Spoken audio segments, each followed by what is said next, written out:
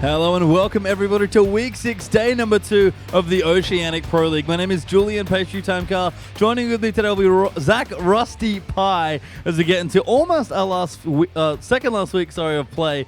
Things have really started going crazy, Zach. Yeah, that's right. Things have really heated up. Only 3 games remaining for every team. I guess including tonight. Yep. It's going to be their third last game. The roster's super close, and there's not a whole lot between them. Yeah, 7 weeks of play, of course, throughout the regular season. Playoffs are coming up very, very shortly. And so here's week number 6. We're so close here to seeing who is going to be that top 4 team. So with that, let's take a look at today's schedule and see exactly who's going to play. Because right now, Rusty, all of the points matter. You can see Dials versus Sudden Fear. They'll be looking for a point to try and get it up. And Avant versus Sin both had shocking results last in the first day. They're going to need to pick up some wins here. Very important. Both tied. Following that game will be Immunity up against Absolute. And then Chiefs and Legacy, the big match of the night to close us out. Yeah, and even that last match, for those two teams, the spots are probably set, but they still want to try and win, get more points. The Chiefs still looking to maybe go undefeated in a season. They couldn't quite do it in Split 1, but they're looking maybe here at Split 2. They're looking a little bit better to close out this one without a loss at all. So we'll see if they can do that in the last game tonight, but we've got a big one coming up first. We do indeed. We'd love to get your thoughts on it as well. Get onto Twitter, guys, and use that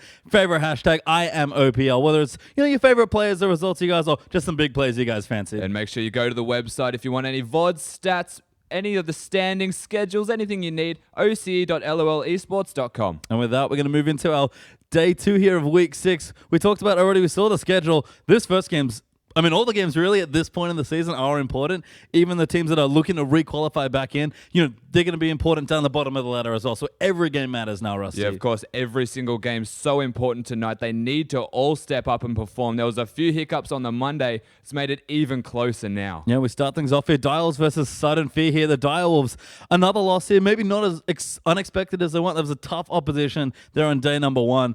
But they've certainly been struggling ever since those changes started happening for the team. Yeah, if you had to compare them to the first split where they performed so exceptionally, it just seems to have dropped off a little bit in this particular split. We can see 11-3 in their first split. So far in this split, but of course 2 games remaining after tonight, it is going to be 6-5. Already 2 more, nearly double their defeats of the last split. And the reason that that has to be a thing is because of the fact they have changed so many of their roster. Yeah, you can see there, Sharp and Perfection swap lanes. They didn't move the roster. They didn't actually swap positions. So Sharp in the top, Perfection to the mid, and then of course Chuffer leaving and Nada coming into the team as well.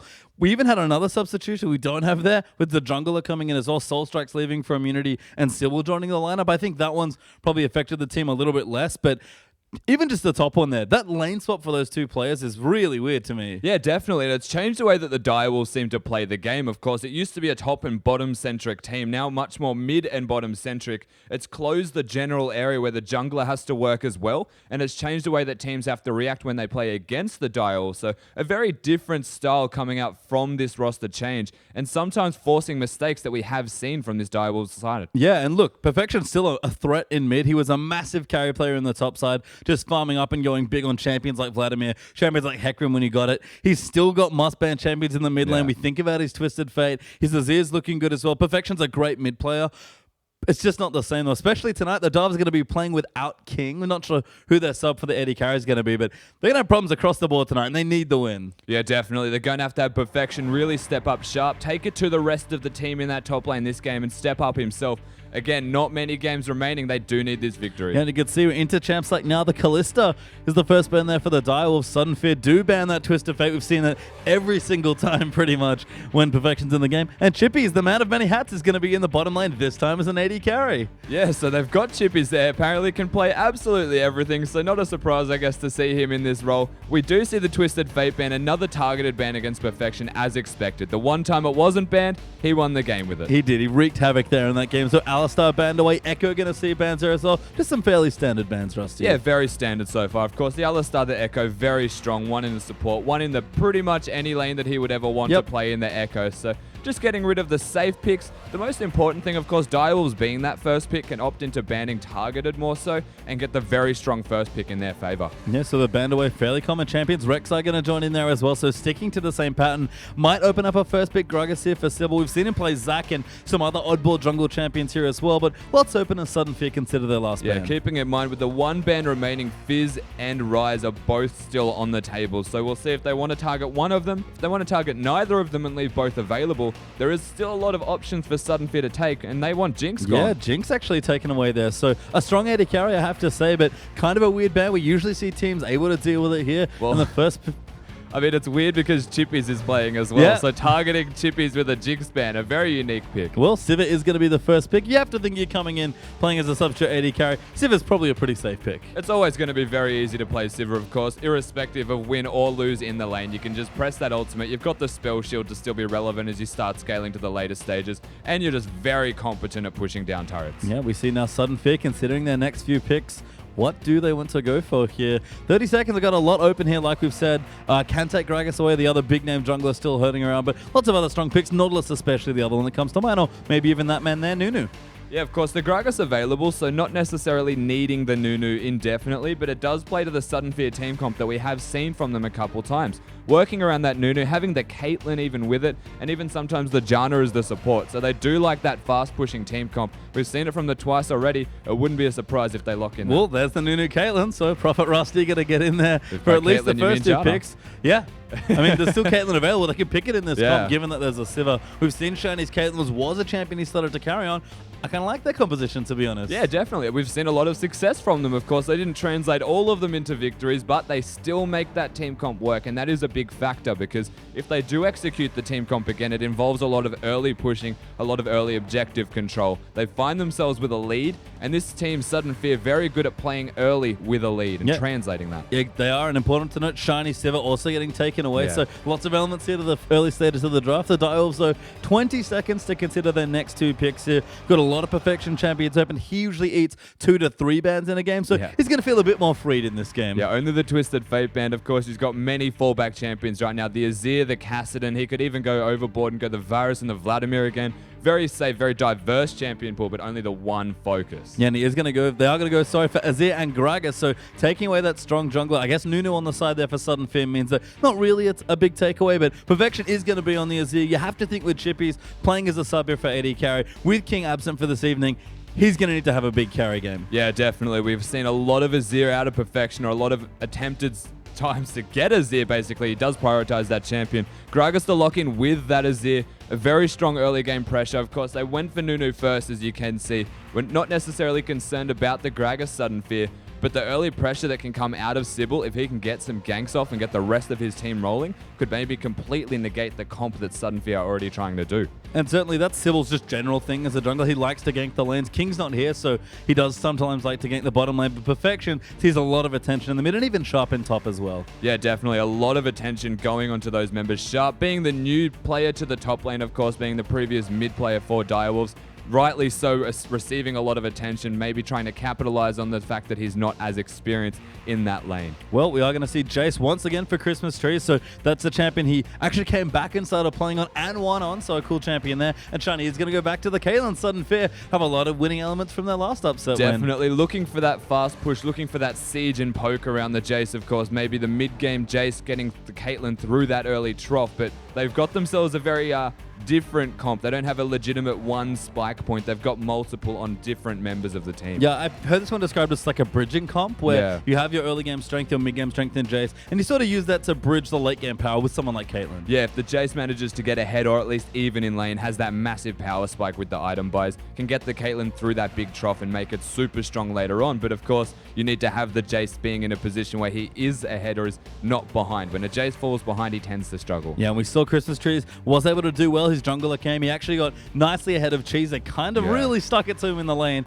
You have to think players like to gank perfection in general. Probably going to see a lot of attention, but the Dials finish off their composition. Rise and Bud both get through as the last picks. Rise in the last rotation for the Direwolves here. You did not expect that one to not be considered until later, but you can see that Sudden Fear definitely have their team comp set in stone, irrespective of what the Direwolves are going to go for in this draft. So in saying that, it's not a surprise that they got in the last rotation, not necessarily prioritizing it over the Azir and the Gragas, but they wanted to save the Rise, save the Bard for more of a counter pick option against Sudden Fear to really see that they have put that team comp into effect. And now Direwolves have presented themselves with a comp that can essentially outscale what is here for Sudden Fear. And I think there's lots of outplay potential here as well. I like Nada being on a champion like Bard. He's a big Thresh player. We saw his Alistar. He's a little rusty, I think, to competitive. It's been a while since he's competed, but still has killer instinct. Still a champion here in Oceania from 2014. any good support player will get a lot of mileage out of Bard. Yeah, and definitely still a big playmaker, Nada. We did see a lot of attempts of that in the last game, so Bard will suit him perfectly, can disappear from his lane. This might play perfectly into the hands of Chippies even on that Sivir, getting the solo lane with Bard disappearing. If Sudden Fear look to put that lane swap into effect with the Nunu Caitlyn Janna comp, which is very common of them to do, then you've got the Bard who can just perfectly cater to that around his unique playstyle. Yeah, you can see the last pick there as well. Robo Santa back on Maokai, of course. No real surprises there. Sudden Fear, they're pretty much just like, yeah, I guess we'll take the last comp we won with. Yeah, exactly. They've got the team comp that they wanted. They've got the team comp that they have found success with. So again, a very strong team from these guys. They should be able to make it work because we've seen it in the past. But up against this Direwolves lineup, it presents a lot of issues individually and as a team. Yeah, and I think it's curious to see what the Direwolves do. Again, they're down another player. Chippies back as a substitute, this time in another different role coming through. Chippies, pretty cool guy. They're able to play multiple positions. Perfection's Azir, though, we've seen it. We've seen his mechanics in general was lacking when they last played this week against the Chiefs, I believe. Yeah, definitely. It was a little bit lacking. It was just not all there, unfortunately. But of course, the rest of the side, Chippy should be able to do his job at the very least on that Sivir also. So the jack of all trades on a very competent AD carry. He's got Nada to back him up. You can never be safe. I'd never be not safe with Nada on your team. He always just makes you feel very comfortable and very at home. He does, and I think Direwolves know in this situation, bottom lane's very solid, lots of playmaking from their support, lots of utility from their AD carry. They're going to be relying on the top side of the map. Perfection, Sybil, and Sharp all need to get things going. That's right, and what we were saying in the pregame is how Direwolves tend to rely more on their bottom half of the map when they've got that Perfection Kim combo and kind of just let Sharp play his part with the teleports. But now that they've got Chippies in that AD role, they swapped out and they've got Nada also. It presents a different play style essentially from this Direwolves comp where they may default back to what has worked for them in the past, and then they'll go for that more of a top-oriented team. Yep, going to be a little different here, but of course you can see the team comps on your screen. Get on Twitter and let us know who you think's going to win this match, with DW win for the Direwolves or SF win for Sudden Fear. Yeah, that's right. And we've seen a lot of very strong team comps from Sudden Fear. One thing they are very good at is drafting to their strengths. That's exactly what they've done again in this game. But you do have to question Pastry Time whether they're going to get outscaled. It's execution as well. That's the other thing. I mean, let's start with the other side, though. Outscaling, I look across at Dials, I see Rise, I see Azir. I think the answer is yes. Yeah, most definitely will find themselves potentially getting outscaled, keeping in mind, of course, the Sivir compared to the Caitlyn. Once they hit that big late game spike, the range advantage that a Caitlyn has, always a big factor when it comes to late game team fighting. In saying that, the Sivir can work with the rest of the team, give the Azir some move speed, the Rise some move speed, even the Gragas and the Bard to run at the side of Sudden Fear and really just take it to them as a team of 5. So when you look at outscaling across the board, Direwolves have it, but not by a massive amount. I think as well, just as far as this matchup goes, based on the picks as well, you kind of look at the carries of this team and you think, okay, for Sudden Fear, definitely Shani. On the late game carrying Caitlyn has to get a lot of fun to get there. Can do well in the early game, but realistically is going to need to wait for a big payoff. Perfection, though, he's always been the big carry of this team. I think, especially with Shuffer leaving, King is stepping up, but I think Perfection's still been the primary carry for mid lane, and he has to have a massive game here with King absent. Yeah, Perfection's still the primary carry of that side, and we've said it a million times, since Direwolves have changed that to actually having Perfection in the mid lane from the top lane, he's had to step up a lot more as that mid lane role, and that means forcing himself to make weird plays that he doesn't normally make, pushing him out of his comfort zone, which is a very difficult thing for him to do sometimes. But if they can make it work, if they can get around Perfection and let him carry them through, he'll be unstoppable. He will indeed. Well, we'll have to see if they can get it done. Let's pop onto the casting desk with Atlas and Spawn and get us into the game. Thank you very much, Pastry Time, and welcome to the caster desk, ladies and gentlemen. I'm, of course, Max Atlas Anderson. This is Jake Spawn Tiberian. We're ready to get onto the rift for Sudden Fear versus Direwolves, and Sudden Fear probably licking their lips thinking, oh, King, massive carry for the side, not on this lineup. Maybe we can pick up another win. Yeah, exactly right, especially because their carry is down in the bottom lane. Look for Shiny to really start getting going.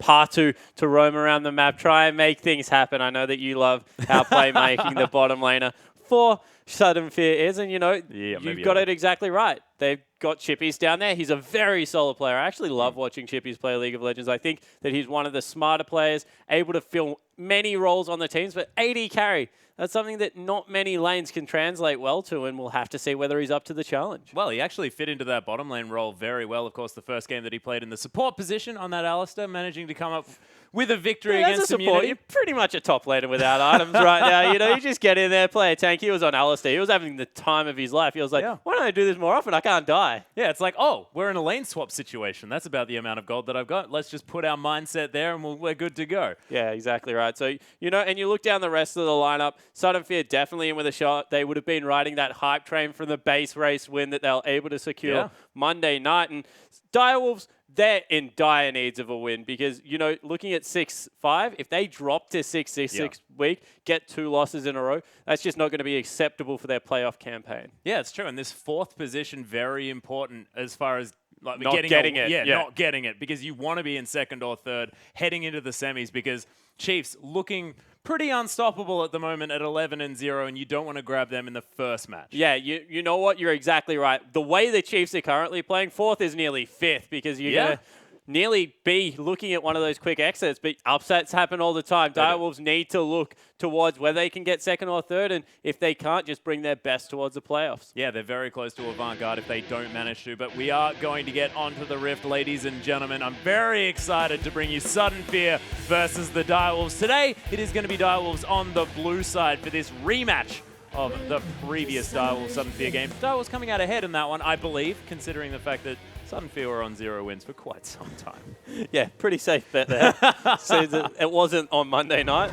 No, most definitely wasn't. Oh, Sapling going to spot out the entire team of the Direwolves here as we do have some grouping very early on here, Sport. Yeah, so one thing I will point out is since Sudden Fear got their full lineup back in, Chris back in the mid lane, able to take over from Chenny Boy, who were very solid in a couple of games coming through. They've looked very comfortable as an outfit, and Chris, especially on Jace, has been a good mid laner, so we'll have to see whether that trend continues. There's some deep vision coming through from RoboSanta, just a ward and a sapling.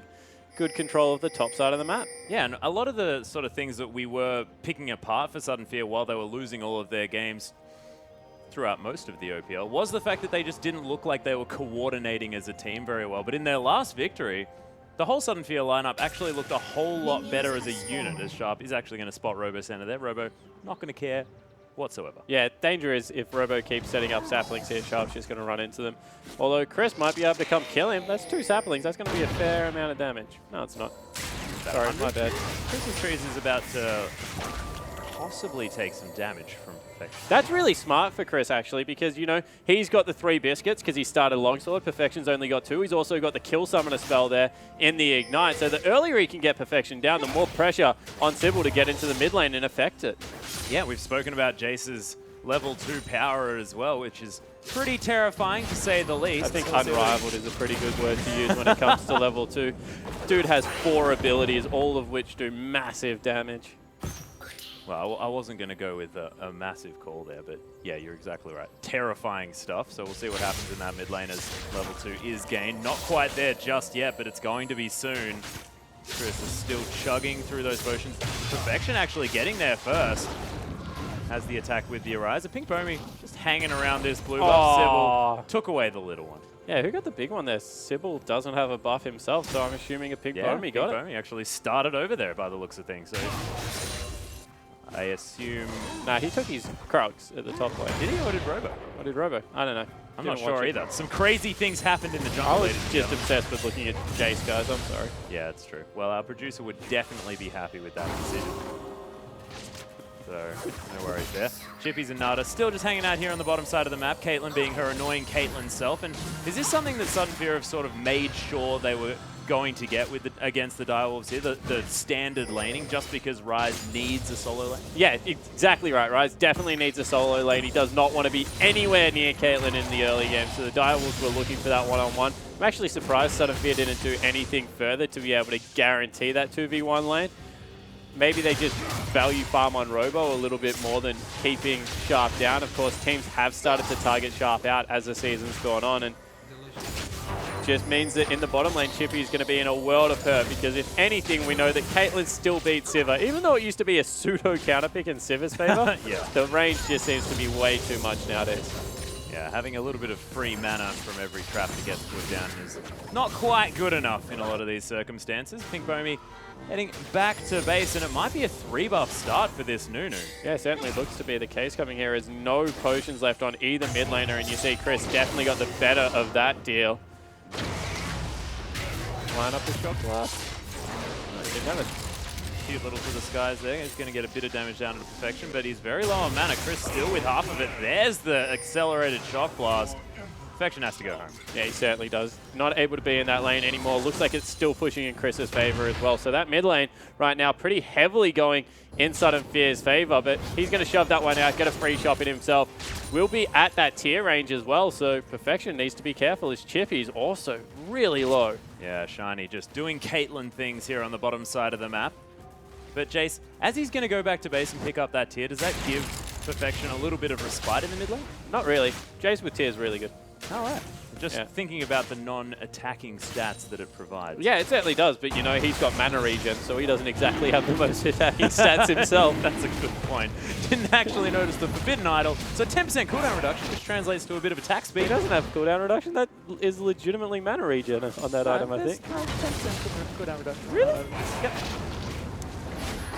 Wow. That's why Morel and Omicron are actually decent at only the components, because you still get the 20% CD up. Robo Santa, though, is going down to 100 health, is going to flash out of the raid. Barrel not going to find the Tree Man. And Dragon going to be taken very early by Sudden Fear. Yeah, so a Pink Foamy able to use that Nunu to great effect at the start of the game, get an objective down for yourself. I'm still in disbelief about Forbidden Idol. I want to hover there. I didn't know that. As it comes through, and you know, first Dragon, especially in a pushing comp like this, the earlier they can get towards number 3 and 4, the better off Sudden Fear are going to be. And at 5 minutes, that was a pretty early Dragon. Yeah, we'll see. Especially in standard lanes. Yeah, precisely. But is this sort of just the benefit of Nunu? Yeah, it certainly is. Nunu just has really good control over objectives. Also gets Shiny going early as Chippies. He's going to be forced back. Yeah, that was a headshot plus the Eye of the Storm Shield. Not even able to get the mana back, because Shiny just expertly misses the Piltover Peacemaker. Christmas trees accelerating something. Trying to get a shock blast on top of Perfection. Oh, cheeky cannon creep going to block away that one. Yeah, that was really mean. Come on, cannon. Yeah. Clear out. Rude stuff. Well, Shiny continuing to get damage down to this turret. 2/3 of the health left on that one. As Chippies just feels abused in this bottom line. Yeah, he certainly does. Nada takes the health shrine as well. He's like, I'm not going back. You go back. Now is That's a real gank potential if ever Nunu wants to come down here, and they've just been forced off so much. Speaking of Nunu, actually ganking the top lane here, immediately gets the flash from this Rise. Robo getting a bunch of damage with that Vengeful Maelstrom. Double Doran's Rings actually doing some work here for the Maokai. Yeah, certainly is. Able to keep him really healthy in this lane so far. And Chippies is just, 29 to 53 CS. We actually saw King do this when he was playing with Chippies as his support player, I think. Was just able to take over a game as Caitlyn, and Shiny doing the same here. Oh, Nada getting trapped! Trapped between the traps! Nice. Actually attacking him face on there. Nada tries to get the stun with the Cosmic Binding, but doesn't find him. Pashu just going to help try and clear out this wave. So Sudden Fear doing work in the bottom lane. Yeah, they got a 500 gold lead just off their bottom lane CS, and you know most of that gold's going to be on Shiny right now. Will be able to go back, pick himself up the components of the Infinity Edge, and from there, the lane's only going to get harder right now for Chippies.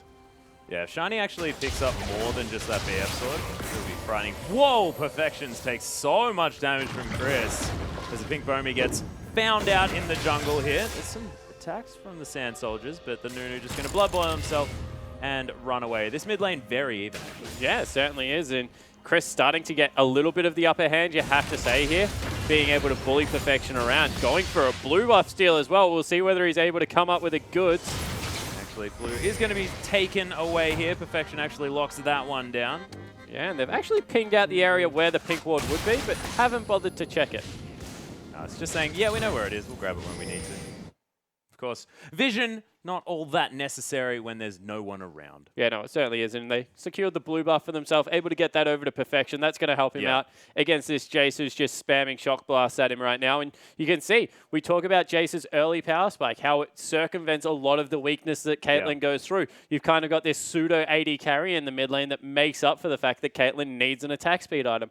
Throw the fact that there's a Nunu in the game on top of that that can really speed up both Jace and Caitlyn's attack speed. It's just a really well well-rounded comp that comes out of Sudden Fear here. The only thing I don't like about it is Jace is really squishy and his margin for error is quite low. So if ever he falls down, it becomes a Caitlyn show. And that's just generally not enough damage with Robo up in the top lane, not playing a carry. Prefer him on things like Aurelia, things like Hecarim, really. Yeah, it seems a bit like that. And is sort of there also a danger of the fact that there's a lot of AD damage coming out of this Sudden Fear lineup as well? Is that going to affect them in the late game? Oh, there definitely is, right? But the thing about Caitlyn is she's so safe from range and poke from Jace. It's more about turret taking in the late game. So they don't really have to fight. They have good disengage coming out of part 2. They have really hard CC. Well, it's soft CC, but it's hard to get through it coming through from Nunu, as well as a Vengeful Maelstrom to mitigate a lot of that damage. So they're just about rotating around the map, getting good vision control, chipping away at your base. And if they never fight you with a Caitlyn, with a Jace comp, and they just poke you down and take your turrets, they're 100% happy playing the game that way.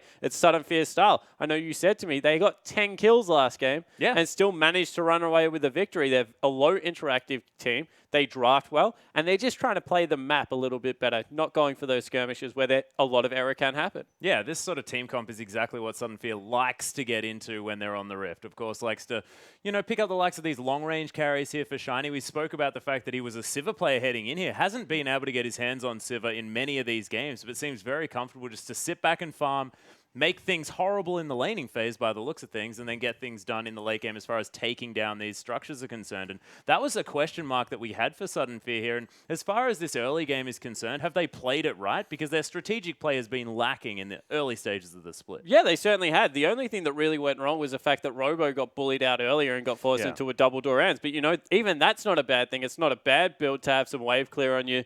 Maokai up there in the top lane. And Ryze is that lane bully against melees especially. So you expect the lane to go a little bit further into Sharp's lane, if anything. Mid lane's been great. The pressure coming out of Chris has been really good. A Pink Bomi, we compliment him for his early game, has really kept tracks on Sybil, who likes to get his laners going, but right now is just being stalked, honestly, by a Nunu. And that's just left Caitlyn and Janna in the bottom lane doing Caitlyn and Janna things. We compliment the duo so much, but being able to effectively punish Direwolves for having chippies in the lineup tonight has been great for Sudden Fear. So far, they're ticking the box. But the problem is, they do this a lot. Their early game is not Sudden Fear's issue. It's how they transition it into objectives and how they keep vision control. And they really need to get on both of those things, because otherwise a team that's supposed to siege, supposed to set up around these turrets, can just get collapsed on, can get flanked by things like Ryze. And from there, it's really hard to disengage if people are behind you. Is this comp also about taking down those dragons as well? We saw the fact that, they did manage to get one very early in the game. Is this looking to be possibly their only dragon for the game, or do they have a team comp that will be able to take these ones as well? Yeah, as long as they keep vision control, they shouldn't have a problem with it. So maybe not, knowing Sudden Fear. Yeah, because they've got the Nunu in there, and he's just so good at speeding up the Caitlyn, speeding up the Jace. Not to mention the fact that Jace, when he gets a couple of items, 2 AD carries, take Dragon or Baron very quickly. The problem is if you ever get flanked from Sharp, it's just going to mean that he's able to blow someone up. And we keep talking about how Jace can get a little bit overexploded. If he goes into hammer form ever, he's in a lot of trouble this game because there's a displacement that can come through from Perfection as well. So they've got the keys to be able to win this one. They've drafted really well again. I like what they've done. But Direwolves, they're that experienced lineup now.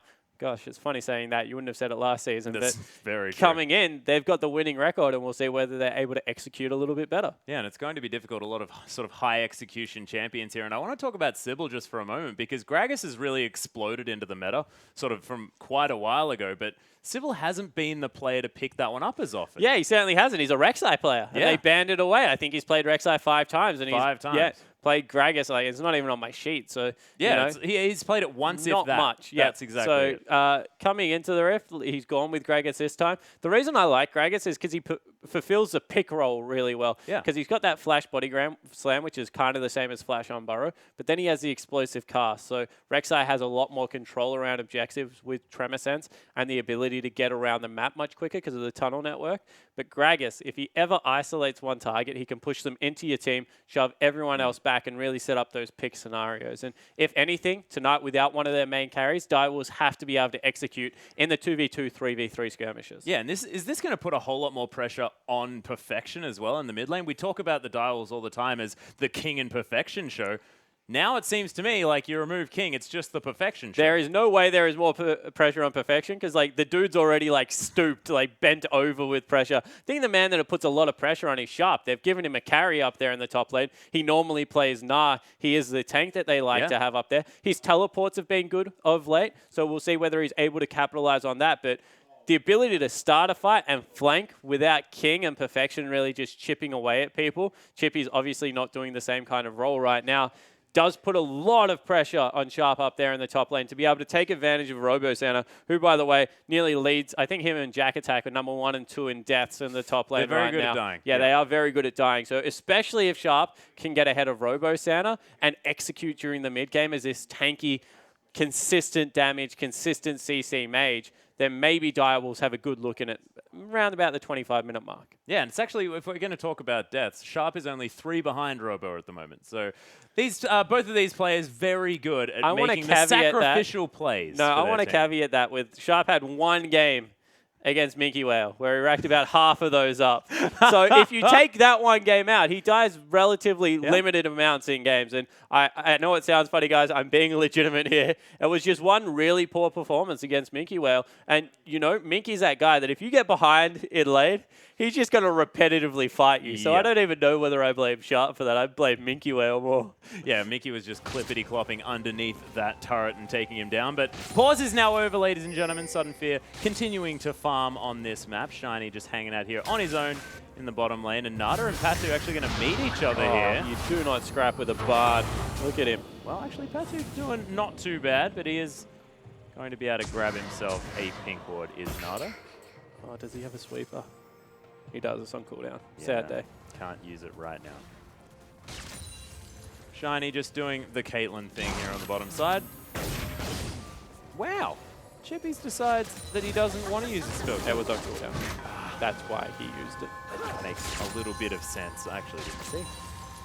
Generally, if someone just fires an ultimate at you, they know whether you have your E available. You know, he could have been looking at top lane. There was an exciting teleport going on as Sharp headed back to lane. That is always a possibility, Atlas. You are correct. Look, I was scrounging, I have to admit. Speaking of which, though, Sharp is going to get some alone time there on the top side of the map. 6 minions ahead of Robo as he wanders back towards that lane. So, of course, teleport advantage now available for this Maokai. They know that that dragon's up in another 1.5 minutes, and he just didn't want to put a 5-minute timer on that dragon. Sudden Fear want to be taking that one down. First turret is going to go for Sudden Fear as Shiny just relentlessly attacks that one. Yeah, but now they need to be able to transition that into another lane. Perfection has relatively good wave clear at this stage, although going an arm guard will set him back a fair amount. So they need to be able to get Caitlyn to shove that wage out with the Jace and this blue buff. Couldn't have been better timing, to be honest. Yeah. Start sieging down that mid lane turret. Yeah, Sharp actually is going to get into a scrap here with Robo Santa as he does have the ultimate running. A bit of damage mitigation there as Robo might need to be a bit careful. Rise very strong at the moment. And Sybil's even coming around. His flash is back up again. Rune Prison comes down. Tries to dodge it with the Twisted Advance, but that's going to be first blood going down for Sybil. Nada forced to run away. There's the Tempered Fate. Nails too. But it is going to be the slow motion Ice Blast that's going to pick up the kill here for Pink Bomi. Able to get it done there on the bottom side of the map for Sudden Fear. Top side of the map went over to the jungler. I'm sure Sharp would have loved to pick that one up for himself because he really did play the trade well. And this is something Robo has a habit of. He 1v1'd, I think it was Rosie, as we have some action in the bottom lane. Yeah, Chippy's able to use that spell shield quite nicely, but Patu relentless with his chase down of this Sivir. Takes a lot of damage from that Peacemaker, but 300 health is what he's going to end up on. Yeah, so I was going to say, Robo Santa on Maokai was able to 1v1 Rosie's Rumble, I believe, and it was a real turning point for Sudden Fear. It's when they started looking a little bit more coordinated as a team, but when you're up against a Rise that does so much consistent damage and you're a Maokai, there's not really much hope of you taking that one. A little bit of an overcommit. And actually, they have pulled out this Dragon of Sudden Fear. Nada's trying to do some zoning work. Pink Bomi going down to about half health. The Sudden Fear are actually going to pull away from this one. Robo still not using that teleport. Has that available now as he puts pressure on the top side of the map. Pink Bomi actually, there it is, the teleport coming through. Sybil's going to back away once again. It's going to reset the flash. Body slam there as Christmas Trees. He'll have to flash away. Sybil very, very low. He's going to follow Shiny. Picks up his first kill of the game. Nice Cosmic Binding onto 2 there. As Nada's going to Magical Journey himself to safety. Perfection, though, at 500 health. Not in fighting range, and Sudden Fear going to look to start off this dragon yet again. And the one thing we question Sudden Fear on is vision control. They had the 3 wards over the back of the pit. They knew exactly when Direwolves were approaching. They were able to peel away, get their teleport in, and they make the safe play. Much better performance around the first and second dragons for Sudden Fear. Yeah, they locked that one down at 12 minutes in as well, so that's 2 dragons to nothing.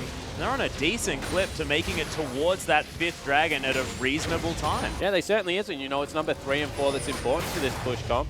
As Nada's back gets stopped, but they're going to be able to march in and should be able to siege up this turret relatively effectively. Oh, Christmas Tree is going to be saying that that was a bit of a gimme there as Nada just Shuffled to the left. shuffled to the left. I'm not entirely sure what that move was. It seemed like it was just, yeah, I don't know, Nada just with some extra skills, but just able to maneuver himself a little bit better than you'd Just otherwise at 1. expect. At 1 with the movement. Yep.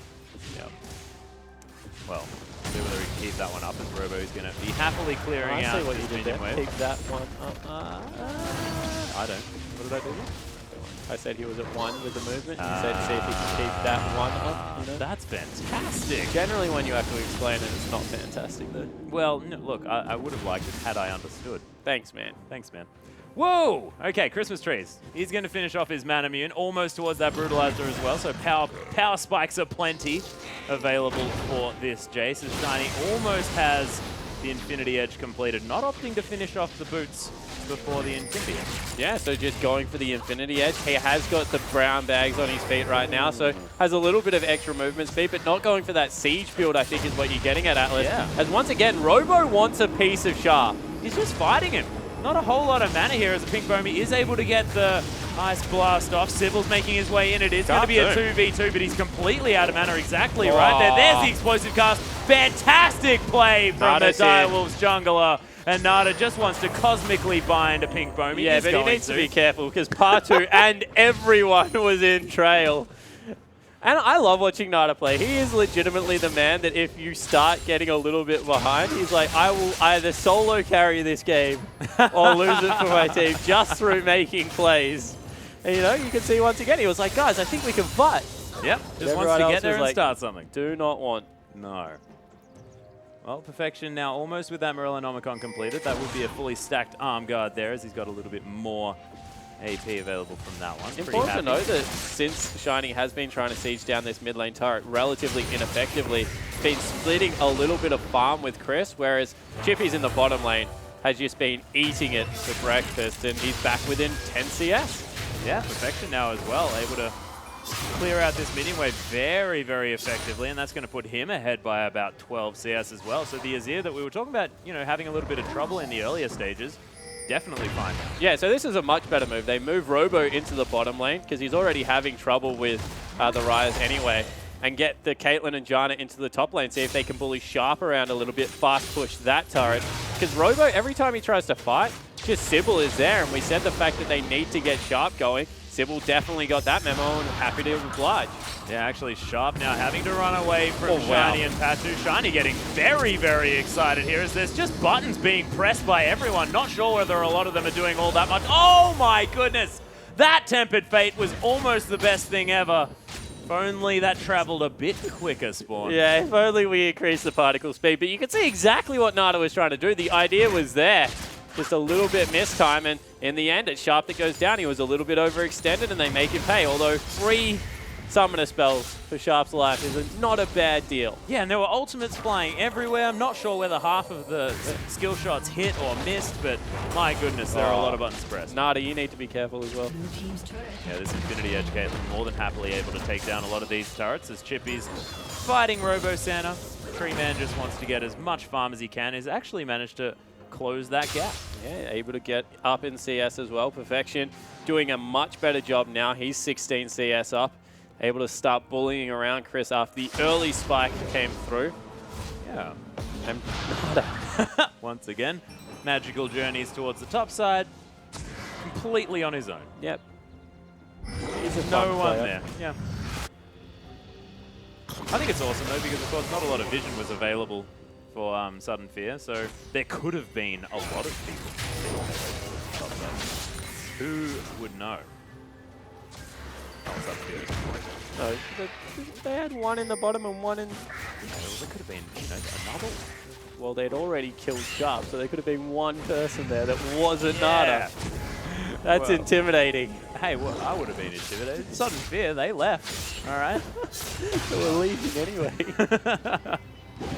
Well, Sybil, oh, yep, a little bit. No. Enough Gragas strokes this time, I think, as Sybil's going to be able to take down that Raptor after a cheeky smite, and that Raptor sense is going to be able to get him a ward immediately as well. Definitely some value coming out of that one. Yeah, something you have to point out, however, is 15 CS on a Pink Bomi. He's been flying through the jungle 1-0-1, able to get in the lanes and affect some kills as well. So that's good news, as both outers have gone down. It's really only Perfection and his wave clear that is stopping Sudden Fear from opening up this map. Yeah, we've got Dragon in another 30 seconds as well. Sudden Fear looking to grab that extra movement speed. Robo Santa with his teleport available as well does have that advantage. Oh my goodness, Shiny. Peacemaker definitely doing some work under Nada here, as Direwolves do have a position around That was the like Dragon. a melee range Peacemaker though. That was a risk, is how I'm going to phrase that. Pink Bomi able to get a ward into that little brush. Shiny definitely enjoying some red dots here on the bottom side of the map. He's got that blood boil, and you see with the Zeal already, he's just pretty much at his 2-item spike, which is where Caitlyn starts pulling herself out of the trough. So Shiny, good and combat ready. A whole Zeal over Chippies as well. So they need to be careful of this Caitlyn in the next fight. Make sure that Rise is getting on the back line and either taking out Chris or Shiny. And you can see as well, Chris more than understands the fact that he has a power spike at the moment. Elixir of Wrath sitting in his back pocket, as well as the Brutalizer and Manamune. So Sudden Fear looking to try and get a fight going if they can. And the reason I like Elixir of Wrath is, wow, Shiny takes a serious look at that portal. He did. Is because of the fact that you're able to get some lifesteal back off all the AD spells you're using. Keep yourself nice and healthy in the team fight, as opposed to going for a Bloodthirster or something that really doesn't go into your build next, because he wants Last Whisper as his next item. Oh, Tempered Fate onto Christmas Trees here as the ultimate's popped. Oh, immediate flash there, but it is going to be taken. A Pink Bomi sacrificing himself. Actually, no, he's not going to die just yet. There's the exhaust onto Sharp. They want to stop this Rise from doing too much. Explosive Cast brings Chris back into the team. Oh my goodness, Sudden Fear, they want to try and turn around on someone. Acceleration Gate doing some work here, but Robo Santa, he's going to get taken down. Chippies locks down that kill. That's going to be the first for Azir. There's Perfection, destroys Christmas Trees, and the Flanking Nunu. Yeah, trying to do something.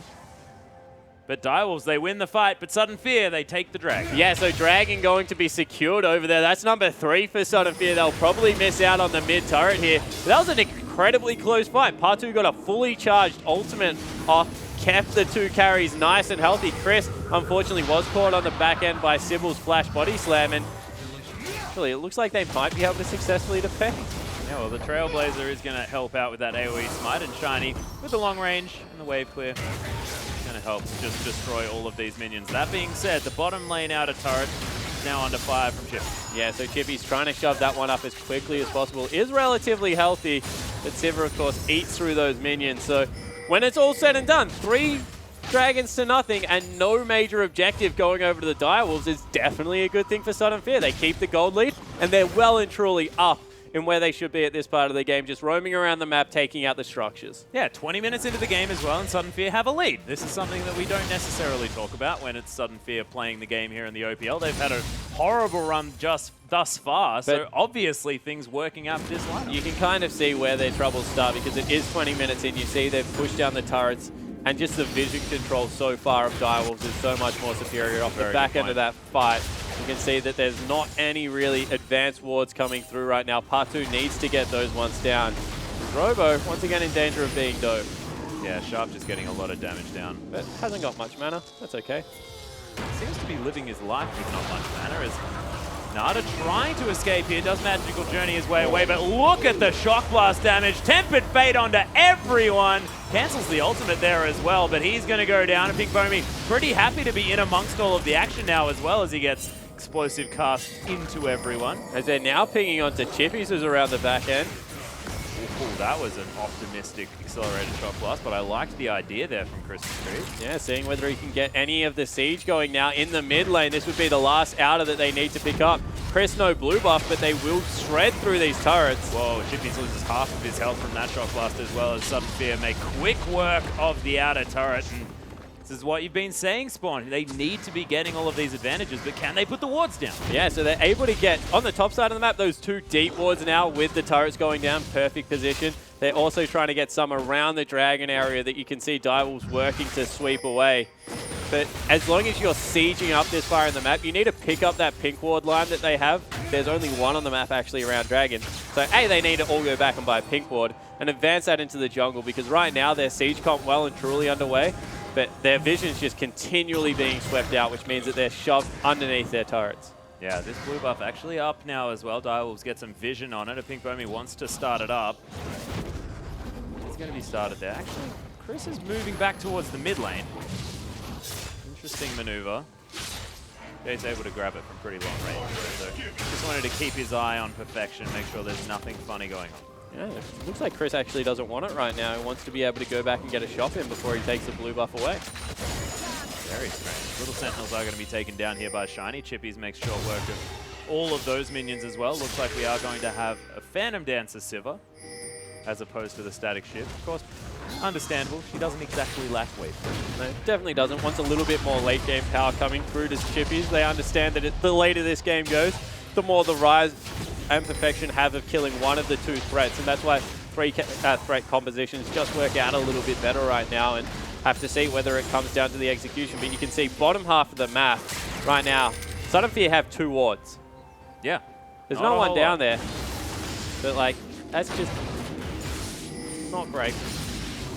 No, they need to start getting a little bit more of this. Minute 30 until the 4th dragon up. Well, there's a cute little scrying all board there put down by Shiny, and Robo-Santa going to get caught up by Nada here. Sudden Fear now moved the cavalry in, but I have a feeling it might be a little bit too late. The Direwolves take down the outer turret in the top lane. Actually, close to evening that turret score out. It's now very even in gold. 300 separates it, and that's nearly nothing here at 25 minutes into the game, approximately. Yeah, and both teams, Direwolves and Sudden Fear, with only a minute left on Dragon number 4 for Sudden Fear, and not prioritizing vision over the area whatsoever. You can see that now Chris is going to pick up his blue buff, but Patu is in the area.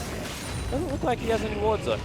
Yeah, it looks like Christmas Trees just wants to have that blue buff for when that dragon spawns so that he can spam out as many shock blasts as possible. Yeah, definitely is a good idea coming in here, but they need to race towards that side of the map, because right now it's even dangerous to face check to get the wards up, because you don't know where any of the members of Direwolves are. You could be running into Nada or I guess Chippy's Sharp. So right now Pink Bomi, he's doing his best to sweep out the back line, but it's up in 20 seconds. Yeah, there are so many wards for the Direwolves around this map as well. Sudden Fear moving towards the dragon area now. Only Patu not going to be spotted making his way over. And you're exactly right, Direwolves just seem to have this map a little bit more lit up than Sudden Fear do. Yeah, so we'll have to see whether they're able to... They have control over the area just because of some pretty bad back timings coming through from Direwolves. So as the dragon started up, we'll see who is able to take this fight. Robo has a flank opportunity only towards really mid lane. Not many other good wards coming through there, and we'll see whether they're willing to pull the trigger on it. Yeah, Shockblast still doing some work here from Christmas Trees. That Mirror Manor is actually completed now as well. Oh, there's a 3-man accelerated. Yeah, that was Shock really Blast. nice coming through there from Chris. Fantastic. His chases look great, by the way, again. Yeah, it was very good on Monday, and now once again, picking it up twice in a row, might start drawing bans. Yeah, it definitely is a possibility. You see that they're happy to start up the dragon, try and get this one secured for them. It is number 4, and right now, Direwolves have to fight. Yeah, Tempered Fate not going to find anyone here as Direwolves looking to try and engage. Robo being big in the front line, exactly what he needs to do. Shock Blast does whiff. Sudden Fear, everyone actually not quite committing to this fight just yet. Oh, it is going to be taken by a Pink Bomi once again. His smites have been on point as Patu very, very low. Immediately, though, Sharp removed from the fight. Robo very low, as is Chris Trees actually going to try and flash out of there. Monsoon is trying to get into, but Direwolves, they pick up a double kill very quickly. There's the Shock Blast as Chris super low. Shiny's going to die as well. Immediate double kill for Perfection. as everyone's dead from Sudden Fear. But once again, they get the dragon. But Perfection's team fight right there, able to bait them in. 3-0 and 4 now, doing a terrific job. Chippy's on the back line now as well, after a horrible laning phase, actually up in CS and 4-0 and 3. Is there anything the man can't do? And Sharp did his best Nara impression there, ran into me.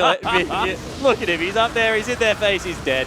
But the rest of the team, after a really good ultimate from Sybil, just able to put out the consistent damage.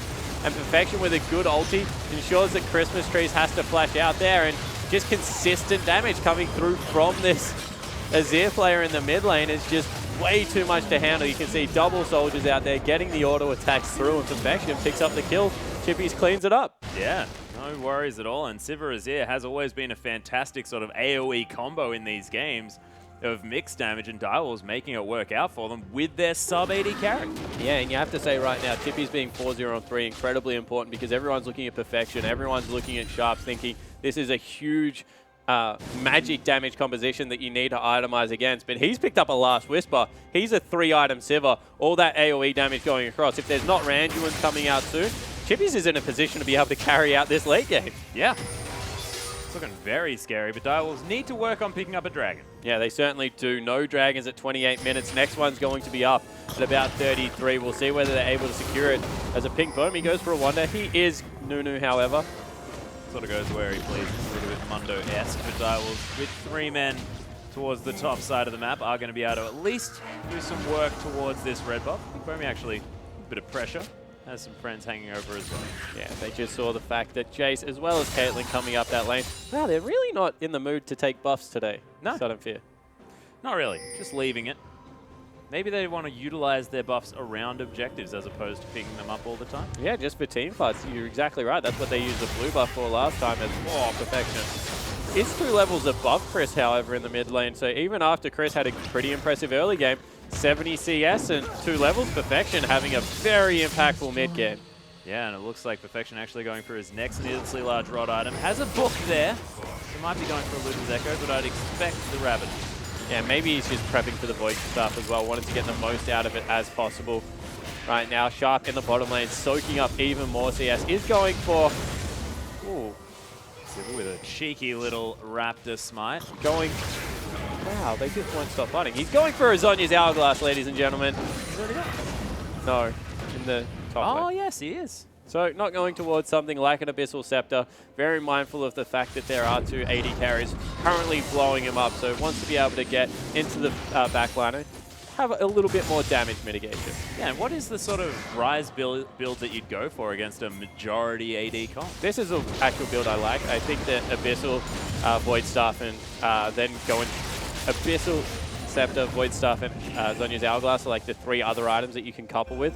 Depending on who's doing the most damage at the time, depends on your build order. Yep. Rise really has to be more conscious of his positioning right now. It's not like when you could just jump onto the back line and kill someone. Well, Robo-Santa needs to be conscious about it as well as he twisted advances onto Nada, trying to get back. Actually, the passive doing a lot of work here. A Pink Bomi with the ultimate, just channeling on through. Tempered Fate tried to do some work, but no one's dead just yet.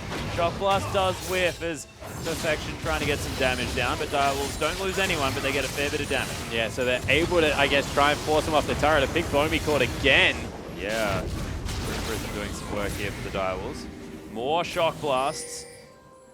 Massive wave in the top lane means that disengage is guaranteed. Right now, Sudden Fear, they've got 3 deep wards on the bottom side of the map. They also have Sight of Sybil, who needs to be careful. Yeah, Righteous Glory was popped. Another nice accelerated Shock Blast going to hit Sybil once more, but he's pretty tanky now. It's not doing quite as much as it used to. Yeah, so a minute up on Dragon, number 5 for Sudden Fear. Dire will have to go back, expect pots to be picked up for this fight, because if Sudden Fear able to grab it in a decisive team fight win, we'll be able to shove through a lot of these turrets. A Pink Bomi nice and tanky right now. Christmas Trees and Shiny do a heck of a lot of damage. You can see another Elixir of Wrath just picked up there by Shiny. Expect Chris to grab one himself, and this could be the fight that tells us a lot about the rest of the game. Yeah, both of our top laners now with that teleport available. Flashes up across the board. Chippies will have his for when that dragon does come up, as well as Shiny. So everyone is going to be fully powered up. Shiny going to take down some chickens as well. Direwolves just continuing to shove up this mid lane. We'll have to see whether they can get any good vision coming through here. You see that right now, Sudden Fear, they're grouping to try and get vision. Sharp's on the top side of the map as well. Christmas Trees takes a lot of damage. Yeah, these Sand Soldiers are really starting to hurt. Actually sold the Amp Tome looking for that Rabadon's. Only another 840 gold until Perfection's going to be there, but he's not going to have it for the next Dragon fight, and that could be very important for the Direwolves. Yeah, definitely could be telling. We'll have to see whether they lack on any damage. As a Pink Bomi, definitely not lacking on tank stats right now. Dragon available in 3 seconds. They've started up. Yeah, Robo actually hanging out on this top side. He's able to get into this fight whenever he's needed. Nice little ward hanging out here for Sudden Fear as Pink Bomi walking around. There's on the hunt. It's been popped. Chippy's already down to half health. Is a Pink Bomi going to get caught in the Tempered Fate? Only one, though, as Sybil is going to get knocked back by the Monsoon. So much displacement by both of these teams. But look at the Sand Soldiers doing so much work. A Pink Bomi forced to flash out. Direwolves, that's a 4-man accelerated shock blast. The carry they can't get through the Direwolves. They honestly cannot get past these Sand Soldiers that Perfection is setting up. They've nearly chunked through the Dragon. They need to go now. Yeah, Pink Bomi needs to try and get in there, but this Dragon's going down incredibly low. Oh my goodness, Chris Trees with a massive play, but he's not going to really find it. Chippy's able to take down Robo Santa as well. This Sivir is doing so much damage now with a double kill. There's the Golden Azir as Patu's going to fall as well. Shiny gets eliminated. And Direwolves just team fight too well. And once again, Perfection on the backline, able to dive in there, take Shiny out of the fight, gets the Zhonya's this time in his face. Once again, deletes him off the map, 5-0-5, having a very impressive mid lane performance. And Chris, he went into Hammer Stance form. He tried to assassinate people, and Shiny just destroyed him. There was a bit of a rush of blood to the head, I think, from the Sudden Fear mid laner. He got very, very excited about killing Chippies, but didn't quite make it work. Direwolves now going for this Baron. It's dying so incredibly quickly to the consistent damage of this Rise and, of course, Sivir Azir combo. So let's take another look. They set up really well, get a good shock blast, but these Sand Soldiers in the choke points just means that no one wants to run through. Perfection doing so much damage right now. So Robo Santa, he pulls the trigger, gets through there nice and quickly. And they're going in. So that's Robo Santa. But good Cosmic Binding means that Shiny's caught out, and Chris goes Hammer form. Chippies just destroys him, and then after that, it's all really about Perfection. Sharp once again runs into Caitlyn, gets taken away, but Perfection able to get the Zhonya's in there. Gets a couple of Sand Soldiers through, and 3 Sand Soldiers versus an AD carry this late in the game means that they're probably going to die. Yep, barrier meant that Peacemaker was unable to get the work done. Perfection still taking some damage from these Sand Soldiers, but that's a Rabadon's completed now. Another blasting one for Perfection. He's just doing so much damage. Yeah, he certainly is, and now with Dragon, one as well as the Baron buff picked up, it's their turn to try and push into the lanes, and they're already about 10,000 gold ahead. We said that 5th Dragon was the win condition Sudden Fear were looking for. Just looks like they got so close, but now the siege is going to begin. Yeah, Direwolves looking to try and close this one out if they can. Still with quite a few turrets to take down, but this inner, that's going to die with the Baron buff that just... The siege, a little bit more available for the Direwolves with this Civic. Yeah, it certainly is. They're rotating into the top lane, seeing if they can get in behind Robo Santa. Now taking a much safer route, I think is fair to say. Yep. And they're just going to do their best to chip out every single wave. Bottom is also pushing in their favor. And you see how quickly they shred through these structures. Well, Chippies is just so incredibly far ahead. He's like an entire BF Sword Last Whisper ahead of Shiny. That is a ludicrous amount of For gold. someone that was 50 CS behind, he's had a pretty impressive game. Most certainly has. The power drop of Caitlyn, ladies and gentlemen. Hard at work here as Christmas Trees able to clear out that minion wave. A little But bit Caitlyn dangerous. got through her power drop. It was really just they tried to siege the Azir lane and it didn't work. They should have rotated earlier into Sharp's lane, and the game just went for slightly too long. Nada with his banner of command is going to make sure that minion's moving fast, but here's the fight. There's the ultimate from a Pink Bomi. Chippy's actually getting caught out here. Shiny locks down the kill as Sybil now right on top of him. He's able to get a lot of damage down, but Perfection's here, and he does a whole lot more. Christmas Trees, oh, he's going to die. Nada wants to find the Cosmic Binding, doesn't get it, but the auto attack's there, and Sudden Fear wondering where their whole team has gone. This Bard actually doing a bunch of work, but look at the gigantic cannon creep. Hanging out, they are going to be able to break the base, and Direwolves looking super strong with Chippies in the AD carry role. Yeah, so they're now going to leave the base, rotate once again into the mid lane. There's still 20 seconds. Wow, 20 minions. No, that's just a really big minion. Yeah. 20 seconds size of 20 until Christmas trees is up, so they're going to be able to probably crack another inhib. Yeah, Direwolves taking a bit of poke damage from Shiny, but he takes a whole lot more from Perfection. There's the Rune Prison, able to use his net to get out of there. Robo Santa very tanky now as Sharp did use the Zonyas. Not entirely sure why. There's a Pink Foamy, he's going to come down here as well, trying to run interference as Sudden Fear defend this inhibitor turret. Yeah, so Sharp was tanking the turret up, didn't want to die to that one, so uses his Zonia's Hourglass to keep himself nice and safe. And Robo Santa getting incredibly tanky, especially against the double magic dealers. A little bit of a different story against Chippies, who's now finished up the Bloodthirster as well. He's looking incredibly promising as this game goes on. And Patu and Pink Foamy. Cute little spell shield there. He's going to eliminate Patu's negligible damage on this Janna. So second shot at Dragon number 5. They've got good pushes in both lanes, so they need to shove out bottom a little bit further. Minute until that is now available. Also very good vision control of the approach. Probably their last shot at really clawing their way back into this game.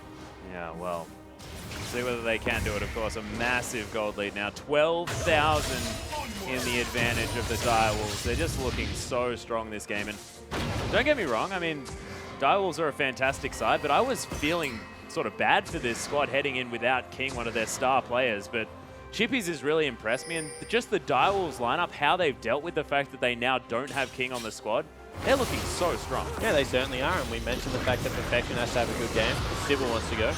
Sharp is going so fast, and Pink Foamy gets caught by the Tempered Fate as the Direwolves, they're ignoring him. Patu's going to explode as the Pink Foamy now takes up a whole bunch of his health.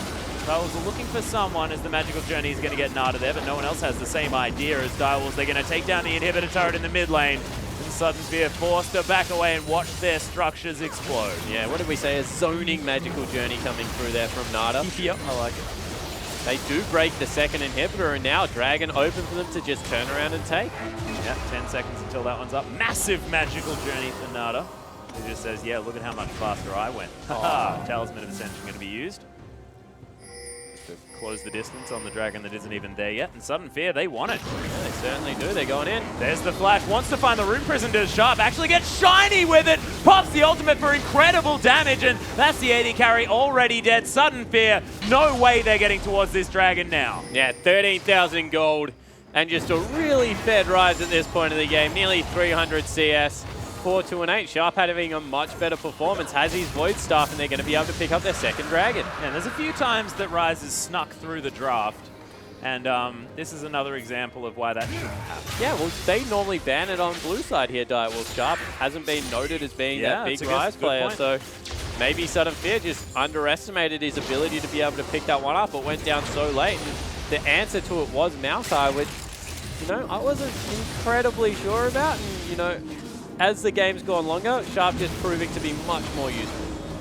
Yeah, and I guess Sudden Fear probably just wanted to win the game before he became relevant, but now at 40 minutes he most certainly is. Yeah, that certainly was the plan. They were hoping to get all 5 Dragons in a row. You could see by how they were playing the early games. So the last 2 haven't exactly gone to plan for Sudden Fear, but 14,000 gold? The game is relatively late as a second Phantom Dancer looks like it's going to be built up for Chippies.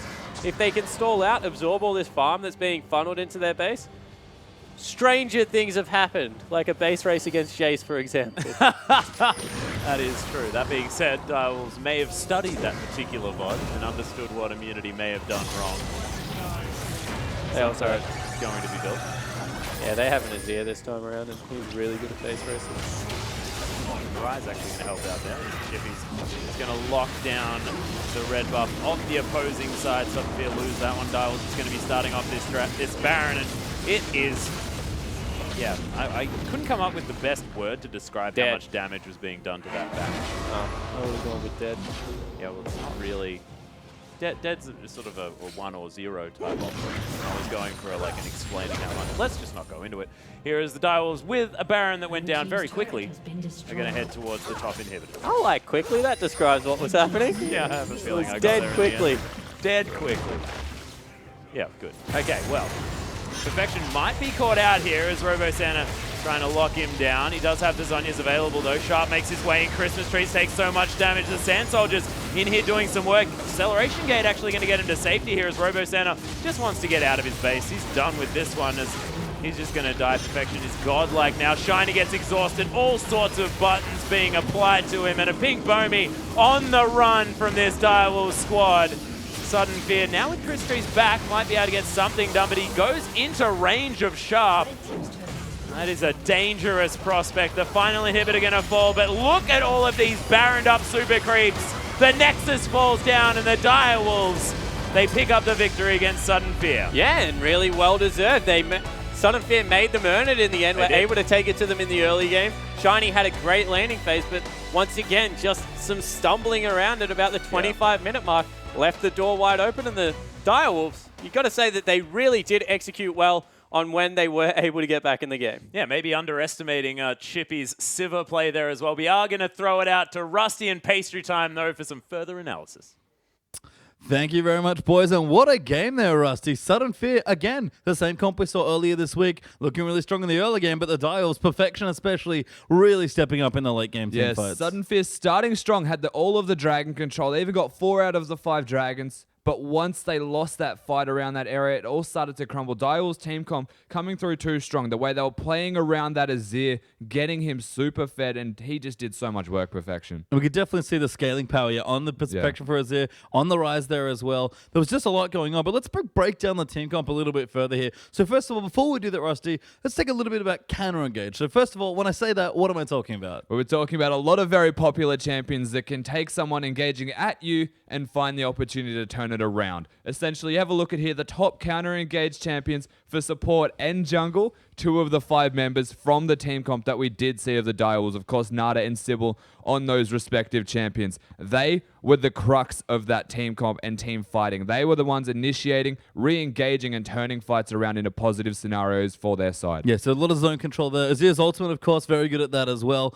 Let's take a deeper look at the Direwolves' actual team comp from the game there as well and see some of those champions that they had. You mentioned already, had the support, had the jungle, but there's a lot of cool elements here. I mean, you already see these two here between the support and the jungle, but even Perfection here in Azir. Honestly, Sharp to a lesser extent can just be a brick wall as well. Yeah, so the added features that Direwolves have put into this side, besides just the core counter engage that they've got from the Gragas and Bard, they've got the On the Hunt from Sivir, a very big go button, but doesn't necessarily need to be used offensively to start a fight off. You can save that counter engage with that once you're in a much more comfortable position to actually take it to your opposition. We've got Azir as well. Azir, very good counter engage style champion that can turn around any bad situation and make it great. We saw earlier in the game using that Emperor's Divide to control zones to prevent Sudden Fear from walking into areas. And then you've got Rise, who is just a big over-brooding force that stands in the way, is just a brick wall that throws out spells constantly. And when you've got the Sivir on the hunt complementing him, it works very well in tandem. Yeah, the Sivir, they're really key for mobility around these fights because, like you said, they're controlling a lot of space. They can get in and out of team fights pretty well. They can certainly make good on situations where they get ahead and can, counter-engage, but you have to get around them. That's what Sivir helps you with. Yeah, exactly. The Sudden Fear team comp worked super well early. They almost got to where they needed to be, almost got that 5th dragon, but again, the re-engage comp the Direwolves were running just did so very well. Yeah, we have a replay as well from that big dragon fight that you mentioned there, Rusty. So before we start rolling out the tape, let's just have a look at what's going on as far as positioning ultimates. Break it down, Rusty. What's happening right now? So first and foremost, they are at 3 dragons here, Sudden Fear. They're the ones looking for that win condition of getting the 5th dragon on the board. The 4th, of course, very important, and they're denying the first from the Direwolves. The vision, relatively in control for Sudden Fear around the dragon area. One in the pit, one directly on top of all the Direwolves members, and this is the perfect scenario for a Jace to poke. In saying that, once we roll the clip through, you'll see the fact that all of the shock blasts with the gate don't connect, they do get dodged, and the fact they go for this dragon fight puts them on the back foot. If we pause it just here, you can see that Sudden Fear are about to re-engage into the Direwolves lineup, but Azir has his ultimate available, perfectly able and capable of using that in a re-engaged defensive manner, forces Sudden Fear onto the back foot. So we'll roll the clip through, and you'll see Azir saving that ultimate, denying Christmas Trees and the rest of the Sudden Fear lineup that all-in re-engage that they were going for, denies that, and then they turn it around on top of the team of Sudden Fear. You can see he's getting a double kill for the Azir. Chippies ending this fight with a triple kill for himself, and they were starting off in a very awkward situation, but one summoner spell or one ultimate is all it took to really turn it around. Yeah, pretty complicated team fight there, but just really strong stuff. We're going to get a little bit more on the game. We're going to hand back to the cast staff without the Spawn and Radier. Thank you very much, Pastry Time. And I am here with Derek, Radier, Trang, and of course, Spawn as well. And Radier, welcome to the desk. We are going to talk about that last game. But first, I just want to ask, what has happened? Radier, the first split of the OPL, you ended the split on 80 kills. You're now on 101. You've been going off this split. What has been the difference? Well, on paper, the new support. Oh, okay. And I think I would say this season, I just decided I wanted more kills this split. So So just decided that you want more Yeah, kills. I just decided I wanted more Last kills. split you wanted, okay, Swiffer, you can have some limelight this time, but I want it towards the end. yeah, so like I'll me have and split Swiffer, two. we like to take turns. So like, okay, how many kills do you want this game? How many kills do I want this game? And yeah, this season I feel like I'm being a little greedy, but Swiffer's a very generous All guy. right, well, now I want to ask a question then. When is it Swiper's turn? Because he's very vocal about it never being his turn. Last season with the MVP, this season with the kills. Is he ever going to get anything his way? Well, Swiper's also a very, very generous man, and he likes to just give to his team. As I remember you said it before in your cast, and you know he'll always just be giving to me and Swiffer. Okay, Poor so we now understand who the carries are, and it's just Radier's turn this particular split. Looking forward to Split 1 2016, where Swiffer, or maybe even Swiper, gets a shot. But let's return back to that last game. Of course, Sudden Fear put in some good effort there in the beginning, and is that how you expect a sort of Sivir Caitlyn lane to go, Radier? Yeah. I mean, Caitlyn played really well. I think in lane she pushed her advantage. She got a 30 CS advantage, got tower, rotated mid, rotated top, took the towers as well. I was really impressed by Bomi as well, who actually secured like a lot of early dragons for his team. And I feel like Sudden Fear did play the Caitlyn Nunu comp really well, taking towers, taking dragons, but I think just a bit of shot calling errors with team fights let them down. So I want to actually go on the turret pushing thing, because I thought that the first thing they actually did incorrectly was go into Azir's lane as opposed to the Ryze lane, because they sat there, Sivir caught up in CS, then they did rotate top finally. Who makes those calls? Because Chiefs are actually one of the teams that do this very well, understand when you can't shove in a lane and go to the other lane instead. So is that a shot calling? Is that you as the AD carry that makes those calls? Usually it's Spooks, the jungler who makes the call. I mean, if we were playing in that game, hypothetically, we'd recognize that it is hard to siege an Azir tower. Ryze doesn't have as much wave clear as Azir. And also with Dragon down, it is probably a lot better just to go straight top and go straight for that tower. Cool. That makes a lot of sense. But we are going to move forward, of course. Avant is going to be taking on Sin right after this, of course, tied on the standings now as well. And there's a likelihood that you're going to meet one of these teams in that fourth position in the semifinals, assuming you do make that top spot. I believe there's some way that Legacy can still do it mathematically, but I have a feeling probably not going to happen. So, of course, who would you prefer to meet in that fourth place match in the semis? I'll say Avant. You'd prefer to meet Avant in that game? Yeah. Wow, okay. So definitely some respect there to Sin. And we are going to be getting into that game as soon as possible. And we'll see whether Avant is going to take it to Sin or whether Sin is going to meet Radier and the Chiefs as they head over there. But let's throw it back over to Pastry Time and Rusty.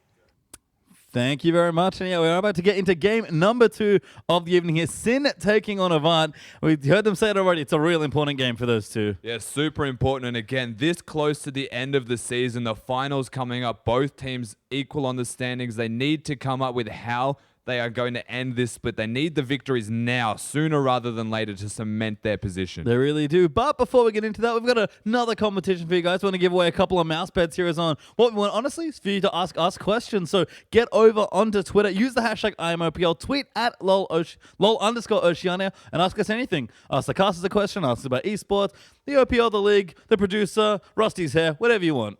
Even underwater questions, maybe. Yep, Max would be happy to answer Atlas will be those very ones, happy I have with no those. doubt. Yeah, So- but make sure you get on Twitter. We should announce some winners next week. If we answer your question, you'll get a mouse pad, I believe. So enjoy that stuff. Yeah, great competition to have, of course, the quirky answers. We saw it last split also, so make sure you get on board on that. And it was lots of fun. So please give us all your questions. But moving back again to this game here, we already said it. Important game for these two. Tied on points, which is unexpected, I have to say, for these two. And let's have a little bit look at Sin, because some of their item builds last game, little bit questionable in their loss to Absolute. Yeah, definitely. Some of the items on some of those champions did raise some serious questions, and there was a couple in specifically that I did want to talk about, the Kassadin and the Hecarim. Yeah, let's start with Rhymeister, actually. I believe the Kassadin you can see now. This is his build.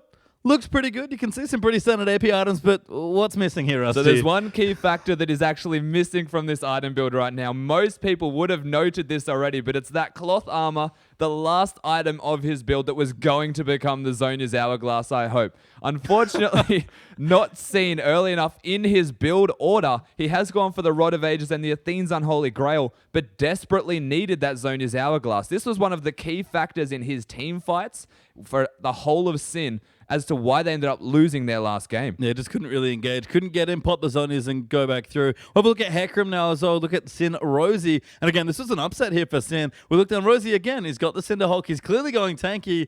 What's wrong with this one, Rusty? So there's one big thing from this item build also. It is the fact that he has the Black Cleaver. It's not standard for Hecarim at all. And the biggest issue about having that Black Cleaver, of course, that provides a lot of mobility, is that his cooldown reduction is well and truly above 40% firstly right now. Not efficient in terms of stats. And then he doesn't have an AD carrier or an AD team comp to work around having that Black Cleaver. So a lot of wasted stats basically from both of those items, and it caused more issues than it did to help. It did, and look, they're not bad items by any stretch of the imagination, but did not help them in that loss there. An absolute, you saw it was a long game. There's plenty of time to get the items going, and just felt like some key choices here and there really let them down. Yeah, roughly 6,000 gold of wasted stats in total from those two items alone, based on the fact that it couldn't help the rest of the team get them through the victory, and they did end up going down to absolute. But I'm sure Zin can brush that off and pick up a win here against Avant. Like we've said, they are tied right now in the standings, and they would have both expected to get a win, be in towards the playoffs, and all of a sudden, they're kind of fighting for the same spot now. Yeah, all of the teams have been completely shook up right now. There's just so many people in contention for these, the last two slots, essentially, I believe it is, for the playoffs. 1 and 2 almost completely set in stone.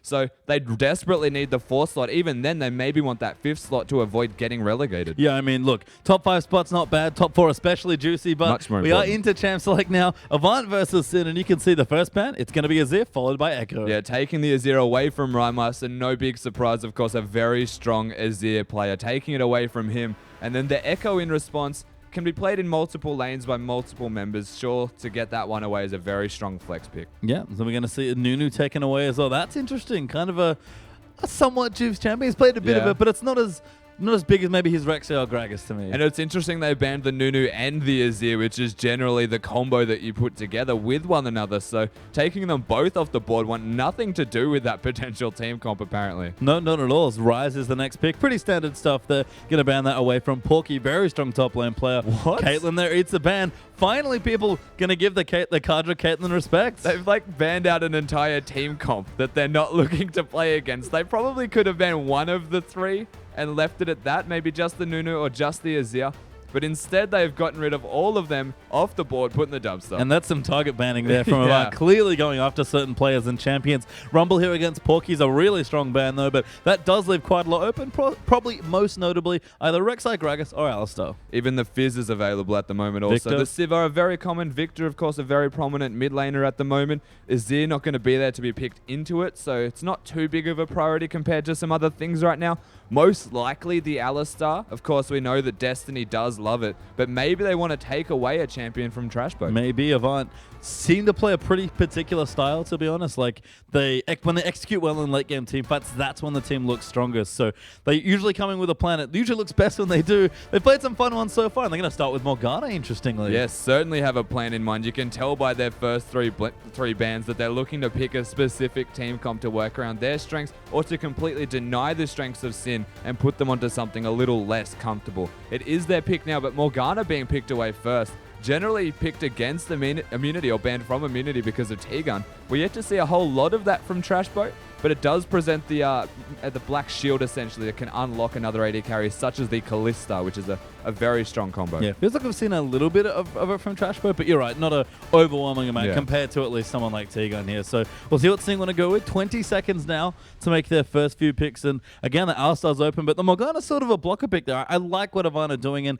if they want to, they can also flex it, although probably not going to happen. Yeah, they could flex it and put it in the mid lane. Can see a very, very old school mid laner, so can play it all. And even in the top lane, we have seen Morganas here and there. So, but let's not get too adventurous with what it may be, as they've locked in. That's some strong picks there for Sin. Bard and Kalista are their first two here. And we saw one of those champions in the last game. They're very strong support in Bard, Yeah. but Kalista almost never gets through drafts. No, it very rarely makes it through. But again, you have to touch on the amount of target bends that we have seen right now. So Kalista very easily making it through. And you can see with that Bard, the strength of those two as a duo is near unrivaled. Yeah, it's just so strong here. Bard, a lot like Thresh, big playmaking Yeah. support's got lots of different things he can do in his kit. And Kalista's just Kalista. Not only is she just a strong carry with a ton of mobility, but she makes your support player even better. Yeah, and the level 1 strength of this Sin bot lane is very underrated as well. The fact you've got the Kalista passive, which she starts with that W, has the Sentinels for vision, and every auto attack that both the AD and the support put together will be chunking on top of the Bard doing extra magic damage with the Meeps. Meeps. Everybody loves Meeps. Yeah. They do pretty strong damage early on. Siva's actually been locked in here for Avant here. We're considering Marco. We've got it again for Porky. And all of a sudden, Morgana starts to make a little bit more sense. Yeah, of course, the double shield in that bot lane right now, but it is up against the Bard and the Kalista, so it's a very interesting bot lane to take note of how it's going to actually go. We'll wait and see what the rest of the team comp of Avant are going to do, but at this stage, it feels to me like they are pressing that big go button. We might see that champion in the mid lane going to cater to it, perhaps the Victor even out from Kensti, the LeBlanc that we haven't seen, or even the Twisted Fate to a degree. Something that Kensti does love to play that has been completely missed in drafting. Yeah, they've got a lot of options here. Actually, it's the nice thing about starting this way Yeah. in a draft is that you can kind of give Kensti anything. Siva just makes champions better. But Yeah. Sin going to collect their next 2 picks in about 20 seconds time. And they also have a lot of options. They've secured their bottom lane, but everything else open. And most notably, strong junglers still left. Yeah, and strong top laners too. Of course, that Fizz a lovely pick into the Maokai. You always have quite an okay lane that translates into the rest of the game. But you're right, they've got that Victor available. The Gragas has been put there, and one of the stronger junglers that's still remaining. Yeah, Gregus is going to be picked up for Juice. He loves his high pressure, loves to get in the mid lane. Rhymaster is going to be on Victor. Not a bad combo for those two. Not a bad combo at all. The damage that they're able to put out from both of the carries that they have there already, they're able to just finish the rest of their team comp to work around the fact that their team is already doing that much damage. Pick a big top frontline tank perhaps to cater to that strength. Yeah, we'll see what they do want to go for. But Avant considering their next few picks now as well. They're hovering this Sejuani. Haven't seen Shelby play in a while, but he does tend towards this champion, I think, more than any other Oceanic jungler. Yeah, he does love a bit of that Sejuani, very competent player of that. But of course, the Rek'Sai is available. The Nunu, the only one not actually available right now. He does have a lot of options. We'll see if that's what his team comp wants to go around. But as mentioned before these picks, they do already have the big go button set in stone. The Maokai and the Siva, generally the Righteous Glory working very well with that on the hunt. Any jungler that they pick will generally work. And it's really, what does Kensti want to play? He's got the pick now. He knows his lane up against the Victor.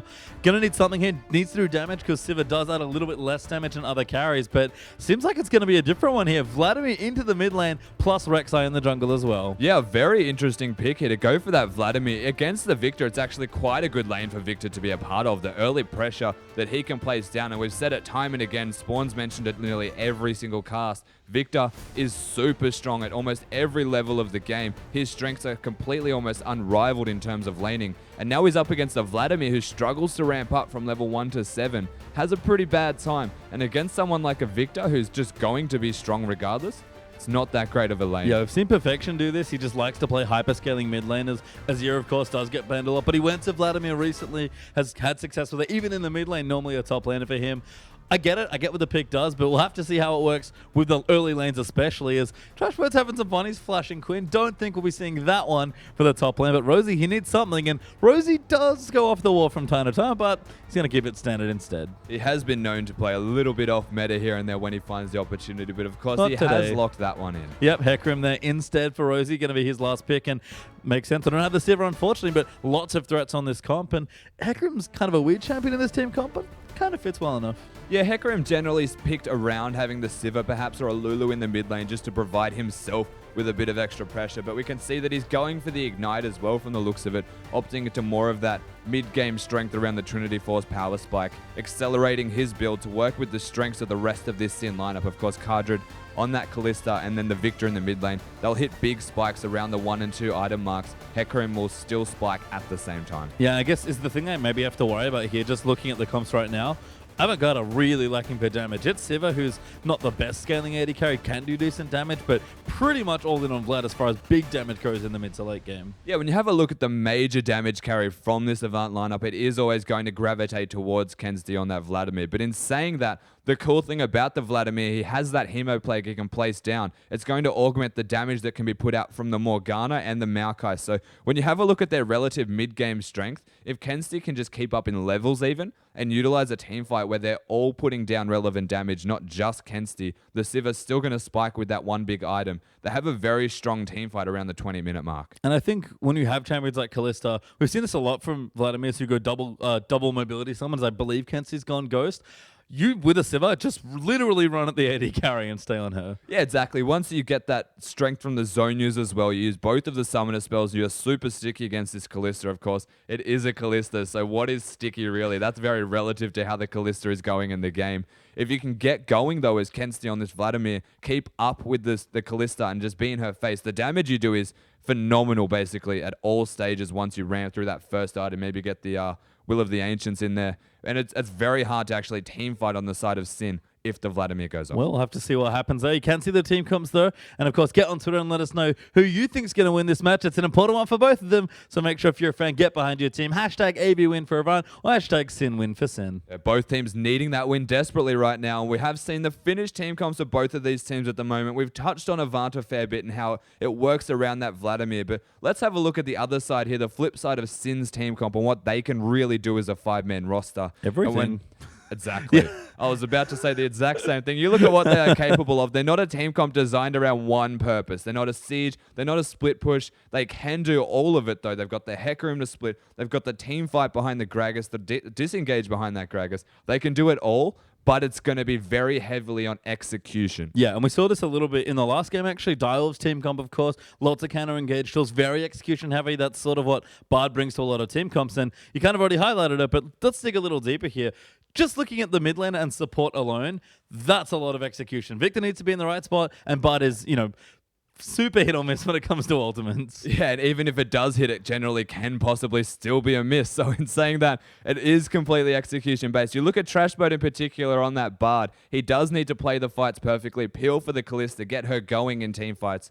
You have to get the Vladimir away from your AD carry, essentially. And then you've got the Maokai to run at you, the Morgana potentially in the backline. Shelby on that Rex side, there's a lot of targets that you're going to need to get rid of because you have a look at this side of Avant and none of them are a backline member. They're all essentially frontline running at you. Yeah, even Sivir loves to run with her frontline and just deal damage. You mentioned the Hemo play combo. That's going to be AoE coming through with the Ricochet. Yeah. So, yeah, Avant kind of have one thing going here. It's just run straight at Kalista and friends. It does seem like their goal is to just run as fast forward as they can at all stages to try and catch Sin out of position. But in saying that, you have a look at the Sin lineup again. They've got a lot of answers to that running directly at them. They've got the zone control that can be placed down by that Victor. You've got the Gragas explosive cask that can do the same thing. If the Ren stack slows someone, they're not going to catch Kalista anytime soon. Their team comp does work exceptionally well around controlling zones and being engaged at. Yeah, and it's again a thing where if they can do it well, they're gonna make sure they win. But it's an important game for both. Let's get to the desk and see who's gonna win. Thank you very much, Pastry Time. And once again, some power picks getting through the draft here. Spawn Kalista now in the hands of Cardred. Yeah, so he's going to be able to pick up a different champion. We've seen a lot of the bottom lane of Sin going towards that Caitlyn as well as Janna. This time a little bit different. It's going to be a Kalista Bard. And, Warble argumentatively counterpicked himself. Historically, Civ has done horribly against Kalista. Yeah. Very hard to guess when the Ren's going to come out. It's incredibly difficult to trade. Civ is all about the burst trade. Kalista's always about the extended trade, and you can't really get out of the window.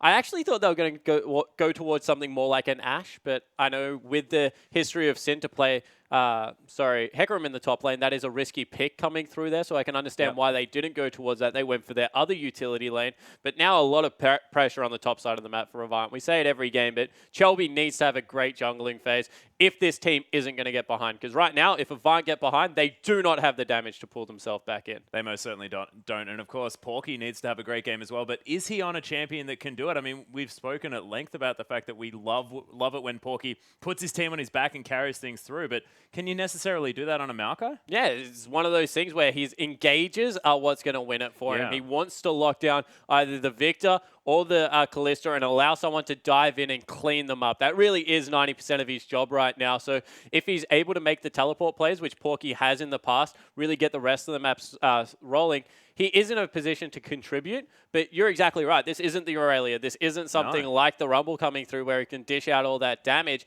and it's against a fairly aggressive lane. You have to say that Hecarim, especially with Ignite, should be able to run over the top of a Maokai, so I expect a lane swap out of him, see if they can get Porky rolling and into the phase of the game where he's that heavy initiator. Yeah, and we'll see whether Rosie, now taking the Ignite, is going to be able to build the Trinity for? Yeah, change up that item build just a little bit. But we are under the rift, ladies and gentlemen. Avant versus Sin. I think he had 54% cooldown. Was that what he Well, had? yeah, he did. I'm not sure whether it actually counts as that. I was pretty sure it capped at 40. Well, Kensti, ward. Very deep there. And we had a conversation before. It's how deep you can get your mid lane ward as to whether you win that particular trade, not about the damage. No, it definitely is not about damage at all. It's about how much of the turret you can see without being in range. That is the key. Beautiful. Kensti realizes that he got it, and he's actually just going to DC. He's done. He's managed to get his ward down. It's absolutely fine. Just a bit of a visual bug there, ladies and gentlemen, because we did have a pause at the beginning of this one, but we are straight into this game, and Kensti, as you can see, walking the lane just fine. Yeah, and he's started boots 4 pots. This is something that Vladimir likes to do for some extra sustain, as well as the ability to get in and out of those trades that will be flying through from Rhymeister. Kensti needs to be able to get at least even in this lane. He cannot be denied farm because a lot of the damage is going to be coming through from his build, and I want to see how he goes. Does he go just brute force, or does he go something like Azonia's Hourglass and more of the consistent threat? Well, we'll see exactly what does happen, but what I want to talk about is the fact that it seems like Sin have discovered that there's a lane swap in progression here from the Avant side. They're sending Siva and Morgana up there, but you can see Cardred already hanging around his red buff. Yeah, that is just a given right now that they're going to lane swap that way. It's been spotted out, so they're going to know that it's a 2v2, but that's definitely in Sin's favor. They wanted to get, AV wanted to get Maokai onto the other side of the map and haven't been able to do so. All right, well, Cardred now on this top side is going to have Trashboat joining him here as well. Has picked up the Ignite, so a very aggressive lane start as Juice just going to take down his Krugs as his first jungle start. Cute little leash going to be given Go through the barrel. Generally, and this is very generally speaking, if you have any ability to let mid gank at all, you go Body Slam into your W. Body Slam has a less of a cooldown when you hit something with it, also because it goes off your AD as well, does a lot of damage. A fully fermented barrel does more, but generally the quick pop of a barrel doesn't do as much as your Body Slam. And then you can grab your W and you can like flash gank mid lane. It's really hard to get away if you're someone like a Vladimir. Maybe force him to burn a summon a spell early, but you know, Jubes looks like he just wants to farm. Yeah, I decided he doesn't necessarily feel like putting down as much pressure in the early stages. Porky able to clear out this minion wave though very effectively against Rosie, but Rosie going to be more than fine just farming that one out. Rampage going to help him there as well as the wave here.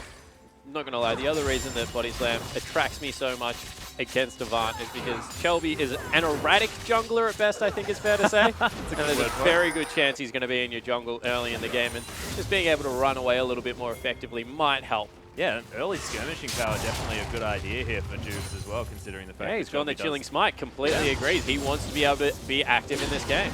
Well, Rosie actually fighting for Tanks here a up little and bit. creeps. Takes a lot of damage, but also gives a lot back, as you can see with that Rampage. Trashboat actually himself took a lot of damage as Destiny.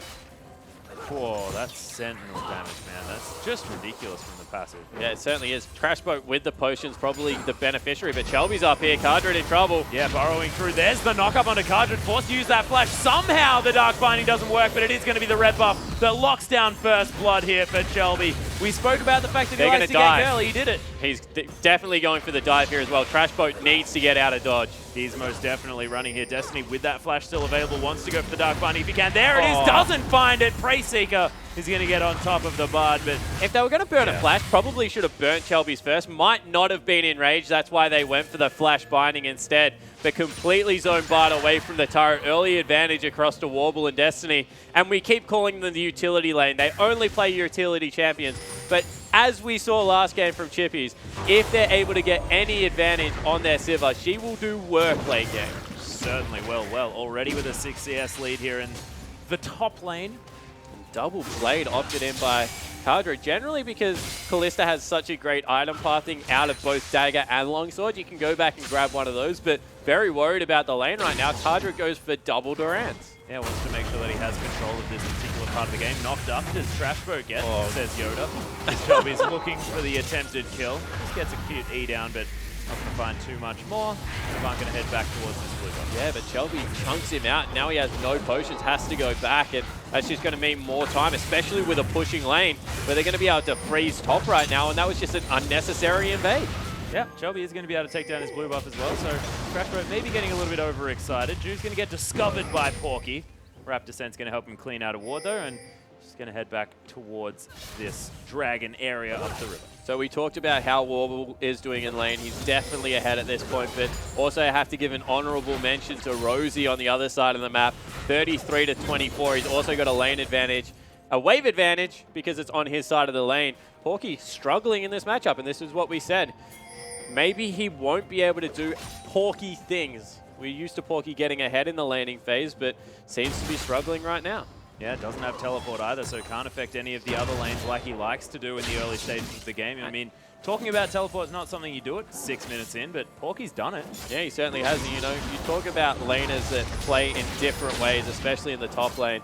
Rosie, as well as Minky Whale in the same week, probably is a little bit of a experience right now for Porky. Yep, Shelby just wandering towards the turret on this Rek'Sai, just wants to get the shotgun. That's just really smart. He broke the freeze. So he gets in there, grabs some experience for himself. They share it across, but more importantly, guaranteeing that the freeze won't be, I guess, resumed from Rosie here. They get to get the free back, and unless Rosie really stacks up that minion wave, it will equalize and maybe even push in Porky's favor. Well, we haven't really spoken about the mid lane too much here, as Kensty's actually got himself a little bit of a lead with a wave pulling towards him as well. But let's go back to the top lane here. Destiny takes a lot of damage. Nice stun against the wall for Warble. Jukes forces the flash out of Warble immediately, but that boomerang over 3 members gonna put some extra damage down onto Sin, but AV gonna have to be careful in this top lane. Yeah, so AV, they are able to avoid the gank in the end. They burn a couple of summoner spells to get out of there. 3, I think, in total. So that is good news for Sin, being able to claw themselves back into it, but it is a 10 CS advantage right now for Warble.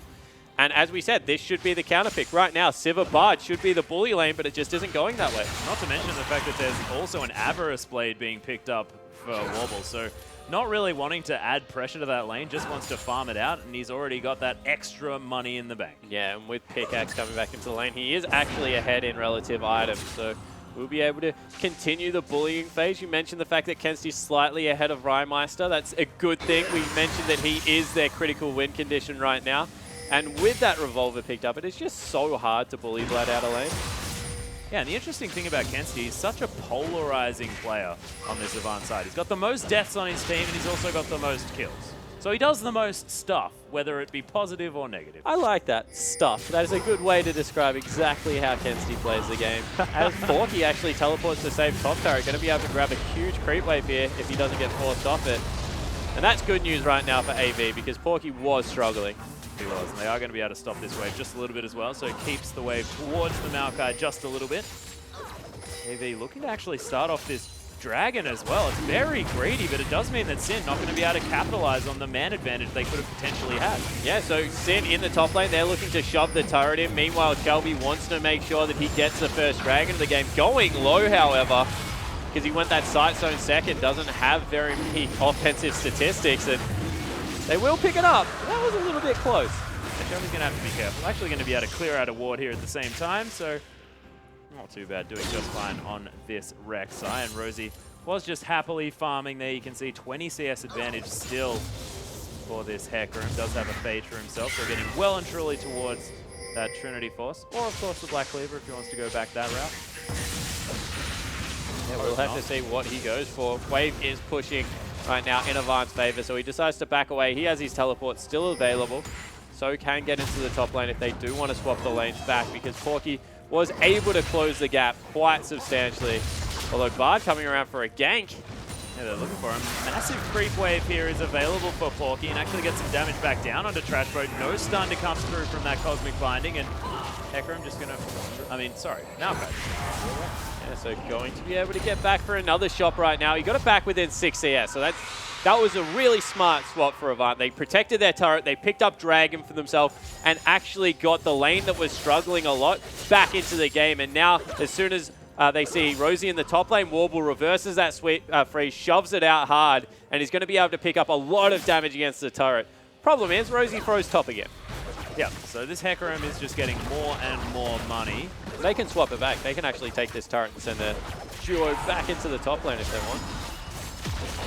They do decide to do that. Of course, the turret is not going to go down in this wave, I don't believe, as Trashbird has made his way back down here. But pretty squishy is the Bard now at level 5. Yeah, he's gone boots of mobility first. No Sightstone coming through there. You see that already Destiny, he has his Ruby Crystal instead of upgrading his GP10 item, and we'll have to see whether that does, because you're right, combat stats right now, if he takes the return boomerang, Trashbird in a lot of trouble. Yeah, it's going to chunk him out most definitely.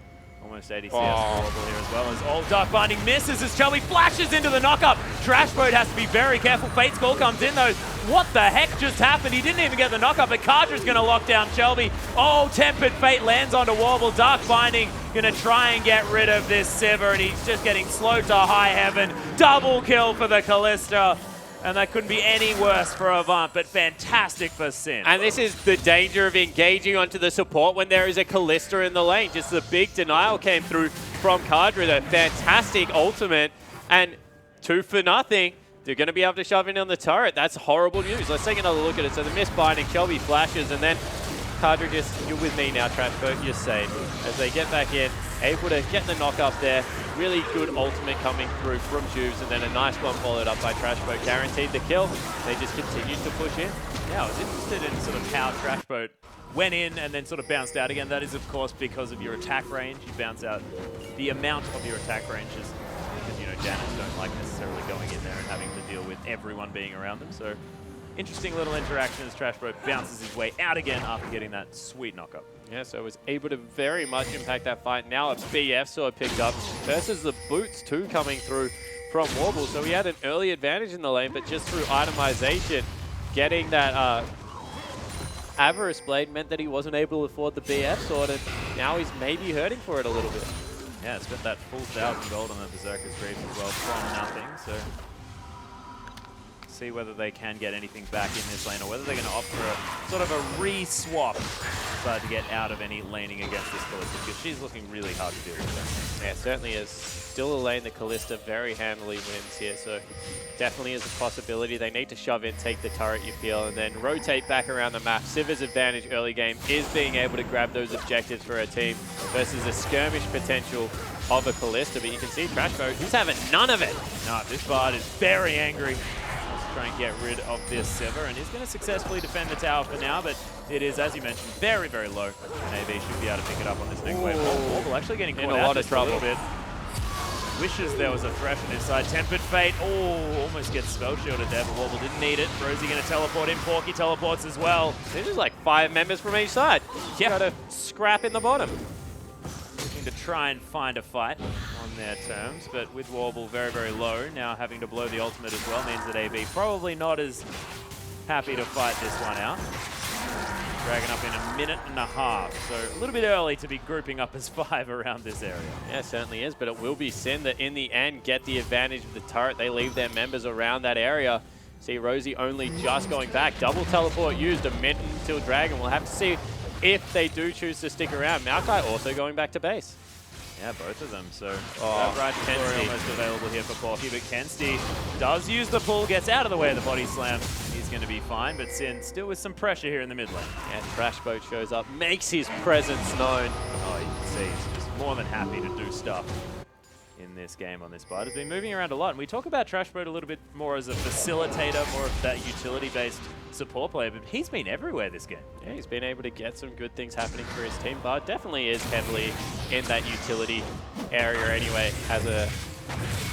I think he is at his best as a feeling support. His ultimate is very good at starting off fights if you nail it correctly, but much easier to execute when you're running away from a fight. Also, the fact that his Q is just so good when people are coming towards you means that he does peel back relatively well. Should pair up with Kardra in the late game and just make it impossible to catch this Kalista. And Rosie continues to farm out fantastically. Kensti sort of the only one with a farm advantage in this game for Avant. There's Warble. Well, he's up by 1 now. As Sin are going to be starting off their first Dragon. Second of the game here as Avant took one very early. Rosie's actually a lot of their power right now. now, so they need to be careful. See whether they do want to fight here on Avant's side. They don't, so the Dragon goes over to Sin.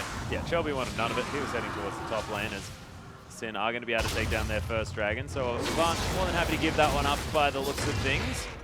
Not sure whether it's the best move for this side, but we'll see how it works. As They this scale game nicely progresses. into the late game, so it doesn't really matter if they give up a dragon early, especially with Tensty approaching quite a nice 2-item spike there with 2 very mid-game centric items. Of course, the CDR that comes through, as well as the resistant shred of the Abyssal Scepter, going to make it hard to deal with him. And they're actually behind Rosie in the top lane, who's going fairly hard on Porky, but needs to be careful because there is a stray Rek'Sai coming up. Yeah, Shelby looking for Rosie here. He's Shelby waiting in the is brush. one of the few junglers that doesn't care about top laners. Yeah, does use the ultimate, does Rosie, but Shelby wants to try and find him. And Or by at what least I get mean that. there is, a lot of other junglers would have been like, I don't want to fight the top laner right now, they're going to chunk me out. But Shelby, he really doesn't respect the fact that top laners get farm, I feel. Now, Shelby just wants to fight everyone at all times, but there was the fact that Rosie was down to about half health, so I can give it to him this time around. And, you know, Shelby's been farming his jungle quite well, actually. 10 monsters ahead of Juice. Yeah, he certainly is. So he gets the early advantage there. You see 3-man strong in the mid lane will mean that Sin pick up another turret themselves. So some good trading coming in across the map. 700 gold advantage for Sin currently. We'll have to see whether they're able to turn it into a winning fight. They might have caught out Shelby. Yeah, they're looking for the Tempered Fate. They do find it Halfway onto the through a tunnel Rek'Sai as here. well. And Cardred, he's going to get an immediate rend. Shelby not wanting to actually go for the flash over there as Trash Boat is going to land a slow, and Shelby, Chaos Storm on top of him. Cardred locks it down with a Pierce, and Sin just with a lot more people in that top side. Nowhere for Shelby to go. Yeah, he tried to flash get to one of his tunnels, but a good magical journey from Trash Boat guarantees the kill coming through there. They will lose 2 turrets. It looks like Kensti furiously working on that mid lane as well, trying to chunk that one out. Actually doesn't have enough damage currently. Kadra going to be able to grab a creep wave, but overall a kill for a turret exchange in the bottom lane definitely isn't a bad thing for AV. Yeah, AV still actually ahead by about 200 gold here, so not too worried about it. Bloodthirster is completed though for Cardred, 3-1-0. This is sort of the story, is the fact that Callistus can get out of control. We had Radium here before, he knows exactly all about that. Yeah, he certainly doesn't. You know, the ability to go double lifesteal items as your first 3 items if you go for the Hurricane then Blade of the Ruined King just means that if you don't blow her up in the first rotation, it's very hard to pin her down. So look for Porky and probably Kensti, honestly, to be those divers on the back line. Shelby going to be playing the linebacker role on the other member, just try and exit them from the fight as quickly as possible. But a lot of pressure on the mid and top laner right now for Avant to take out the AD carry of Sin. There's just a lot of pressure on Avant to be very coordinated in the ensuing They team definitely are fights though. this weekend. Their team fight shot calling is really good. They have a very strange way of doing it where they just repeatedly say champions. So they just have really, really clear calls of who they want to prioritize in fights. And we've heard it a couple of times this season and it works out for them. It's how they've always done it. Yeah. And Porky as well, very vocal there from the top side of the map. It's not often that you see top side shot callers, so exciting. Yeah, it certainly isn't it? You know, they communicate well with Shelby, their jungler. As we keep mentioning, Kensti, Porky, and Shelby, they've been together for the longest time, and this bottom lane has slotted right in. This is the best we've seen Avant play, apart from maybe the last week and a half in a long time. Yeah, especially since sort of finals that they managed to win there with Nada and Veritas on the bottom side of the map, but it's still with that full top side like you mentioned. So Warble and Destiny now starting to get back towards that former form for the team. Yeah, we'll have to see whether they can continue to bring it through here. You see Rosie with 2 components of his Trinity Force finish. Because of the fact that he was bullying Porky out so hard, they have sent Kensti to reply to the split push. I love this move because so farm intensive is the Vladimir, and he also is resourceless, so there's not really much Rosie can do to force him out of lane. And Porky can just sit here, hoover up creeps, rotate around the map, and be the initiator for the team fights. Yeah, it does have the teleport, as does Rosie as well, so they can get into the split push if they feel like it. Card's going to be heading back to base now as well, wants to complete some more items. There's the recurve, though, going towards, by the looks of things, the Hurricane, but now that the Blade of the Ruined King build path is a little bit different, it could also be the double lifesteal starting. It feels like it. We'll see what the Sin 80 carry decides to do, but that's a Trinity Force for Rosie. It's a big spike moment for Sin. Yeah, it certainly is right now with a couple of completed items across the board. They're in a position of power, especially with Dragon coming up in the next minute. You see that already Avant are trying to move into position to secure some vision control, but might need to give this one up because home guard on Hecarim as well as that Trinity Force means he's a legitimate assassin at this part of the game, not to mention the consistent damage that is going to come out of Cardred. Yeah, Destiny misses the Dark Binding there, but you can see as well, I mean, Kensti, he's got 2 items, Will of the Ancients and that Abyssal Scepter, both completed for this Vladimir. He's in a very nice spot against the magic damage of this comp. Of course, Kallista's still going to be doing a fair bit, as is Rosie, but Crashboat getting caught by a Dark Binding that time. Destiny proving that he can land them here in the jungle. Crashboat Meeps following him around. Yeah, really good deep vision coming through here for Sin, making sure that they know which area they're approaching from. Rosie going to try and steal away a blue buff. That is unwatered right now. But they must know what's going on because he just wandered into that part of the jungle. Yeah, he's going to be able to take it though. Doesn't have smite, doesn't matter. He's going to be able to lock that one down. Sentinel just going to be wandered through here for the horse. Of course, that's on his side, so he's going to be more than happy with that. Dragon going to be spawning now as well, and Avant, they seem to be moving towards this one. Kensti on a bit of a flank. Yeah, I'd say the only problem right now is that Rosie's at half health because he tanked up that blue buff. You can see he's going back, but it might be too late. Yeah, there's the teleport. Hemoplague in from the backside, though, as Kensti tries to get the work done, but there's 4 people with the spinning red orb on them, and that's going to be Rymeister falling first. Kensti flashes forward, trying to find Cardred, but he's not going to get there. Rosie now running around. After that teleport, actually manages to get back to full health somehow, but the Dragon, it's going to be started. That'll be how you do it. Of course, the home guard move's going to help him out as far as getting into this fight, and he's running around, but didn't quite manage to lock down the kills, but didn't even use his ultimate. Yeah, he was just too late, honestly. The kill had already been completed onto Rymeister. That gave AV the window they were looking for there. Getting the flash out of Cardred, by the way, for any fight that comes after this is a huge deal. Means that Callista can't get that initial separation that she's looking for, and they even transition into a mid-turret. So once again, just beautiful play coming out of the Avant lineup. Yeah, and if you're going to have anyone to deal with a Callista as far as getting onto her initially, it's not much better than a Maokai. Yeah, especially when they go Righteous Glory first item. Completely agree with you. With the Sivir Ultimate Righteous Glory, he just flew in there. It was like left of screen. Talisman as well. Yeah. That's a lot of speed. That's the fastest tree I've ever seen. I saw, you know, Lord of the Rings, they didn't move very fast. So that was the wrong analogy to go for. That was their kind of thing. That was a march of the Ents, not a run of the Ents. So that was their shtick. They used to take a long time to do anything. Yeah. So it's the complete wrong way. Bailed on that one just a little bit, but we are going to have about a 600 gold lead for Avant towards the end of that. And they look to be clearing out some vision around the Baron, which is going to be started. Not wanting to be opted for, though, is Rosie actually without teleport now on the bottom side of the map. But Kensti is going to be answering the split push. Means no one going to be starting off no Baron. And once again, I really agree with Kensti being the one that goes down and tries to deal with Hecarim. No magic resistance coming through right now. Kensti, probably one of the strongest members on the map, 237 CS. He's ahead of that 10 per minute mark. And with a needlessly large rod, Rosie probably can't fight him. There's not a lot of people that can fight him at the moment as well. Lots of item efficiency at the same time. Of course, a needlessly large rod is a lot of money, but it gives you a lot of AP, and he's got sort of his core items already done. Yeah, so Kensti in a great spot. We'll see whether that's a death cap or if he wants to go with something a little bit safer as Ludens. I would really like it if he did go death cap right now because he has to be the person that puts out all this damage in the team fight. If he's not a threat and can't fly into Cardred and blow him up, honestly don't know how the consistent damage works coming out of Avant right now. So we'll see whether he is willing to go that aggressive build that his team might need.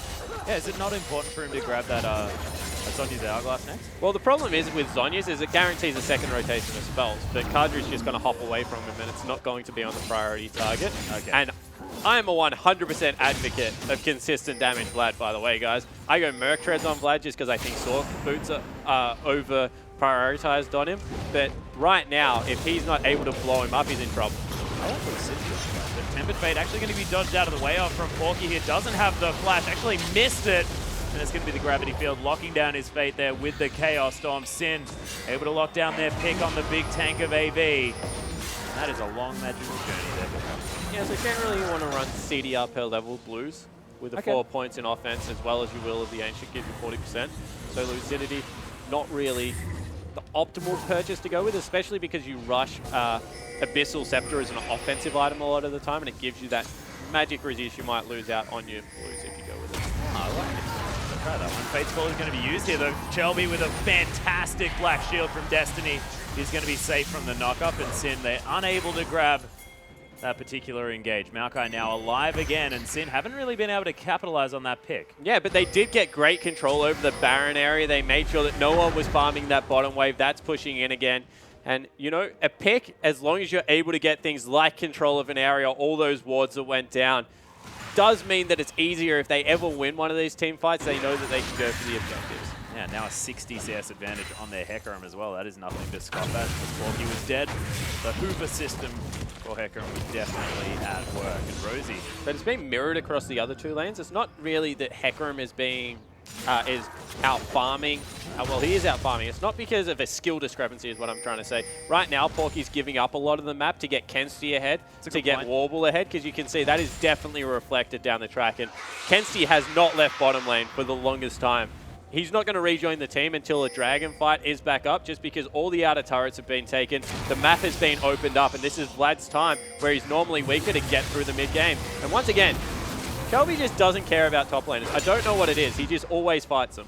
Well, he's definitely doing it right now. Just going to eat through some of that Rage Bar as well to get some of his health back. It's in. They are going to take away another blue buff. It just seems like Avant don't care. Yeah. They just don't have any champions that really benefit from it. Yeah, exactly right. It's what you just said. They don't need someone that really benefits off cooldown reduction. Rek'Sai doesn't mind it. Helps the ultimate out a lot, but the rest of the kit's fairly spammable. And Vlad's already sitting on the 40% coming through there just from runes and itemization. So they're not really wanting to fight over something like a blue buff. They want to get towards that next item purchase. And it was Azonia's Hourglass coming through from Kensti.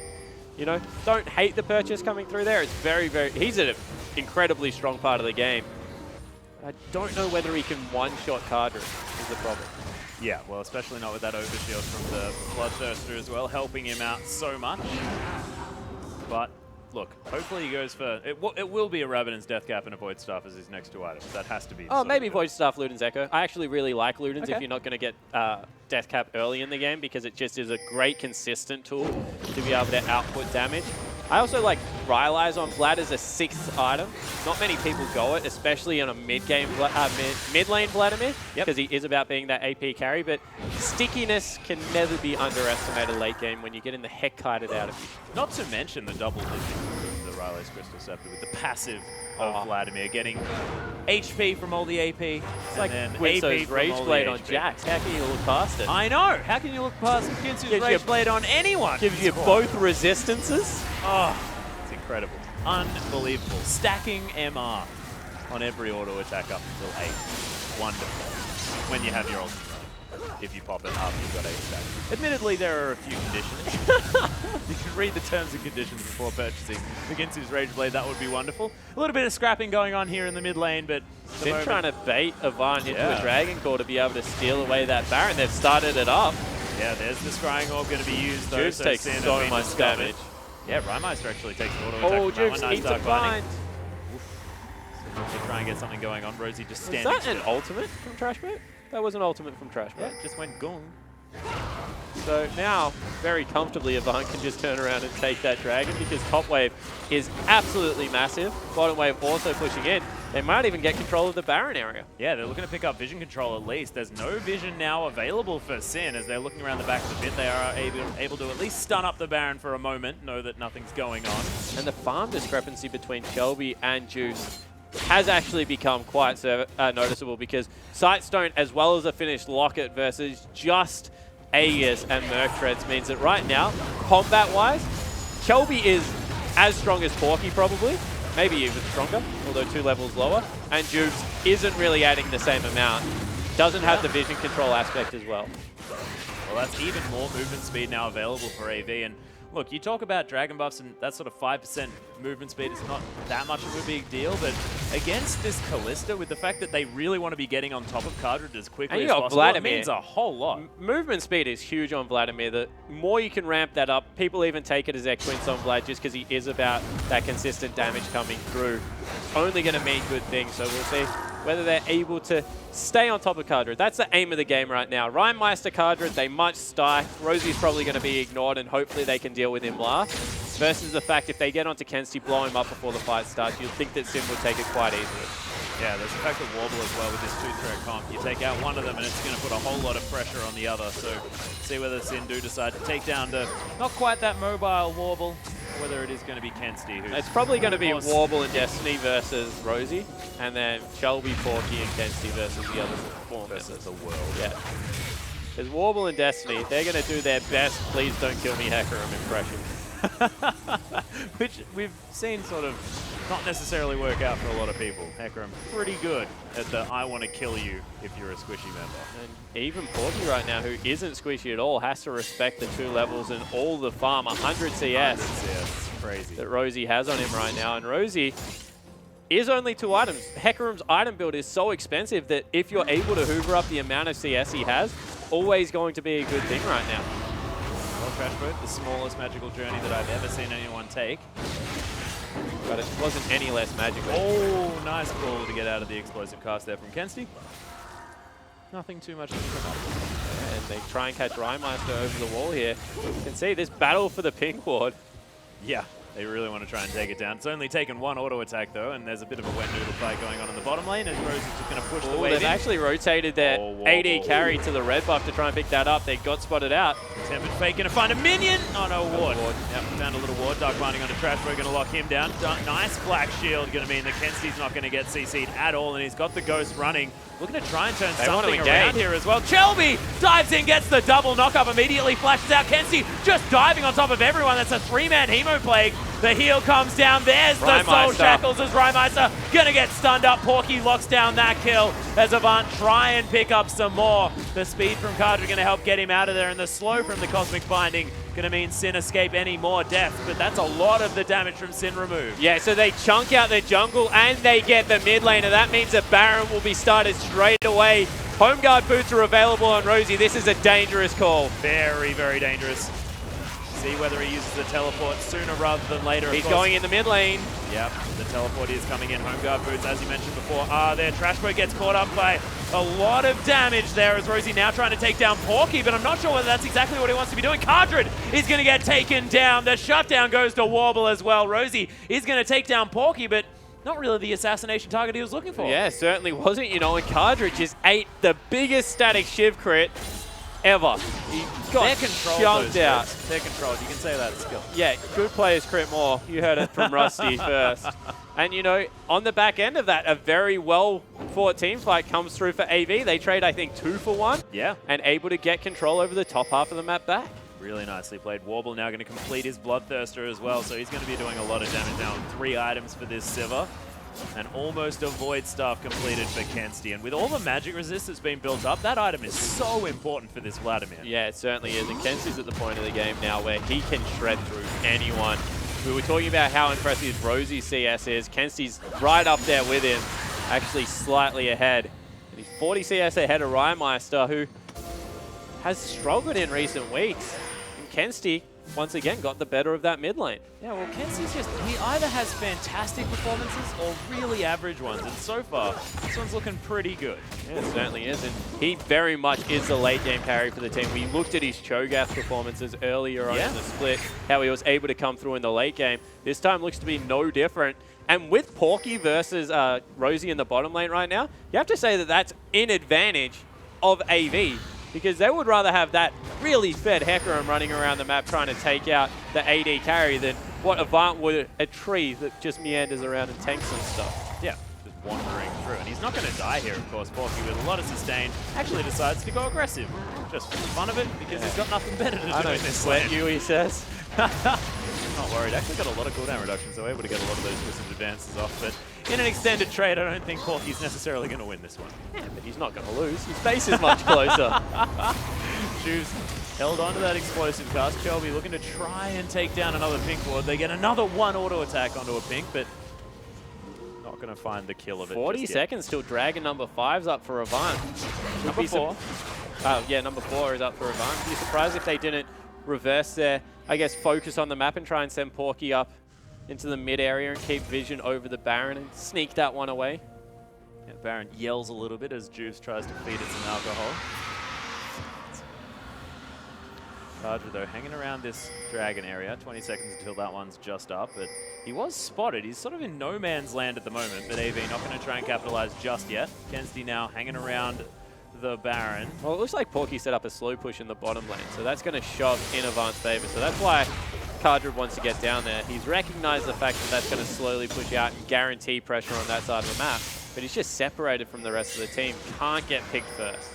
Yeah, he also probably wanted to go for a sneaky dragon when that one spawned, but AV would have none of it. You can see Kensti actually following Rosie around, wanting to keep tabs on where that horsey's prancing.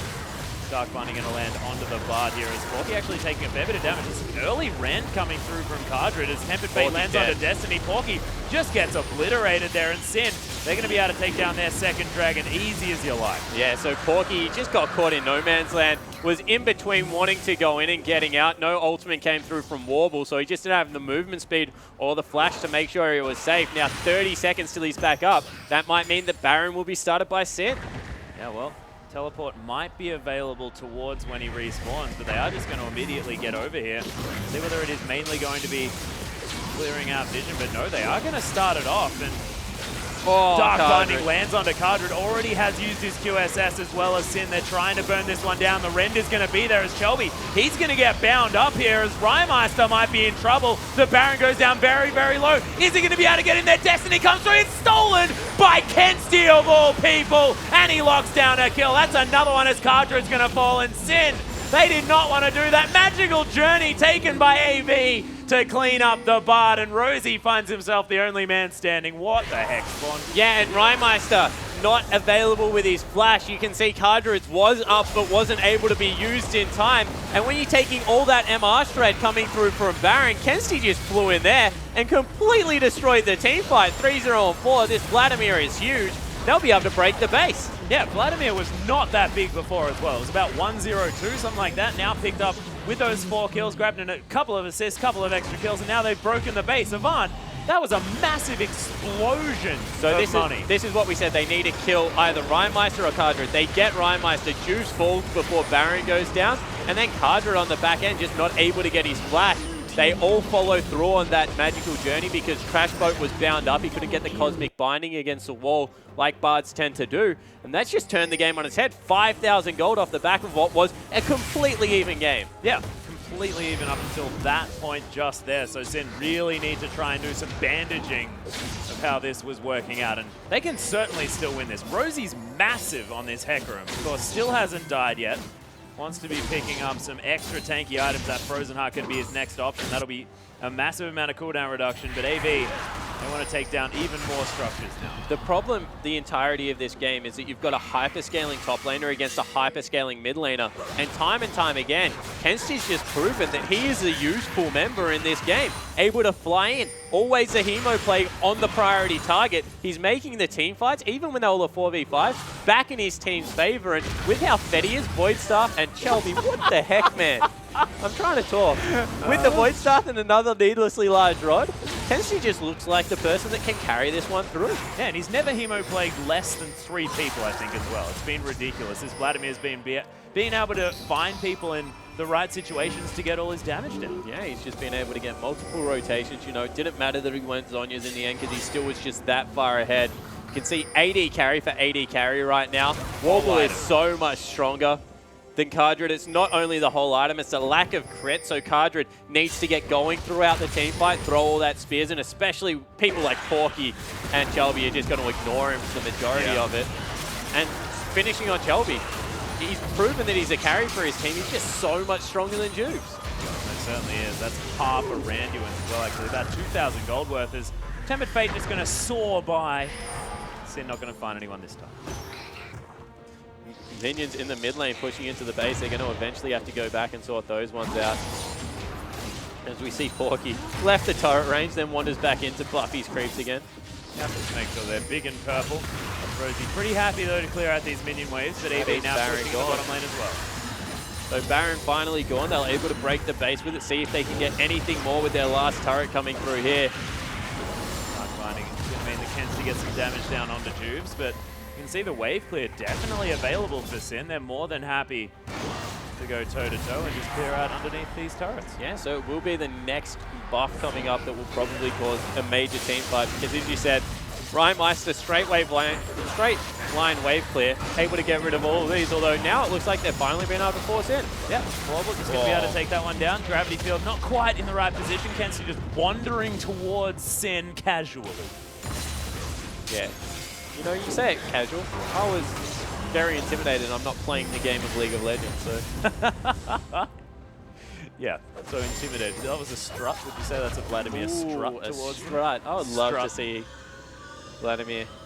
Well, if you heard like his puns, he's just not worried at all about what people would think about him when he says his puns. Yeah, He'd no, he's be a like guy you. that would strut. Yeah, I don't definitely strut. is. I was talking about the puns. Oh, yeah. That's mostly because I'm silly. Rosie, we had to clear Called out Vladimir silly. That's Call myself silly. Sorry, Vladimir. I didn't mean that. Very particular.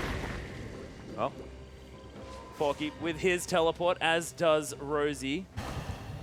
And look, everything's available. These teams want to be fighting. We'll see what they're going to be fighting over next. 44 seconds is going to be the next dragon. AV, it'll be the 4th for them, and Sin wanting to find some movement speed from the 3rd and tie it up as well. Keep AV away from that 5th dragon potential. Yeah, actually really good job from Sin there, clearing out the vision in their jungle, making sure that that is at least back in their control. You see top side of the map, they've got a pink ward and a little bit of advanced vision as well. Classic vision when you're behind, you want to ward the entrances to your jungle and try and shove your minion waves out so they give you vision of the lane itself. If you can't do that, you generally ward where the turrets were, because they're good points along the map of giving you information. But right now, Avant just don't seem to care. Yeah, there's a ton of vision on the top side of the map as well. Baron up in about a minute and a half, but it is going to be the dragon spawning in 2 seconds that Sin really want to grab a hold of. Porky's down here, knows that Sin are in the area ready to try and take this one down, but Shelby, he's waiting in the wings. Kensti actually went back. He did get a death cap as his 6th item, so he's combat ready. Rosie in base wants to teleport. See whether he can go early. He's going now. Yeah, he's popped it into the back here as well. Tempest Fate onto Warble. That's a fantastic target here for Sin, but he flashes immediately. Rosie looking for Destiny, but he gets exhausted. But look at the massive Hemo Plague damage. Rymeister going to get exploded. Immediate triple kill. And Rosie's going to get the fight turned on top of him. Wants to be the hero, but he's getting bounced around. Is it the pentakill? No! Warble steals it away, but that was all Kensti. Kensti was also on the other side of the map, dude. Give some credit. Look where he is. But able to get a beautiful Hemo Plague across everyone. Shelby dove in. They clumped. Rek'Sai was in the perfect position. Enter stage right by Porky. And that went all kinds of bad for Sin. It's going to mean the game's over. And Avant with, once again, beautiful team fight shot calling, able to take this one away. Yeah, Nexus turret's falling down. I probably should have had a look to see where Vladimir was when he was trying to get a pentakill from halfway across the screen. But look, it didn't happen this time around. AV with a fantastic victory, though.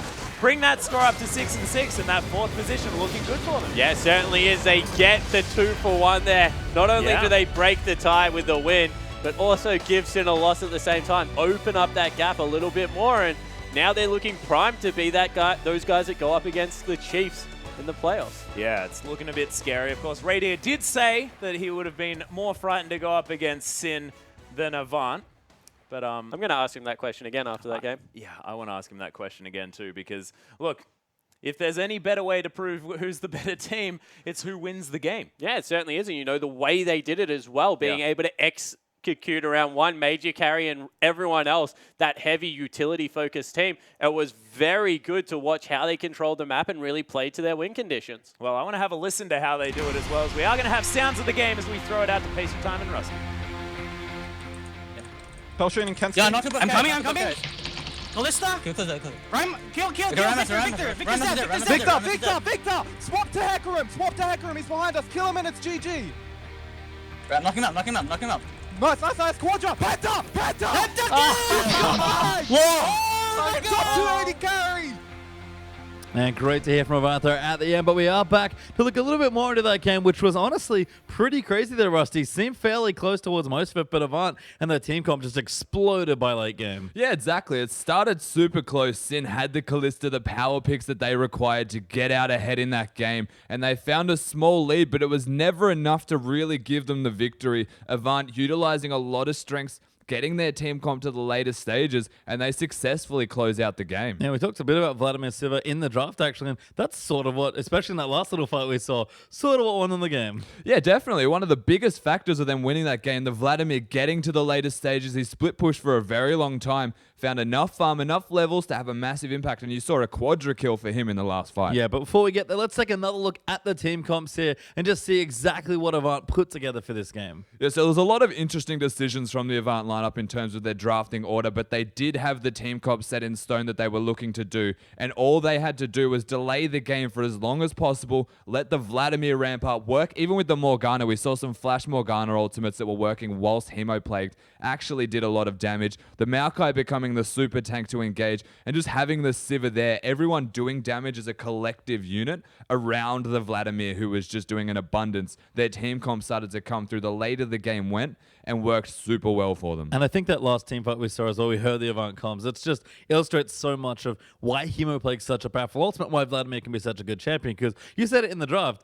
Adds Maokai damage, adds Sivir damage, all these low damage champions that do good latent damage. Vladimir just makes them so good. Yeah, buffers their damage, increases it by a fair amount. So a very smart pick in the draft all in all to give them a rounded team comp. Didn't go for that super hyper carry that just exclusively does damage himself. It worked for the entire team as well as him. And you know what? We have the replay of the turning point there in that game. Again, it was very close up until this point. But Sin, you can see they've made the call onto Baron. They've actually won a fight there. They've got Porky dead. He can't even TP in just yet anyway. And everything goes wrong. Yeah, this is the big turning point of this game. You can see 100 gold difference between them. The tower's the same, a negligible amount of dragons. And we'll roll the clip through and notice Kalista, no QSS available, coordinating what he's going to do with Juice. Gets exhausted as he throws out the Ren Smite combo. Nowhere near enough damage to take that Baron down. You can see Vladimir very easily stealing that one away. And the rest of this fight was on cleanup duty. A lot of Sin's focus was around making sure that Baron went down. It surprised them when Baron didn't go down. And they found a very easy win in the end, steamrolling their way through the pit and finding the kills. Yeah, it was a really strong fight. We're going to get a little bit more from that as we pop back into the Casterdas with Atlas, Spawn, and Radier. Thank you very much, Pastry Time. And Radier, you did just say that you would have preferred to see Sin out of the Sin versus Avant combo, but you have now an opportunity to change your choice. Are you going to? No, I'm not going to. Oh, no. Still happy to face Avant. Yep. Prefer them. Very happy. Oh, my goodness. Those eyebrows are telling a different story, ladies and gentlemen. But what was it about Avant's play, especially in the early game, that led them to this point? Of course, we were talking about the Kalista, how she can go off. Of course, we've spoken about yours, the fact that if you get your hands on that champion, it looks like it's already game over. But sort of what happened this time here for Avant to help them through that sort of Kalista's powerful phase? I think Kalista actually got far ahead. She got picked up three early kills. But there was kind of a lull in the game where it kind of allowed Vlad to really farm up and really allowed the kind of Vlad Sivir comp to scale. And like as you saw in the last team fight, Vlad can really kind of just power through the team with Ghost and Flash and like landed a really, really good ultimate. And you know, we see the power of the late game Vlad, and it just I feel like Sin didn't really push their advantage too much, and they just let AV kind of scale and run over them. Yeah, so I want to ask you about the Vlad because, you know, as a mid laner, your worst nightmare is like a support being fed because they always jump on you. As an AD carry, it's probably a late game scaling mid laner jumping on you. So how do you deal with that as a team? Because you could see that fight, like Vlad was just tearing everyone apart. So I think what Sin had going for them was that their Hecarim was really big. Rosie was huge on Hecarim. He had a 100 CS advantage, and Sin also had a lot of wave clear. So with the Victor, with the Gragas, they had wave clear. So like in my mind, they could probably have just like try to use the Hecarim split push a bit more and not try to group 5v5 too much. Try to avoid it as much as possible because as you saw like in that last team fight, that's actually kind of what happens. As for the Vlad, you can't really do much about it. I mean, you buy QSS, you can QSS his ulti, but just hope you kill him when he pops out of his pool and Zhonya's. Yeah, buy GA. Hope he can kill you twice before you Yeah, kill him. basically. Yeah. If they were to have that idea once again, Radier, versus the Chiefs, what would you guys do to prepare against this style of comp that just wants to run at you? I think with the Vlad trying to like with the late game style comp, we try to play a very proactive early game style and just like try to take objectives. Just like never allow them to get like to that point where they can just run at you, and just like take towers and close the game out early. Well, we'll see whether they can do that, of course. Our next matchup is going to be Immunity versus Absolute. Yet another break of a tie this time around. And this could well be sort of in that fourth position as well, both Immunity and Absolute with abilities to get towards that semi-final stage. So I'm going to ask the question one more time. Out of Immunity and Absolute, who would you prefer to face? Of course, noting that Immunity managed to take a game off you towards the end of 2014. So that could have been a thing. You have to look back so far to find victories against the Chiefs. I I would prefer to play against Absolute. Just because T-Gun has always said, I'm going to play Blitz against you, and I hate playing against Blitzcranks. Yeah, okay, yeah. I can like that, completely relate to that one as well. It's completely ridiculous. But to take us towards our next game, we're going to throw it back out to Rusty and Pastry Time. Thanks you once again, Atlas, Spawn, and Rady, as we're going to get ourselves shortly into Immunity versus Absolute. Our third game of the evening, Rusty. Delivered so far has week 6, day number 2. But again, like we keep saying all night, these matches are really important come playoffs. They are. We're getting so close to the playoffs now. They're all very important, and they do need to win these games. On the back of Avant winning that last game, both of these teams more desperately needing victories than they did just before. Yeah, and there's already a lot of pressure on this team. We can have a look, actually. Right now, the teams have equal records coming into this game. Very close, and there's everything on the line for these two teams right now. Yeah, both at the same standings and fighting for that playoff, and we'll see what they can do to actually get there. Yeah, but before that, of course, guys, we had a little competition announcement earlier. We're going to reiterate once more, guys. We'd love you to get on Twitter and ask us some questions, whether it's for us, my crazy hair right now, Atlas's love for aquatic champions, anything you want to know about the production or esports in general around Oceania, get on Twitter. Tweet over to @LOL_Oceania and make sure to use the hashtag IamOPL. We've already seen some funny tweets so far, so make sure you keep them coming. Make them weird. Try and make us laugh. I dare you. Yep, Rusty does you to laugh, and it's been fun so far, certainly having a little look on the Twitterverse and seeing what you guys are saying. But keep the questions coming, and the winners, of course, you guys will get a mouse pad. That's right. And jumping back into the game, of course, we were talking about the fact that these two teams super close in the standings and everything coming down to almost this game because, as you can see, both 4 and 7 in the split. If they get a victory, it's effectively 2 wins because not only do they move up 1 standing, it also takes their opposition down 1. Yeah, and you can see right now, they can still both make playoffs. They can still both end 5th as well, which would mean they would auto-promote back into the next season of the OPL. But pretty much nobody wants to finish 6th, and you want to at least try and finish 4th for playoffs because they can still both make it. That's right. A loss tonight makes it very hard to get into those playoff dreams that both teams are looking for right now. But of course, fighting for 4th, very important. For fighting for 5th, just as important to completely avoid that relegation. Yeah, and it's, again, these two teams have to play each other the way the standings are sort of shaken out. Yeah. One of them, of course, has to lose, so they'll both, you have to think, be playing at the top of their game. And Absolute pulling out a surprise win last time with lots of substitutes. Who knows what to expect with their roster this week? You never know what to expect with Absolute. Hopefully they have their full roster this time. They need their maximum strength possible coming into this game against Immunity. You never know what side you're going to get either when you look at Immunity, whether they bring their A game that can take down Legacy or they bring that B game that we have seen sometimes come out of them where they tend to struggle. It's just been consistency for both these sides, but we are into Champs League now. Immunity over on the blue side, Absolute on the red, and we see very standard bans to start things off. It's Echo and Alistar. Of course, you never want to use too many targeted bans in the first rotation, so get rid of the strong champions. Utilize those niche bans that you have later on, especially as Immunity on that blue side. But Echo, Alistar taken away. One of the big supports, one of the big flex picks, no longer on the board. No, we've seen a lot of this sort of stuff.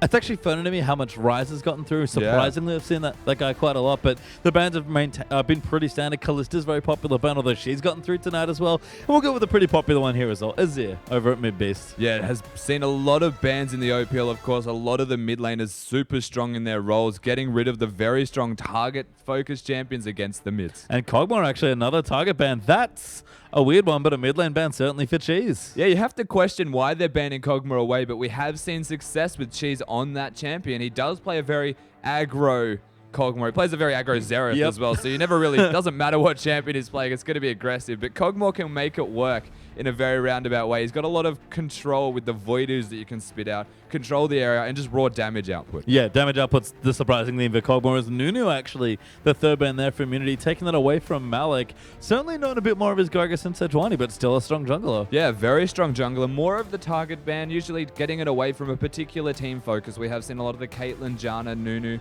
style picks. Wow, and Sivir actually banned for Absolute, and immediately Immunity, they just take away Rise. Yeah, Kallista's still available though, but they do get that Rise as the first pick, and as we mentioned at the start of the Champ Select, of course, we've seen a lot of Rise, a very surprising amount of Rise, in fact, given how strong he is at the current moment.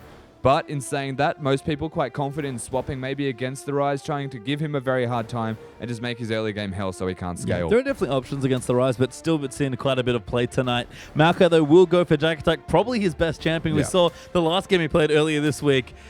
Just was tanking so much damage, and there's Gragas as well. Yeah, and speaking of best champions, of course, Malik, we've seen some very solid games from this guy when it comes to being in that jungle role, the explosive cast. He makes it work for his team super well. On the back of Jack Attack on that comfort pick as well. They've got a very big front line so far. They do, and Immunity considering their next few picks now as well. We're looking at Sejuani potentially, but we do have Ms. Fish on the lineup, of course, joining in as a sub. Otherness not playing tonight for whatever reason, but we've seen Ms. Fish play a couple times. Certainly been a decent Sejuani player. Yeah, and definitely preferring the Sejuani, of course. So not a surprise to see that one at the very least hovered right now. And because they've got the Rise set in stone, maybe looking for a tanky supporting the Nautilus as well, to just give them that extra added tank in the support role. You don't necessarily have that in a Rise, especially not early to mid stage in the game, and they do want something a little bit later. Ooh, might be taking, again, you mentioned Kallisto, actually still on the board. He did not get picked up by Absolute. Went for the front line instead, and they take it, Morgana Kallisto. Yeah, so they pick up a very strong bot lane right now, underrated in just how potent it can be, of course. The Morgana being able to be thrown into the fray, use that ultimate and combo very well with the Kalista damage output.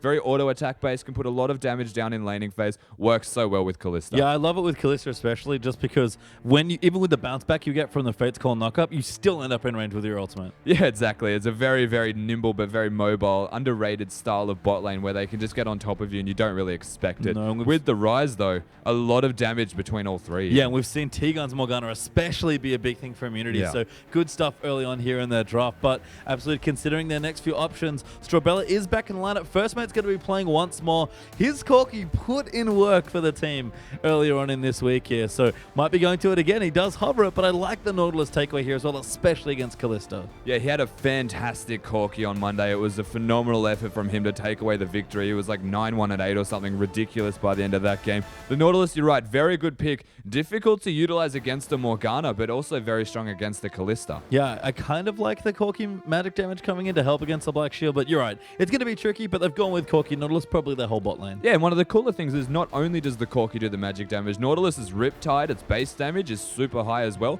It does an abundance of damage, so you can get in the face, force the spell shield out before you throw the hook perhaps. Then you've got the Q, the auto attack, everything you could ever need. Yeah, and that's just Corky. Just so much. Yeah. Everything you could ever need there from both those champions in their roles. But Immunity are considering their last few here. They've started off the draft well. They've got pretty much everything they want so far. Just a matter of how they want to close out their team comp. Looking for a cheese champion still, unless he really wants to play Rise.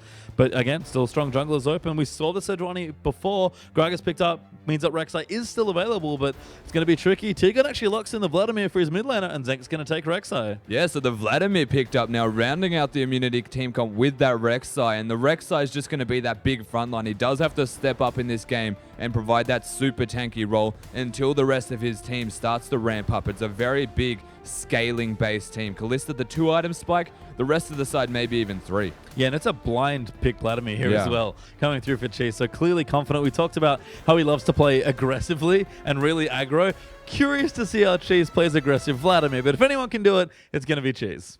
You can see some very aggressive Vladimirs, might even try and use the pool to put damage down for all we know. It is Cheese after all, but in saying that, the Vladimir is locked, works very well with Rise. Something that needs to be considered right now is the damage output. If you get an altered Rise with the Vladimir emo play, someone's going to have a bad time. Yeah, Runan's Hurricane maybe there as well for a bit of extra combo action. I like it, but Twisted Fate is the lock-in here for Mid Beast, and this is a champion that some mid laners are known for. Kensti, Swiffer, and Perfection, all big TF players. Mid Beast going to give it a go. Yeah, and it's interesting because he's against the Vladimir, so most likely going to have to go for that Ignite as well, and taking away one of the standard mobility summoner spells that you see from the Ghost and the Flash and the Twisted Fate. So a much more lane-based and lane-oriented summoner spell is required of him because he has no choice if he wants to do well in the lane. And if he gets behind, he can still roam. One of the factors you can fall back upon here is Twisted Fate. It rounds out the team comp with a lot of magic damage, though. It does actually, yeah. It's interesting to look at the Morgana. Might be doing a little bit more work than she otherwise would. But yeah, I mean, for me, just very mid-game centric here for Absolute. We've seen it before.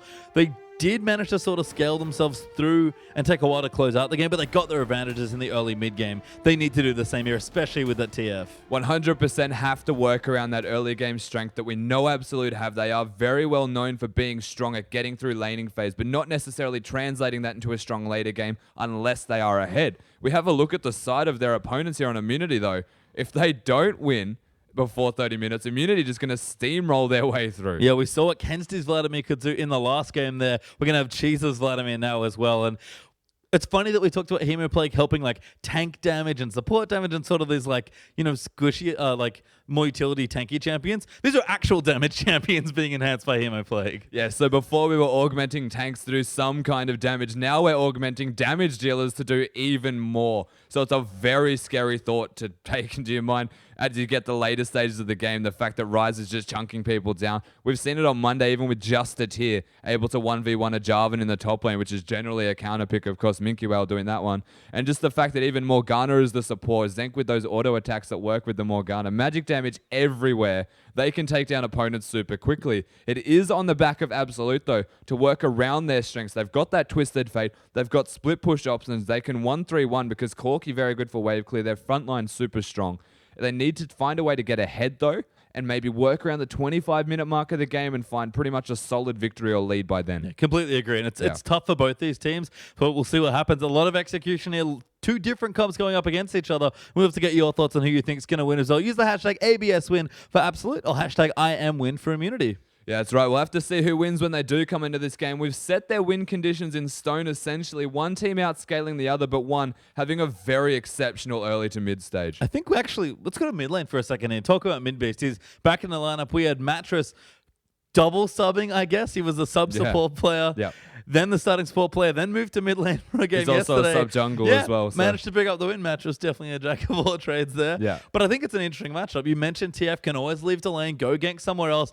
This is a surprisingly uninteractive mid lane. It's interactive to a degree, but it's very hard for a Twisted Fate to find a period of time in the game from the very beginning almost. Level 1 is okay, where he can trade with a Vladimir. You have, generally speaking, Lucidity boots as your first item. You go for Morello's, go that max CDR TF build, or you can opt into the Sheen, get that Lich Bane and go split pushing. But against the Vlad, if you're looking to stay in lane, you're not going to be able to itemize in that way. You may have to go for the Athene's Death Cap style to get some kind of magic resistance, or the Vladimir will just completely wreck you in an outright 1v1. And you don't really want to stay in this lane as TF. You never really want to stay in any of your lanes. So he wants to wave clear and leave the lane, but Vlad just kind of wants to stay in lane and farm. So in a weird way, they're kind of both giving what each other wants in that lane. Yeah, in a roundabout way, definitely achieving each other's purpose. As the Vladimir wants to scale with items, just sit there and farm and get through. The TF wants to be everywhere but mid lane, just throw out wild cards, clear the lane, and then use his gate, go somewhere else on the map and have an impact. In saying that, they are kind of playing to Cheese's strength of looking to farm through just by letting him stay mid. And I think junglers, as always, can make an impact here as well. We do have the two aggressive junglers here. Missfish on the Rex side. We've got Malik back on the Gragas. If anywhere in the map there's going to be a difference, mate, it's going to be in that mid lane. 100%. Look to mid, of course. Cheese being super aggressive. Going to make it very hard for mid beast on this Twisted Fate to have any kind of an impact besides staying in his own lane. Going to push him in, keep it very busy. That unlocks Malek essentially to find an opportunity to gank, get into that mid lane, and use those body slams to take him down. Yeah, and you need to be very vigilant whenever Twisted Fate's in your lane. Not to mention that Jack's on Maokai. We've got a Rise in this game there coming in as well for Ryu. And of course, there's, explosive bottom lanes as well. This game has everything but immunity. If they can hold on and scale and team fight, we've seen them team fight very well. They should be golden. Yeah, we're counting on immunity to hold on as long as possible, get to that late game, or can Absolute just give it to them in the early game and find their lead they're looking for. Well, we're going to have to find out. Rusty's going to pop back into the caster desk with Atlas and Spawn. Thank you very much, Pacer Time. And Spawn, I got one question for you. Is how difficult is it going to be for immunity to get through this early game? Yeah, I actually don't think it is that difficult. Ryze lane's completely fine against Maokai up there in the top lane. Kalista also a very good laner in her own right, especially when you couple it with something like Morgana. The only real lane is Vladimir, and you hide him in the mid lane. Like, he just pushes out waves all day. The dude doesn't care about anything. So I agree with what they're saying. As soon as it gets to those little 5v5 fights and the 3v3 fights, especially around Dragon, if Absolute don't steamroll this mid game, like I'm talking 6,000, 7,000 gold steamroll, there is no way they can keep up with the damage and tankiness that is going to come out of both Ryze and Vladimir. We talk about the fact that Ryze, as soon as he gets the Roller and the Seraph, just goes into tank items like the pseudo-tank items like Zhonya's and Abyssal. But that's going to be enough because they're all magic damage. Yeah, it's pretty ridiculous. And the fact that they have so much consistent mix damage as well from immunity, with the Kalista adding all of that extra AD on top of the massive amount of AoE magic damage that they have with Ryze and Vladimir. It's going to be very, very difficult. Is it sort of about Absolute staying sort of grouped in 2s and 3s, not letting that wombo combo come out. Well, you know, they talked about the ability to be able to run 1-3-1, get Maokai into a lane. The problem with that is that the longer that you 1-3 run, if you can't take meaningful objectives off it, and there isn't very much wave clear if they get left alone with the AD in the mid lane, that you kind of get the Vlad and the Ryze even further farm. So we're going to see how Absolute try and play around that. Look for picks early in the game, denial of vision. Strawbella and Midbeast need to be very much in sync to get the picks going and just try and run away with little team fight after little team fight. Yeah, well, we are, of course, under the Rift, ladies and gentlemen. Immunity on the blue side and Absolute now staying as 4, chilling out here in their own jungle, waiting for a potential invade. They do have a ward over the top here. As This is Ryu's a hanging really out in the good top lane. ward by Ryu. Generally, you check the other 2 brushes at the same time, though, just to make sure there's no one there. As Sentinel going to come through. Oh, that's fantastic. Chase everyone Follow out. it in. 30 seconds until And he's going to minions secure spawn. that for them. Brilliant work there from Zenk just to make sure that they're not going to get jumped on. T-Gun gets some forward vision down. Oh, dear. Gets them all. Oh, that's 15 gold. Not bad. Yeah, so T-Gun scouts them out. Very good. Because it was an immediate proc. He knows there's at least 3 members in the brush. Where there's 3, there's generally 5 at the start of the game. So I am able to get deep vision, thwart off exactly what Absolute we're trying to do. Yeah, and the Sentinel's going to spot everyone out here as well. It's actually going to be mid-base, picking up some extra farm there by killing that one. Oh, 1-0. Pack it up. Yep, go home. We done. Oh, first mate is going to be starting on the bottom side of the map, though. Looks like Immunity are going to figure that one out. That extra vision that they do have. Sentinel's still scouting around here towards that red buff. Yeah, and this is completely in Immunity's hands now. They've got the 1v1 lane. They're going to be able to get Ms. Fish going incredibly well early on in the game, and we'll have to see if they're able to make it work. As what runes are you running? 25? No, it's not as much as I thought. That was just a very big transfusion. Yeah, Midbeast not with a whole lot of magic resist early in the game. Ms. Fish struggling a little bit here, having to 1v1 this red buff, but he's going to be absolutely fine. Uses his smite on it as well, as I believe the Krugs were taken by Zenk and Tegan. No, they just left started him off at a major buff. They actually gave him a slight leash there. Didn't use any potion, so he's, you know, he looked like he went low, but because he only just burnt the potion then, is in a really good spot to be able to finish out his jungle. Yeah, actually almost back up to full health here as well on the Rack side. He's not doing too badly at all in Immunity now in the standard lanes.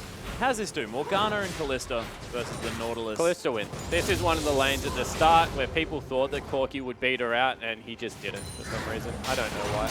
Okay. Didn't happen here as Cheese is going to get ganked in the mid lane, forced to use that flash. The Ignite's running from Midbeast. They don't manage to get it, but that's one of the summoner spells Cheese down. took the E second, and that was, I guess, a little bit too cute coming in, because a level 2 gank coming through from Malik. We mentioned the fact that if you go, the body slam is your level 2 ability, very easy to gank mid, and they get a summoner spell out of Cheese. Yeah, Midbeast's going to stun up a minion there as Send a message, you know? yeah, Cheese is just trying to use all of his potions, get himself back up to a usable health mark. Oh, loses that cannon creep. Cheeky turret going to steal that one away. She's still with a CS advantage there in the mid lane, actually, so doing absolutely fine.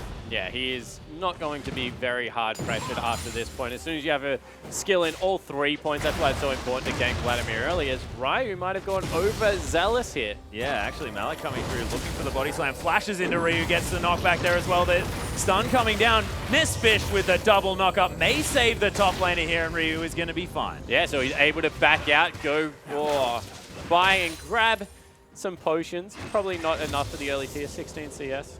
Midbeast needing to use these blue cards in order to get his mana back up.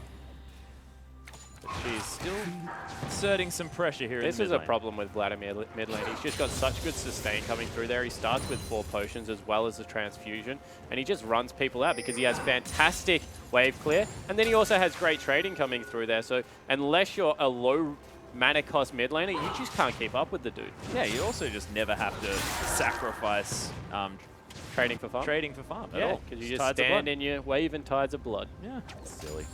Very silly. Ms. Fish looking for a knock-up here on a mid-base as well. Rayseeker comes down, but gets the flash immediately, so no flashes on either mid lane. Yeah, Mizfish doing, once again, we like to call it the Soul Strikes impression at the moment, because he's just getting into every lane and burning summoner spells.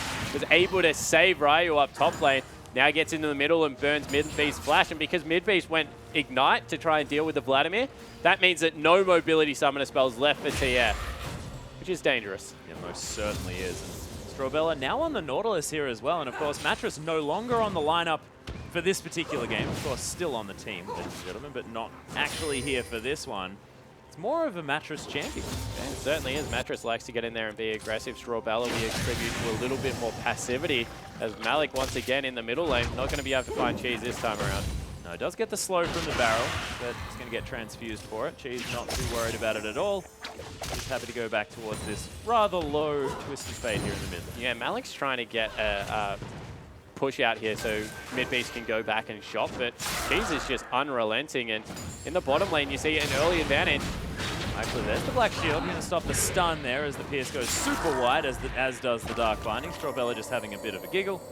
Just happy that everything missed. Yeah, Anchor starts flashing, you know. Yep. But it looked like a laugh. I don't think she actually did. 10 CS coming through there as the advantage currently for the AD carry. First Mate doing a great job since being back in this lineup as both junglers have the same idea at the same time. They're going in. Yeah, Mistfish looking for the counter gank. There's the twisted advance. Mistfish comes through. There's one of the knockups, but they don't get quite enough. Ryu, again, incredibly low as he tries to get the lockdown. It is going to be first blood. Goes over to Malik, but Mistfish, can they answer with another kill? The Q's actually active, gets another knockup, but no Jack attack. Locks up one for himself. An absolute pickup, 2 for nothing. Yeah, both top laners were ready to fight there, but the level 6 had been secured, whereas it hadn't for Rise because of the earlier gank. Just mean the Jack attack had that ult to get rid of all the damage coming through. Popped it for the big burst damage, and right now Rise in a world of hurt. Yeah, here's the dredge line as well under T-Gun. He might actually fall down here. Dark Binding not to find anyone there, but does deter any further aggression. And Absolute doing fine in this bottom lane as well. Yeah, certainly are. And, you know, now it's over the 10 CS mark and able to shove in there, get maybe a free shot, although First Mate doesn't go for it. They're looking to continue the pressure. A lot of pressure gained here. And, of course, First Mate played his first game for Absolute on Monday. And he went 11, 2, and 6 on Cork. Yeah, So he had a very good more Cork than confident. Yeah, he certainly is. And, you know, has been around the scene for a very long time. Played on Team NV, I believe, with Mattress as well. Yep. Was a top laner, was an AD carry. Just one of those guys that's done a lot in the Oceanic Pro scene and proving that he can still match it with the best. Yeah. Certainly more than happy. Was the Draven player of Oceanic actually there with Uber Bro. So Immunity actually sort of used to playing with... There's a throwback question. Who was better? I think First Mate was a better Draven player. The better Draven? Yeah. I think he played it more. I'd probably tend to agree with you. That was a funnest time, Atlas. Draven's a great carry. Bring him out. Bring back the Draven. If anyone's watching the VOD, boys, make sure you pick up the Draven again, First Mate. Thank you very much. So that's enough talking about people who are going to be watching it historically. That's not what this is about. Cheese continues farming in the mid lane. And as we have a little bit of a lull spawn, what do you think the next point of contention is going to be? When's the first dragon going to be opted for? Well, the next point of contention is when you're able to grab 40% cooldown reduction on mid-beast, which he's just got with the blue buff, getting your ultimate out. He needs to get the first successful ultimate, and that's going to dictate the pace of the rest of the game. If he can shove in this mid lane, get Cheese underneath his turret, maybe go top, and get Ryu even further behind, that will just open up the bottom half of the map where they can start controlling the dragon buff. However, if it goes awry and they're able to get and they're able to get a push in the middle lane and Cheese take down that turret, that will be great things for Immunity.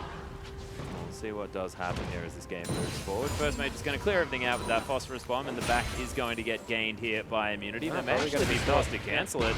There's a Dark Binding onto Strawbella, actually missing that minion by a small margin.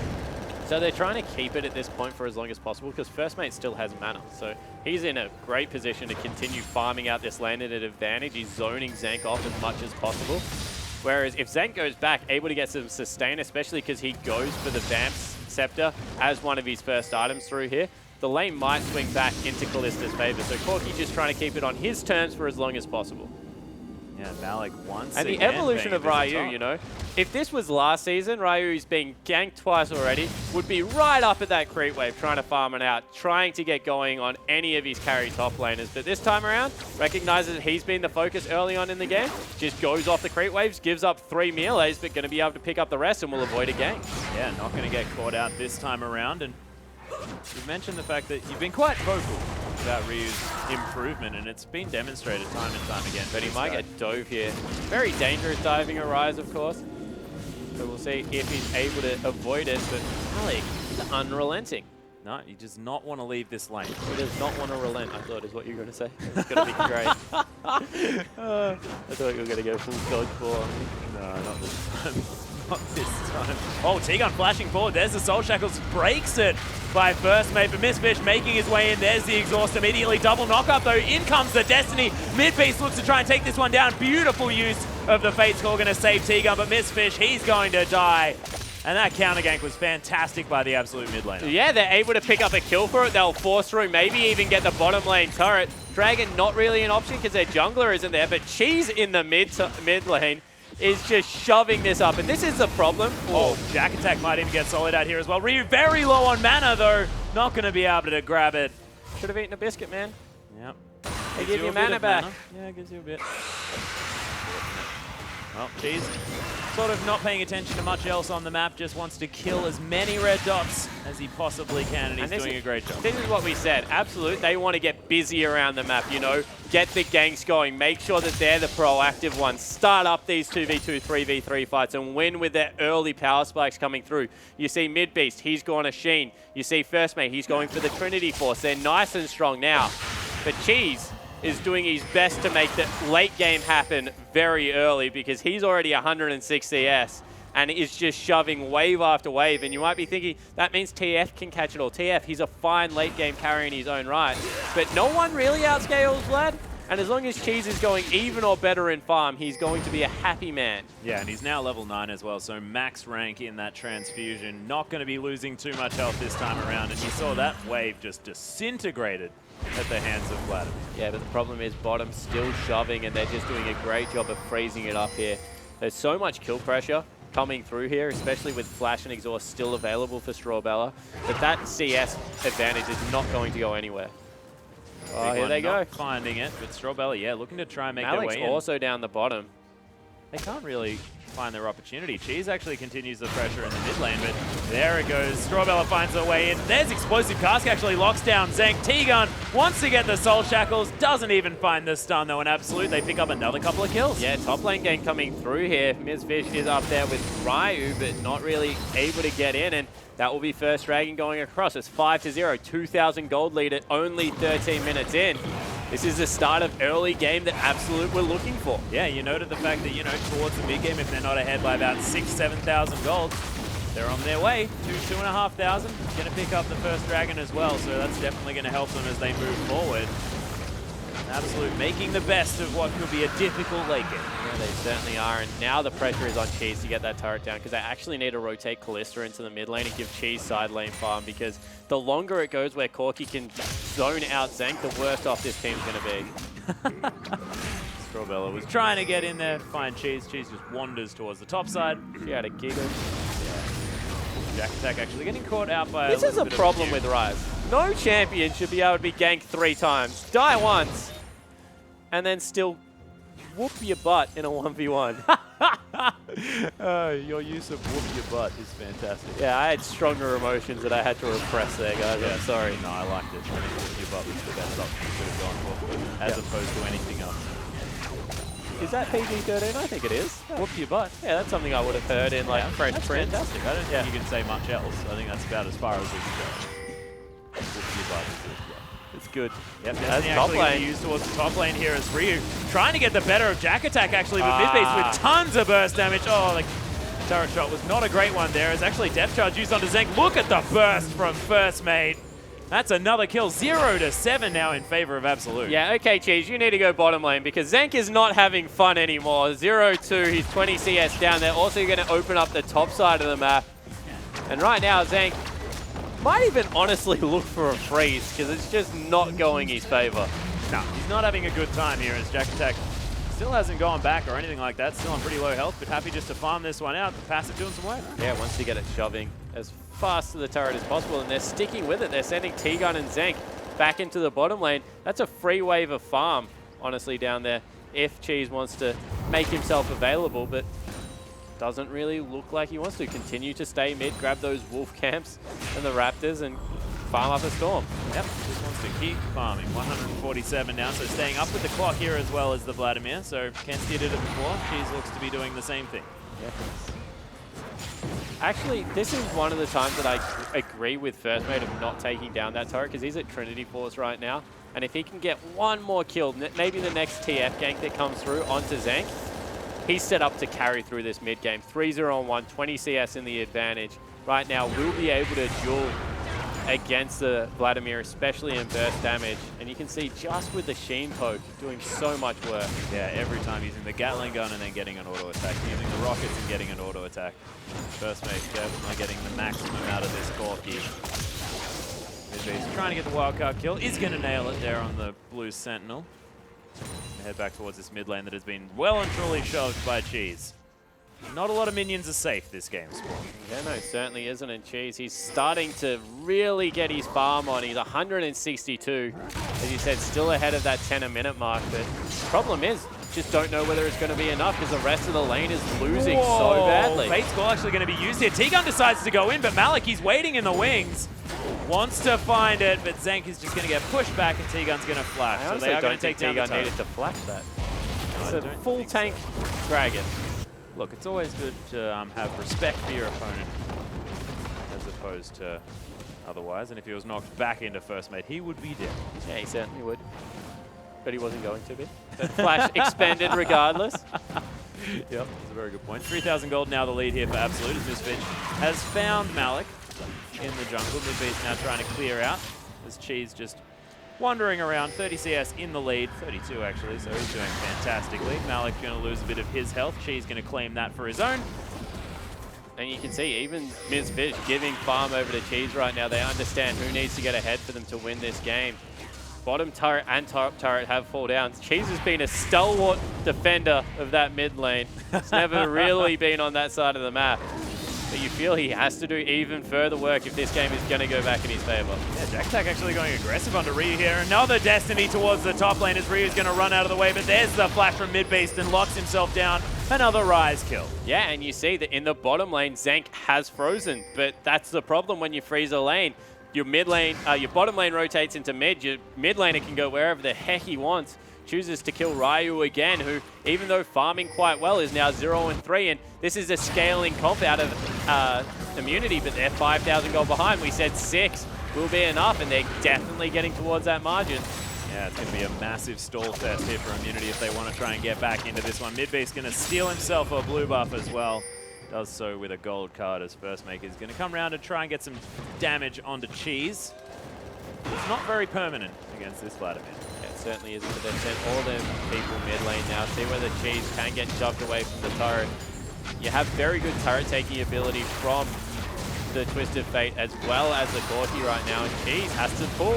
Yeah, uses the pull to get out of the gold card. Misfitch is going to be the focus here as there's the Hemo Plague. Malik's going to go down though, and Jack Attack, he's taking a lot of damage. T-Gun nails the binding. Fantastic work as Cheese picks up that kill. Ghosting now as they're going aggressive. Ryu looks for a very, very optimistic Q, but Tides of Blood is going to get Cheese another one as Strawbella falls. And that's exactly what Vladimir wanted. All right, diving the turret was overzealous there, and that might have actually been Absolute throwing away a lot of their hard work because they were in a position to siege that one out. Instead, they dive a Rise, who's very good at keeping you locked up. And whoa, wow. There's the flash forward as First Mate going to get caught in the Rune Prison. Oh my goodness, he almost gets taken down. But Immunity instead, they just destroy the turret for now. Yeah, able to back away. Now they'll pick up the first dragon of the game. They were at a 5,000 gold lead. It's down to 2,000 already, Atlas. Yeah. And this scaling comp, more gold onto the Vladimir, more gold onto the Rise, just means that they're going to get going even earlier. Yeah, Absolute actually pinging out some wards as they got very deep into the jungle here, but I thought it was for a teleport. It's not going to happen as Malik just a little bit too late. Yeah, it definitely was going to be a teleport coming through there, but they just recognized no one else was in position. They've got the secure of Zank. They've got the smite up on Misfish, so hold on to that cooldown. Now maybe we'll see if Cheese wants to go into split push mode. He hasn't bought in a very long time. He's probably sitting on about 2,500 gold, I would assume. Yeah, he went back. He's shopped about 3 times, I think, so 2.6k. Yeah, so that's a lot of gold. If he just farms up another 500, he can just grab an outright Zonya's Hourglass if he wants. Yeah, probably wants the Abyssal, honestly, for the Rise damage, as well as the fact that just survivability right now is king. This is a burst scrappy comp coming through from Absolute. They want to duck and weave out. And honestly, Cheese just wants to like do his Swain impression and just sit in the middle of everyone. Yeah, and it actually makes a whole lot of sense. It's like Vladimir's the viable Swain at the moment. I'm not going to call Vladimir viable either. Really? He's niche. He's more a champion that you can pick in certain situations, definitely. I like it. Well, she's making it work this game around. Everything's viable right now. That's the thing. That I honestly don't think there are that many outright bad picks left in League of Legends, apart from Garen. Says a player who absolutely loves Garen. Yeah. Just so you know. For a bit of context, ladies and gentlemen, that is not a man who doesn't like Garen. This is a man who says that with a lot of disdain. But absolutely going to be able to take down the outer turret in the mid lane here. Jack Attack walks over something that he probably shouldn't have been able to, but he's going to be able to get out of there just fine. Not going to be stuck in the middle of a turret. And Zankus is going to destroy that red buff very, very quickly. Looks like he's going towards the Hurricane as his next option after that Blade of the Ruin King. And how do you like sort of Blade of the Ruin King first as opposed to Bloodthirster? I think it was more of an emergency pickup there because he had to go components the whole way through his buy. Never really had the 1550 gold to go back there. Yeah. So it's more that it doesn't hurt your 3-item spike, especially if they don't have much armor, which if Jack Attack starts building armor right now, I'm going to be disappointed and frustrated at the same time because he's against a Ryze and Vladimir. Probably just needs MR for now. So honestly, Zank, as long as he goes an AoE build and stays relevant throughout the mid game, going to be fine with the damage that comes through from Cheese. Cheese is going to carry this game or lose this game. That's what I'm trying to say. Right now, a lot of it on Vladimir. Seems to be like that, but actually opts for none of those runes that you were talking about before as far as getting him to that 40%. Decides to pick up the Lucidity Boots as well as finishing the Abyssal Scepter and grabbing a needlessly large rod. Man had some bank in his back pocket, ladies and gentlemen, as Immunity looking for Jack Attack. Immediately uses the flash. There's the Dark Binding from T-Gun. Could use the ultimate if he wants to, but Jack Attack, he ain't going nowhere. The Zank is going to, not going to get the kill. But a 4-man push into the mid lane. 3-man push and one person left in the bottom lane. Wow, there's so many people on the map, 6, and they're going to be able to take 2 turrets for that trade. Yeah, Immunity deciding not to base race this one. Actually deciding to let this one go to more of a defensive stance. Back away from both. Do get a lot of damage down, which is always a good thing for a split pushing composition. But Rai's going to be left alone in the top lane. Will probably get work done up there. Well, Cheese looking to try and find mid-base here, but Tides of Blood a little bit too juicy as far as cleaning out those minions are concerned, and TF going to easily run away. You can do it, Rise. Get those super-powered auto attacks. He actually had really high base auto attack damage. And he's actually fine now because he opts to build a whole lot more ability power as Rise now, so the joke isn't quite there anymore. He used to just only build mana. A little bit sad. But I guess Maybe your Rise. I was more of a max E, get death cap kind of guy. I was more of a I didn't play Rise. He's too hard. Wow. Really? I think Alex Ish was quoted that I like to play Rise because I don't have to think about it at all and I can just shot call. the C hero kill hero tactic of M5. Yeah, flash W. Beautiful. You know, I like how they said they changed Q to a skill shot and then gave him a permanent CC on his W, so it's really not a skill shot, guys. Yeah, there's the fact that as long as you're hovering your mouse over the top of the champion, you're still doing the same thing. Yeah, in fact, you gave him more range on it, so if anything, you buffed him. Mash face on keyboard. No, now you can't do it in a creep wave. No, you can't. That is true. That's the main thing. And harass over creep wave is something that is very powerful. See Ezreal old W. Frustrating to play against. Yes. Well, Cheese going to be moving up this mid lane now as well. Actually very far up here as we do have a gold card pop. Nice use of the Black Shield from T-Gun. Threads the needle. Rise had teleport available. They knew Corki was on the top side of the map. I'm surprised they didn't pull the trigger on that.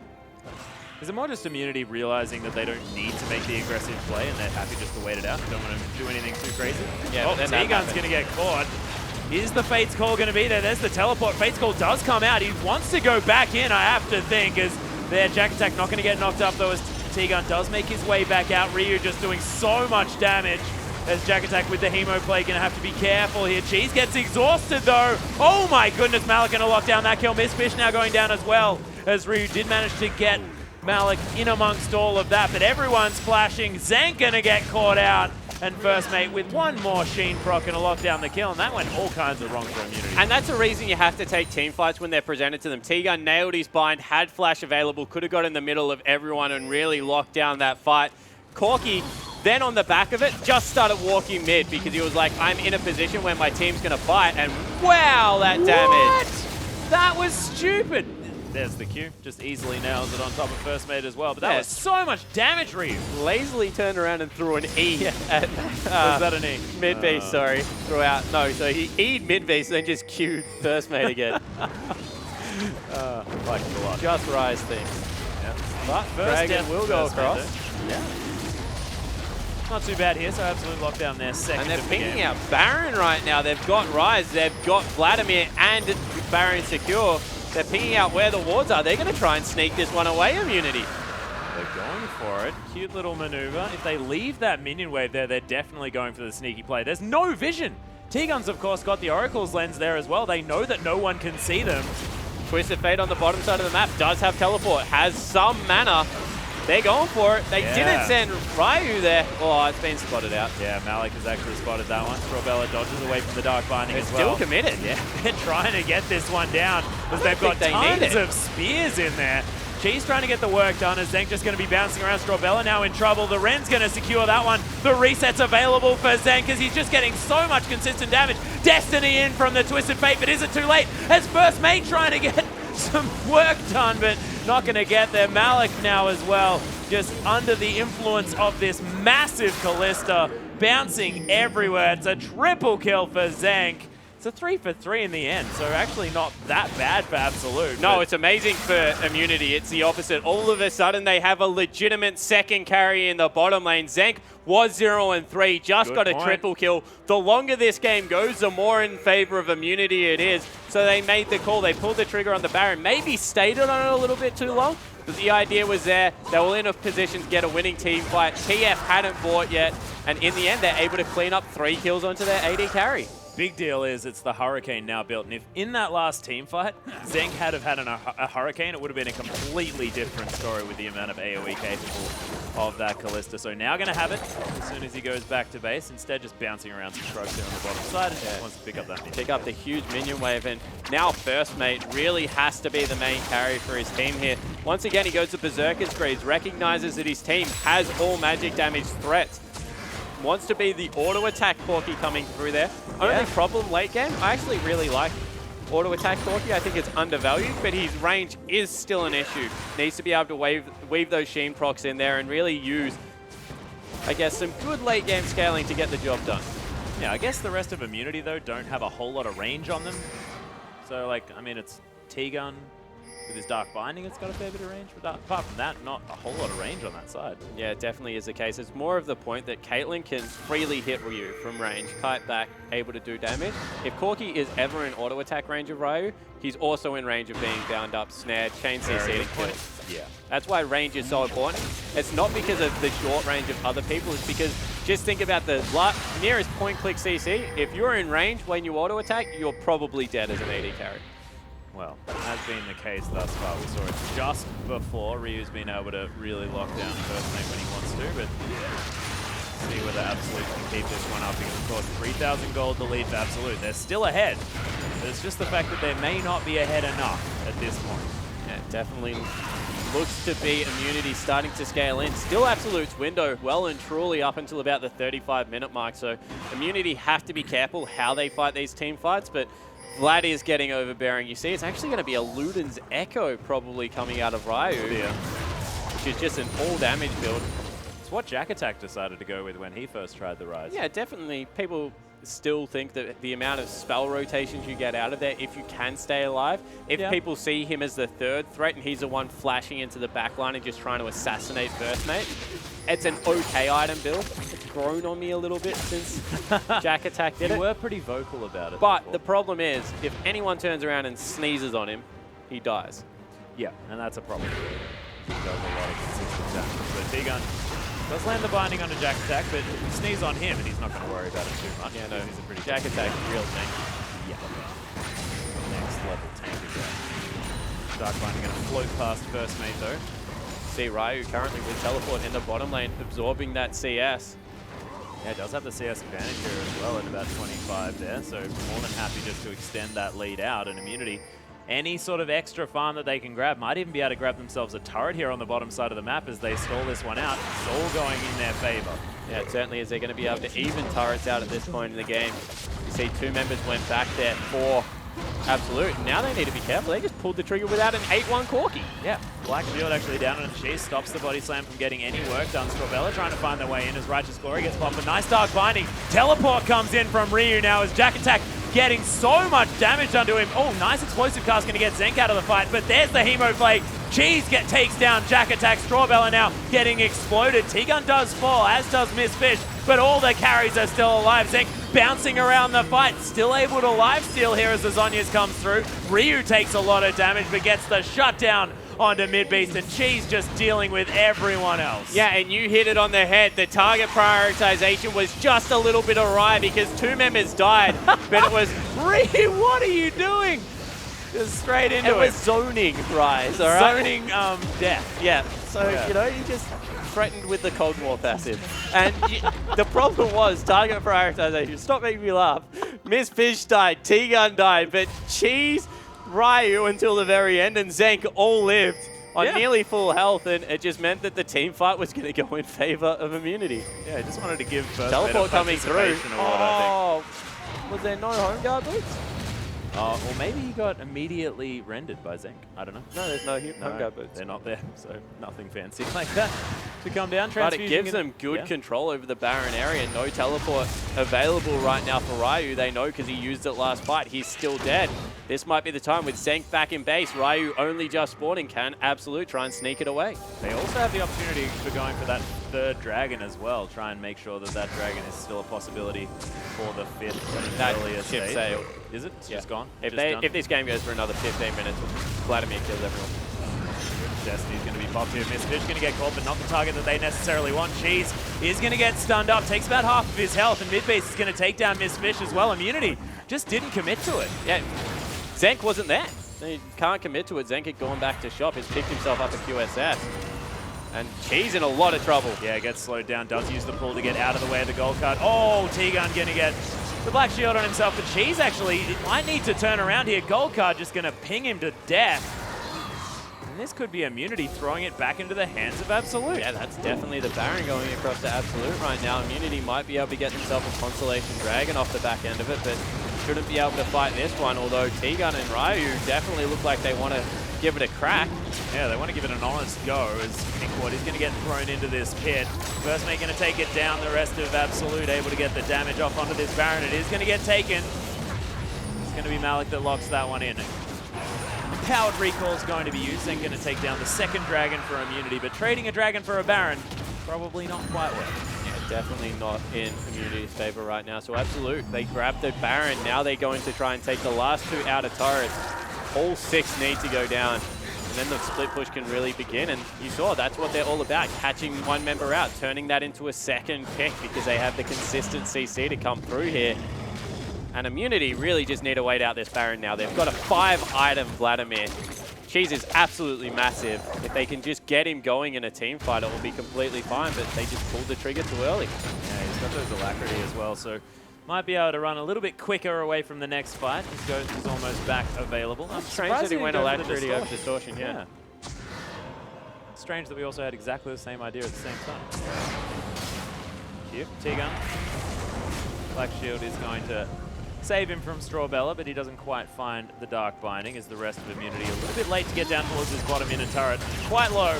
So Absolute takes the turret they prepared early. Yeah, but what they just did there, Immunity, is sacrifice 1 turret for wave control in 2 lanes. So you can see right now, mid pushing in their favor, top already pushing in their favor. No form of split push coming through right now. They're just trying to brute force it. Man. Yeah, the banner. Oh, T-Gun. Jeez, what were you thinking? You can't do damage to it. And T-Gun just takes so much damage on the back end of that. Yeah, Fate's Call is going to be there. He might be able to start a fight up, but there's no chance he's getting the 2nd tick of Assault Shackles against Absolute right now. Yeah, he might be able to. He's trying to do some work here. His Transfusion going to get him back to health, but Absolute, they've broken the base. Brute Force wins out this time around. First Mate now onto the inhibitor. They're going to throw T-Gun in. Yeah, they're looking for it. There's the Fate's Call, but nothing to be found here. Jack Attack on his way in here. The pull's down for Cheese. Exhausted as well. There's the explosive cast, but everyone in Absolute so incredibly low. Ryu locks down the first kill, then it's going to be Cheese. Strawbella falls as Ryu picks up a double, and now Immunity on the charge to try and find the rest of Absolute. The flash forward, there's the tunnel. Prey Seeker not going to really get too much. Flash available for Ryu. Yeah, there it is. Midbay's just going to use the Zonyas, but I don't know whether he'll be able to find anything. Zent locks down his kill of the team fight, and First Mate, he might make it out, but that's 4 dead for nothing. Yeah, Oh, teleport Fatiga. also available nearly for Ryu, so if they get in range of First Mate, might be able to teleport up top, take out that turret, although it might even go down by itself, because you can see a heck of a lot of minions bashing on it, at least on the mini-map. And Immunity, that was all on the back of a great ultimate from T-Gun. He really forced him away. Flash over the top, got a 3-man stun coming through there, and they trade turret for turret, even though they had a Baron buff. Yeah, the minion wave control was just fantastic for Immunity. They just got to push up that wave, pick up the inner turret against the flow of aggression. Oh, need to be careful. That was a dangerous place to recall. Yeah, First Mate looking for Cheese. 6-3 and 8 now on the Vladimir. 304 CS to the 277 of his direct lane opponent. He's doing fantastically. Let's take another look at that. So T-Gun, he gets engaged on, gets the ultimate out here, and then flashes into their retreat. So you can see 3 members get stunned up. That's a whole front line gone. And from there, all they had to do was continue to chase. So right now, Miss Fish burrows in, gets a little bit too close for comfort maybe, nearly dies to a gold cloud if that was an insta-lock, but Ryu, he's running real quick, glowing like you wouldn't believe, and just able to catch out Mid-Beast with the Vine, lock him down and pick up the kill. Yeah, well, a fair bit of damage from mid-base there under Ryu, but Ryu knew that he didn't have too much outside of his burst combo to try and get him down, and it just wasn't enough. Yeah, and you see now with the Void Star finished up as well. So much damage. He's got ridiculous amounts of damage, and this was a Rise that was camped. Yeah. Solidly camped for the first 10 minutes of the game. And he's now 50 CS up, 6, 4, and 10. 16 out of 17 kill participation. Ryu had a very impressive game. Yeah, he's definitely been involved in the game. They only got 4 deaths as well. Yeah, pretty crazy considering the fact that he's had so much attention throughout this game. But it is still 2,500 gold, Absolute's lead. But despite that, it's difficult to imagine them managing to get back into this game. It's a needlessly large rod ahead for Cheese against Midbeast, who does have the Rabbitin's death cap, so probably going to have a little bit more effective health. Zank actually going to jump onto that barrel. Yeah, Zank thought he caught out Malik there, and the rest of the team tend to agree right now. Trying to stream forward. This Fish looking for a catch here as Jack Attack going to get caught up by the Dark Binding. First Mate gets some damage back though, knows that a lot of the engage is now down. Absolute still looking for a way in. Yeah, absolutely. Oh, they get Zank. Oh, on top of Zank, his First Mate easily shuts it down. Destiny comes in as well. Walks over the top of Ryu's Q. He's going to get taken down for the double kill as First Mate's just turned this whole thing around. Yeah, no, First Mate with the catch, that was just good vision control. Great Destiny came through. That's going to be a second part of the base broken.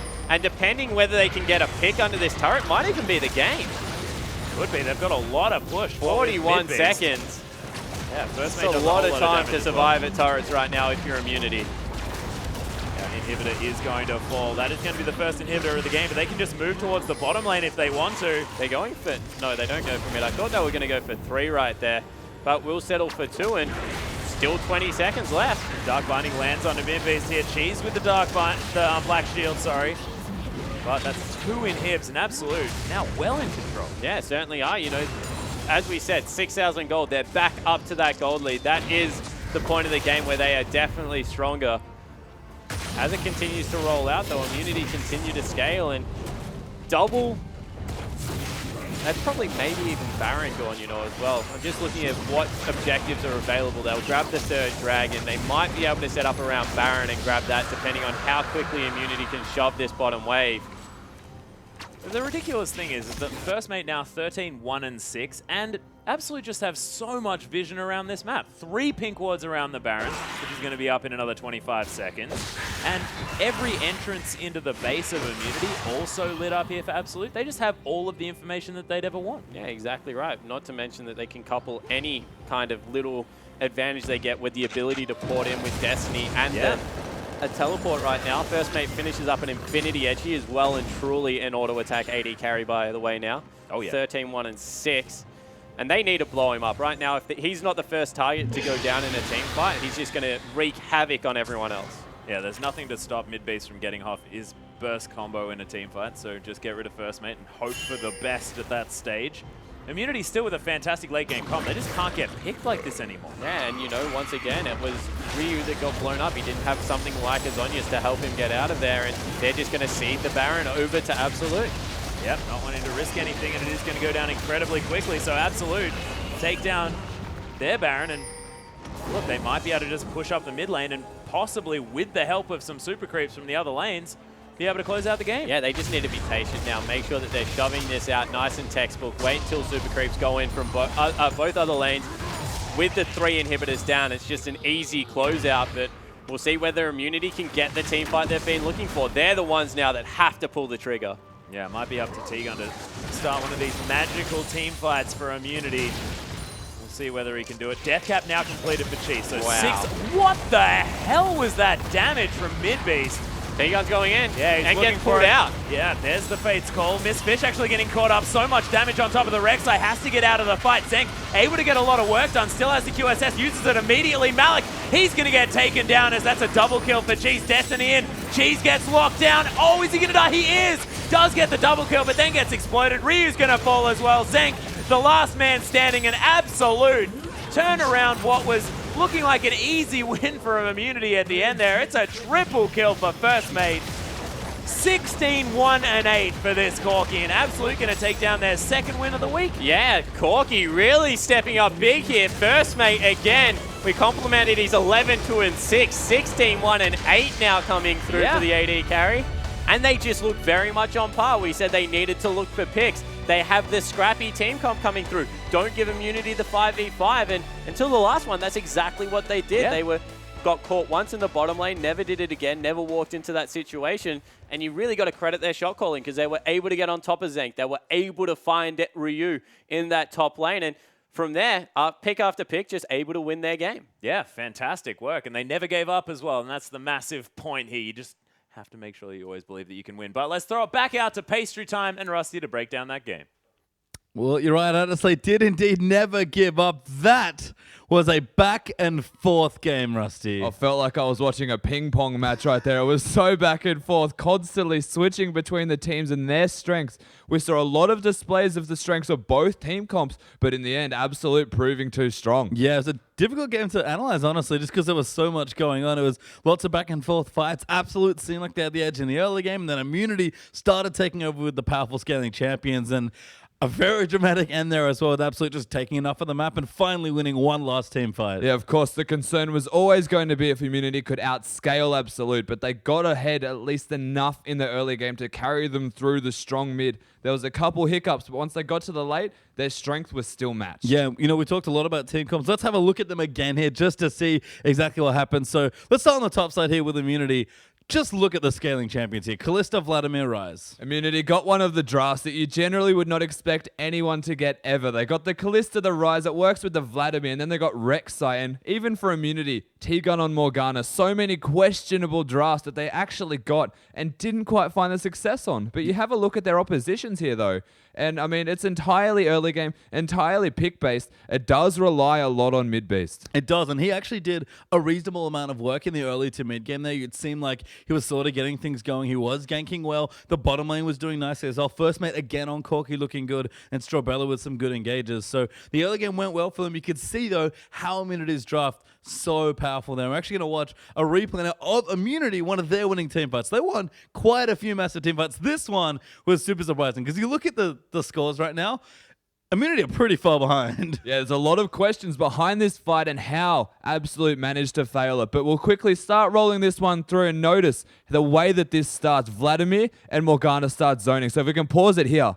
Just notice the fact that Jack attacked the front line of Absolute so far out of the way of the rest of his team, they cannot get there. They have to use a lot of resources and spend a lot of time walking towards him because Cheese has zoned them with the Hemo Plague. One other thing to keep in mind that is very important before we roll this out again is the T-Gun goes super offensive because he has that Zonias available. So we'll roll the clip through and just take note of how straight away into the backline. T-Gun, Zonya's ultimate, just buying time for Ryu and Zenk, the backline of Immunity, to utilize their strengths. Because they were so far behind, they still had to play the ideal team fight, but it didn't even matter. The fact that they were so far ahead allows this Immunity lineup to get the ideal team fight, just because the back of this aggressive play from Cheese. Mid Beast eventually, of course, does go down with a very interesting Zonya's usage there. And Immunity, they find a team fight. Yeah, I mean, just again, once it started going, the momentum, the damage that comes through from Kalista Vladimir Rise. One person in that position, like you mentioned, Jack Attack, the massive tank for his team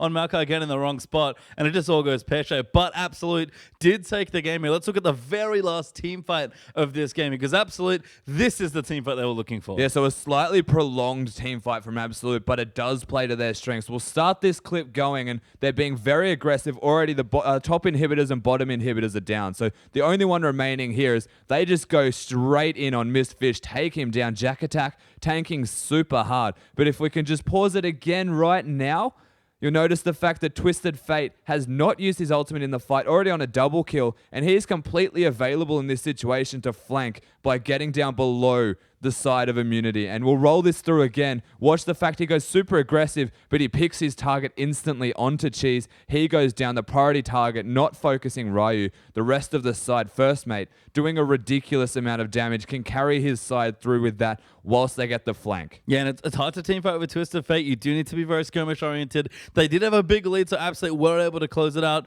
Some strong, honestly, objective calls. They went for the brain. Well, it looked good, but very tough game to win. A good win there as well. Yeah, definitely. It looked super strong for them, and the end result was exactly what they wanted. Congratulations to Absolute. Yep, so do get the win. Break that tie. We're going to get a little bit more on the game. Let's hop back into the casting desk. Thank you very much, Pastry Time. We're back here on the desk with Radier one more time, and I want to ask you, Radier, Corky, he's back again. You played him in your last game. What's bringing Corky back into the meta? I think it's a combination of more AP top swing play now, so there's not many, like, people aren't really stacking Cinderhulk champions anymore. They're they're diversifying. I just saw there's a Rise, Rumble's being played a lot, and Corky, since Rumble's so popular, I mean, Corky's, I think, is naturally a good counter to Rumble, because it's really easy to Valkyrie out of He's got his own damage. equalizer as well. Yeah, it has his own equalizer as well. So, if you have Valkyrie on top of the equalizer, people don't know which one it is. Especially if you go AP, it actually has really good AP scaling. Oh, wow. Have you ever thought about that? Please don't. Okay, let's talk about a different build coming through there. So I know that you go Sork Boots, Trinity Force Sork Boots BT. You saw that game. It was Trinity Force, Blade of the Ruined King, Zerka Greaves. What's the difference between the Corky builds? Which one's better? Which one's right? So with obviously with Blade of the Ruined King, it has the percentage damage, and against tanks, I love going the Pork build. But I think in that game there weren't really many tanks. I mean Vlad, Rise. Then I wouldn't call them tanks. They are somewhat tanky, but I wouldn't call them tanks. I would much prefer the BT, just try to sustain through the Vlad collateral coming out, the Rise damage, and building Sork Boots as well, helping you poke them down. Well, the Rise does have sustain. Vlad does have sustain. They both have sustain. Ultimate on Rise, Yeah, but I feel like BT ultimately would have been a better build there. Okay, cool. And, let's go one step further. We see people go into things like Infinity Edge. I know that you're a fan of QSS into generally your defensive item. What's the difference between Infinity Edge Corky or something like a Mercurial Scimitar?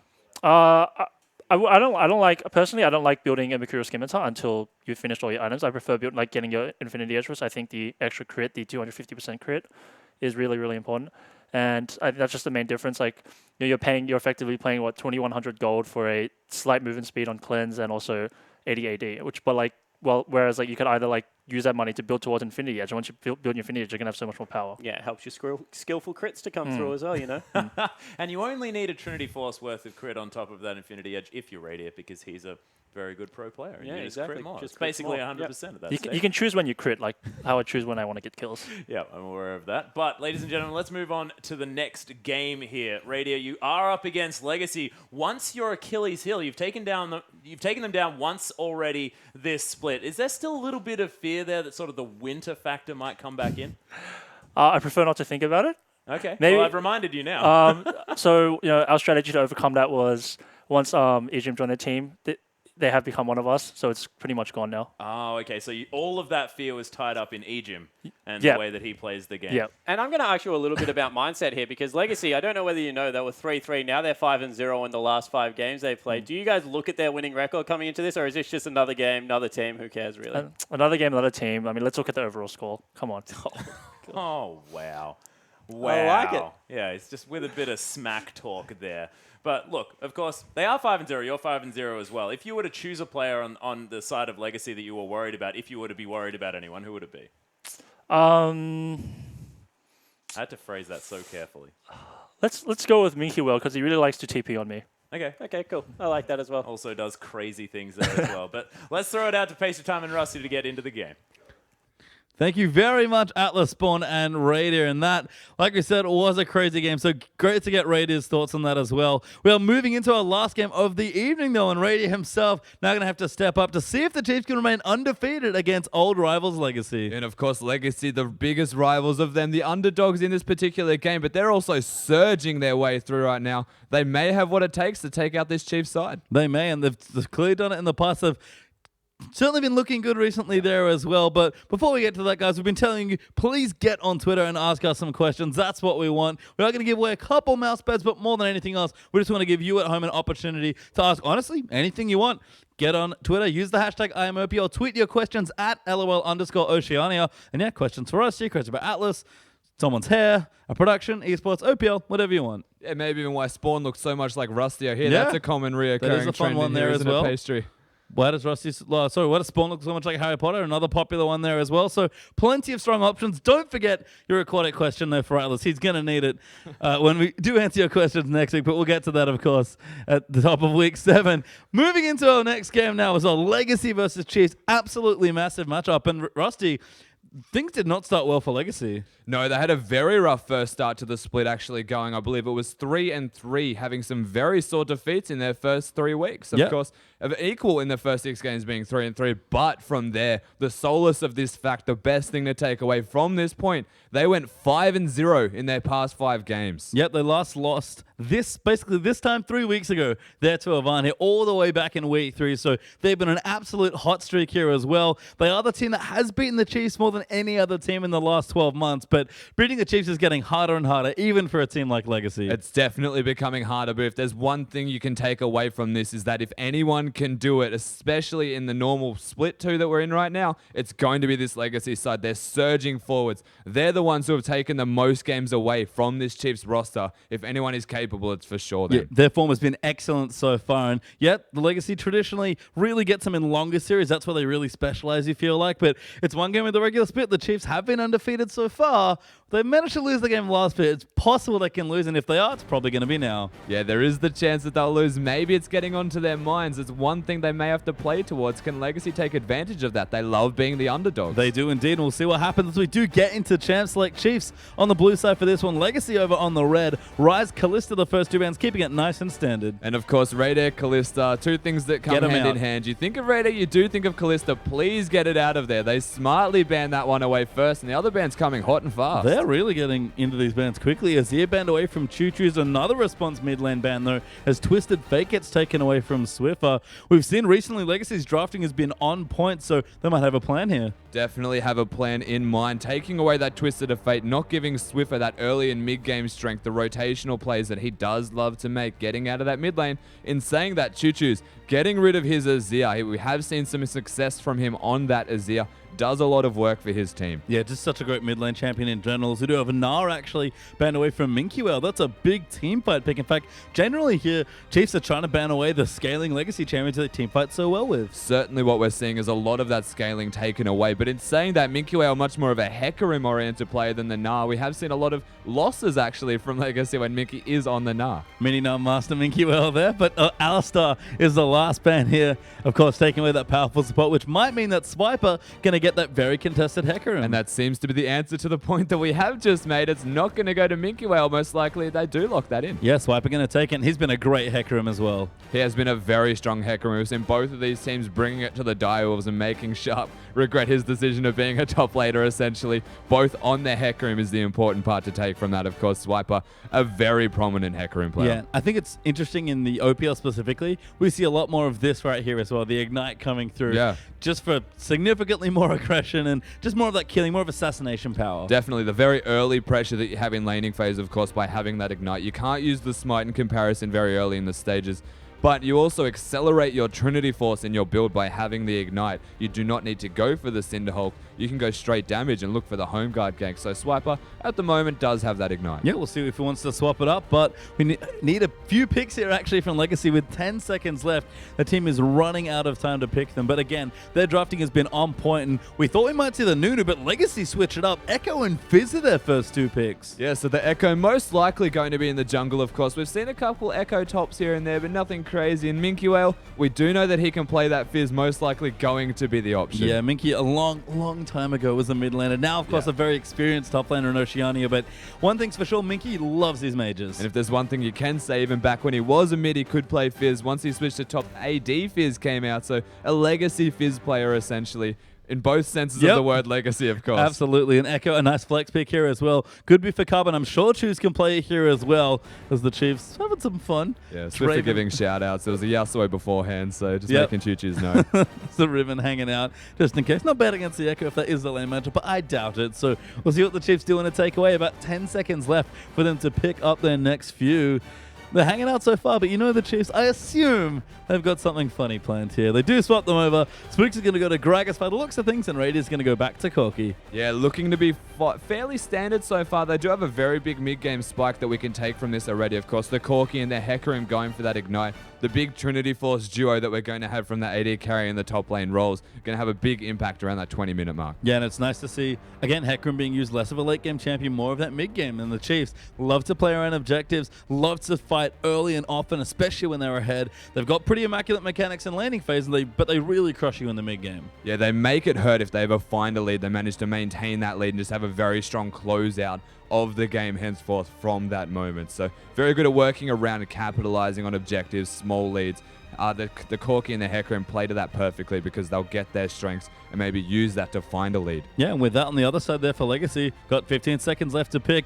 The Fizz and the Echo, very flexible, lots of in and out fighting, big skirmishes here. The Civ is going to get locked in. That's been Tally's best looking champion all season long, and Flying Goose going to get a trademark Thresh. Yeah, it's funny. We've seen a lot of Corkis picked into Sivir as the indirect counter, of course, being able to force the spell shield with your Phosphorus Bomb, or you're going to be taking a lot of damage into the face. But because they take the Thresh away, one of the other engage options that works with the Sivir, now completely taken out the window. No need to bait the spell shield because you have nothing that can follow that up. Of course, Alistar being banned, the next answer might be that Nautilus. Maybe. I mean, Nautilus a fairly strong champion. Not bad against his assassins here as well, but you're right. When you pick this Corki into Sivir, it feels more about the support than the ADs to me. Yeah, it definitely is, of course, the spell shield being a big factor, but you can see Legacy have picked it into the Corki, so very comfortable and very safe pick, especially in the 1v1 when you compare the Sivir and Corki, but as you said, support's playing a big factor in this. We'll see if Flying Dew can do what is required of him and what Ejim actually decides to lock in that isn't Malphite. Ejim having fun, flashing a Malphite for a second. Need to pick something, though.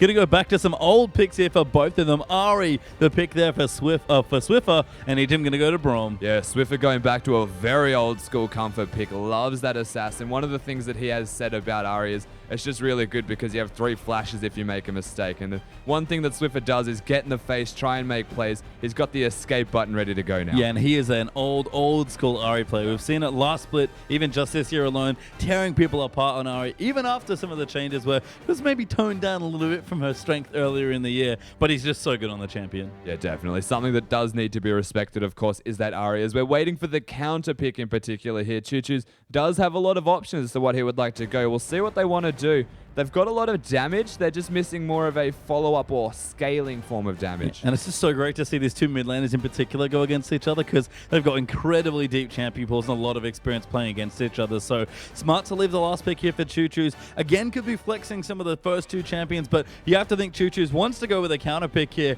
He's going to keep it a pretty intense skill matchup. Cassiopeia is the last pick. Skill shots flying left, right, and center, trying to hit the poisons down throughout the Twin Fang. Swiffer going to be doing his best attempt to be hot-footed and dodge every single one of them. Of course, a very difficult matchup and entirely skill-based. It'll be a very interesting matchup to see how it goes. Yeah, just in general, Legacy put together something very interesting here. I mean, we talk about their players. They've got deep champion pools. They execute well. We've seen some recent Yasuo games from them. Really well executed split push. It looks very team fight oriented here for me for Legacy, but again, Minky, especially on something like Fizz, just such a change. Even Carbon, taking Echo with Nunu opens a big change as well. Yeah, it's an interesting team comp in the way that they've got a lot of assassins and raw damage, and they've still got the Sivir as the big go button also, so it's unique in the way that these assassins are now going to be giving that extra chance to just go in and initiate on the rest of the Chiefs roster. In saying that though, the fact they've got those assassins, they're actually quite tanky. Of course, the Fizz and the Echo going for the Cinder Hulks generally and looking to be super tank with maybe just one offensive I item. didn't check yet. I don't think Minky had a smite, but is an option though. I mean, we've seen a lot of tanky 40% CDR Fizz builds with or without the Cinder Hulk. Yeah, so generally you're still going to be going the tanky builds. Just max that CDR so you can be as nimble as possible, jump around the map with your troll pole just constantly being annoying. But it's still an assassin and it's still a tank. It's a very interesting and unique dynamic that the Legacy team comp has put together. Yeah, and on the same side there for the Chiefs, still lots of flexible champions. You look at the main carries, you see Corki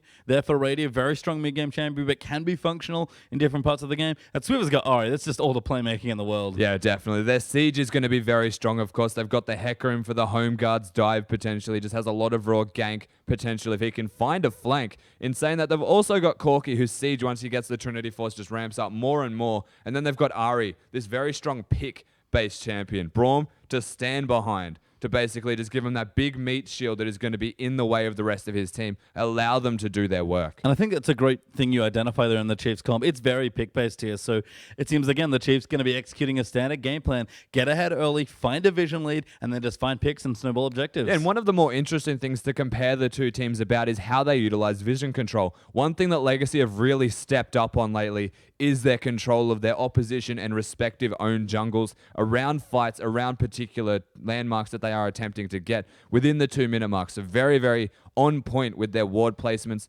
and ward usage. But on the side of the Chiefs, we've done a segment on them and how good they are at actually getting those wards down in relevant areas only when required. Yeah, and I guess looking again at the junglers, which you kind of touched on there with that vision, smart to see the Echo being taken away from Spooks as well. It's been his other big jungler up, so he does have to respond with the Gragas there. But I think for me, it's a different style of jungler for Carbon, but I don't think his style is going to change that much. No, he's still going to be able to play that super aggressive in-the-face jungle that Carbon does like to do, but work around the vision, as we have seen a lot from him. Most of the other junglers tending more towards the gank style, whereas he wants to find where they are and stop them from ganking his lane, so he is confident will win. Yeah, he's very efficient when it comes to that farming there as well. Loves to just, see the enemy jungle and go straight into the other half of the jungle. Yeah, that's right. And one of the other interesting questions about these team comps is if they're going to lane swap. We don't know if they are directly. Of course, the Corki quite comfortable in lane, but the Sivir and the Thresh very good at pushing. It unlocks the Thresh and his roam capabilities. It does indeed. We'll have to see. It's a big game here. Chiefs taking on Legacy. Let's get to the Casa Desk with Atlas and Spawn.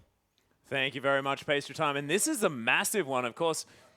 To most of us, it sort of feels like the last opportunity that the Chiefs have to lose. No, wait, man. Last week, game 1, that's when it all falls apart again. Fortnite will rise. But yeah, you're exactly right. In all reality, Legacy 8-3. They were 3-3 at the start of the season, then went on this big 5-0 tear. I like that Rusty pointed out how they're doing it, controlling the opposition. You play Legacy League of Legends when you play against them, and I think you can say the same about the Chiefs. So two teams going to be running in, trying to play their control style of League is going to be great. Yeah, they're going to be butting heads all over the Rift as well. And I'm excited to see Radio on the Corki just after he told us so much about how he likes to play the champion and wants to be building it as well. We'll see whether he employs any of your tactics that you may have left him with on the desk here. I have no idea how to play AD carry. That is definitely not something I am good at. But if we see Berserker's Greaves, I assure you that he would have been listening. Yeah, but on the other hand of this, you got to take a look at the unorthodox members of the team. To me, that's Swiffer versus Minky Whale. Minky Whale in the top lane with the Fizz.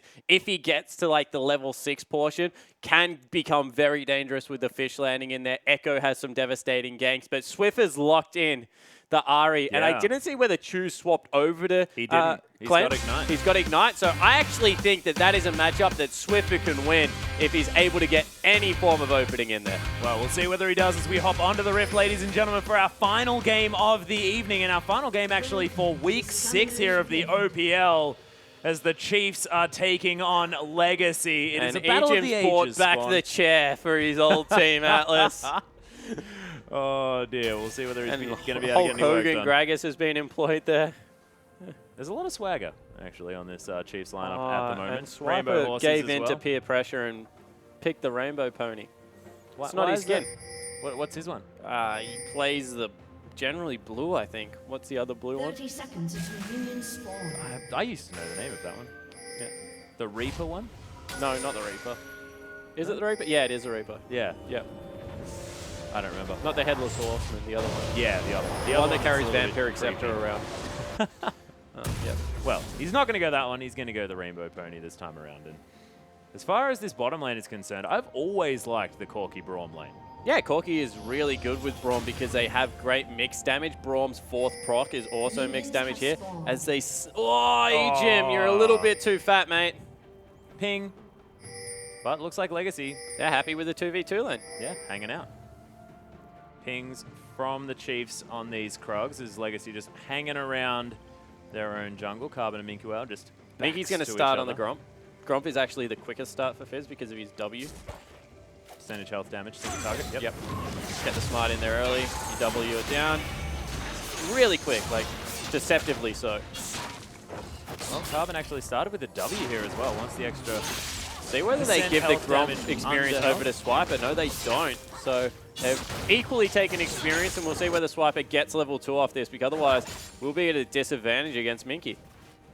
Yeah, well, Radier and Ejim making their way towards the lane. Tallywacker now as well is here wanting to shove this one up if he can. Already, Radier right in the face of the Legacy members. Winter's Bite not going to find its target from Ejim there. This is something we're used to seeing out of the Chiefs members, just fighting from level 1, especially in the bottom lane.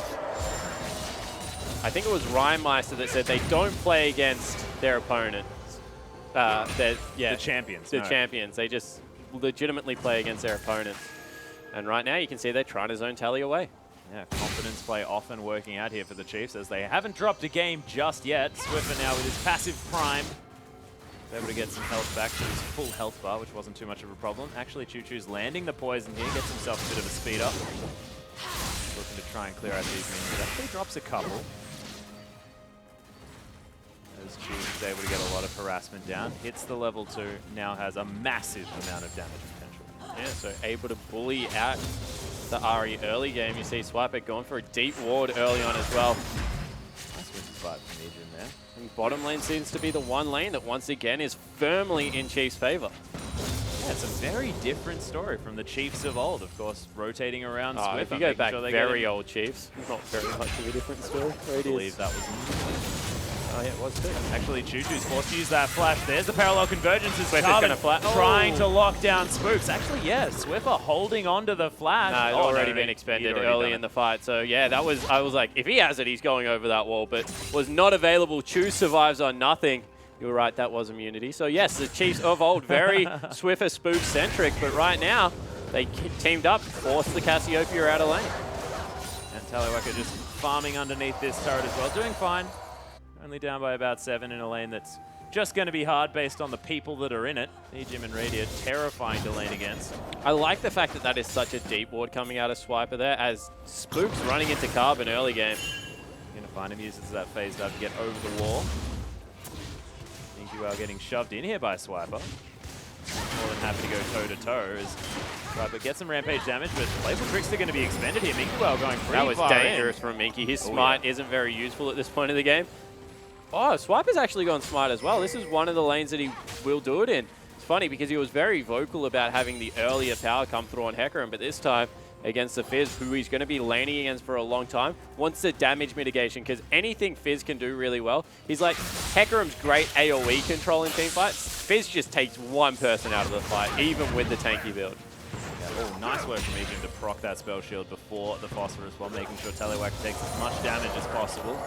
The Chiefs very healthy in this lane. Actually, Radier's going to get played. Does use the Valkyrie as Ejim going to go very, very far in. Legacy able to actually make some nice work in that trade. Yeah, certainly were able to get it done. You see both AD carries chug their potion, and Tallywacker's definitely ahead in HP right now, so Radier needs to be careful. Yeah, does have a 10 CS advantage here, but this wave is going to push up to Tally, give him some opportunity to pick up some more creeps, and just puts him in a nice position. Carbon's hanging around as well. Yeah, so one thing about the AD carry lane I do know is if you're pushing, you generally get more health back to last hitting because you're auto-attacking more. And right now, because Radier is shoving up that wave so aggressively, means he will be healthier if they do get in another fight. You see Tally now trying to replicate that and shove out himself. Yeah, just trying to auto-attack, utilize that 3% lifesteal that you do get from the Doran's Blade. Takes a little while to get anything back from it. Yeah, it certainly does, but you don't do much damage, so, you know, it takes a while to shove too. Yeah, that's a good point. Just keep right-clicking. The Spook's going to use his Raptor Sense, removes the ward. Not going to find the other one, though, so Choo Choo's going to feel still pretty safe as far as the bottom side of the mid lane is concerned. Are you a right-clicking man, Atlas? That's a good question. What do you mean? Do you right-click or A-click? When I do what? I do both. Oh, really? Interesting. This just in, our producer right-clicks. Yeah. I only right-click. I never aim it. Oh, I do a bit of A-moving. Never. If I sort of like lose where my character is. I think that's why I can't play AD carry. Don't do much of the orb walking. But back into the bottom lane. Sorry about that, Aren't you a guys. top laner? Didn't you play Aurelia? Yeah. Don't you need to do it a whole lot with her? Nah. You're so much closer to the target, you can just click away, click on. It's easy. AD carry, they're like a screen away from you. Cogmore, hopeless. Yeah, exactly. All of that range, don't want to deal with it. Carbon looking for a potential gank here in the mid lane. Nice charm lands from Swiffer, gets some Foxfire damage as well, so winning that trade. Spook's making his way in. Swiffer going to get poisoned one more time, but Carbon being very patient here in the mid lane. Choose holding the wave on a good side, although the triple flash, as Rusty called it, is available for Swiffer, so it's going to take a monumental mistake for him to go down. There's a parallel convergence. Swiffer not going to stand in that chronosphere though, as he gets poisoned. Choo Choo's not going to find any more follow-up damage. Besides, actually, doesn't have his flash, so he wasn't going to be able to flash Petrifying Gaze for a slow or anything like that. And once again, this is a huge difference between Spooks and other junglers. If Spooks can't get ganks going in the early game, he will just farm. And he's he's gone Balmy Cinder for the same reason as that. Right now, he just wants to fly around that jungle as much as possible, and he doesn't like AoE Smite on Gragas from memory. Goes either the Skirmishes or the Chilling Smite coming through there. So Balmy Cinder, a quicker clearing tool than those smites, just looking to get as high and as far ahead of Carbon as he possibly can to make the fights around Dragon that will be coming up much more effective. And it's something we see Chelby do quite a lot, and Spooks also likes to do it. Whereas Carbon, he's super aggressive. He just wants to keep his lanes ahead and will sit in a lane like we just saw for a good 10 seconds to try and get that advantage. Yeah, actually, Choo Choo's had to start off the blue buff here as well, so Carbon is going to be able to help him out with that one. Pick himself up some experience there as well, but Choo Choo just clears it out so quickly. So much consistent DPS from this Cassiopeia. We'll see whether the Chiefs can sort of take him down a peg or two as far as sort of deleting him at the beginning of a fight, because that's what you have to do with the Cassiopeia. There's sort of no other way to get rid of that damage. Yeah, there certainly isn't, and you can see right now, Choo's playing the map well. Oh, there's the flash body slam. Explosive cast comes in as well, but the charm is not going to land. Nice double Petrifying Gaze as Swiffer has to use the ultimate in order to get out of there. Lots of poison damage here as Choo Choo's not with very much mana left. Swiffer identifies that, flashes forward, misses the Q this time, and Choo Choo's wants to be able to get this one in. Oh, the last poison, first blood to Choo Choo's in a 1v2. Yeah, able to turn that one around, and we talked about it, playing the lane well, sticking to the bottom side. Even with the flash body slam coming through, great double ultimate, flash to the open side of the river. Didn't try to get back to the turret. Radiant hit by a hook. Yeah, there's the Death Sentence as well. The double play comes in from Flying Jew as Radiant going to use that Valkyrie to get himself to safety. Flying Jew actually caught out. There's a Glacial Fissure. And oh, one last auto attack. We thought it'd do it, but no, not quite enough. Because the boomerang from Tallywhack is going to stop any further aggression from the Chiefs. Yeah, and they don't have a ward in that brush, so not able to get it done. Swiper's backed away, trying to pretend like he's recalled or either teleported. He wants Mickey Whale in the 1v1. Action all over the Rift. But reality right now, Legacy just getting out ahead. Yeah, by 100 gold. Not too much in this one at all. Carbon going to lock down his red buff.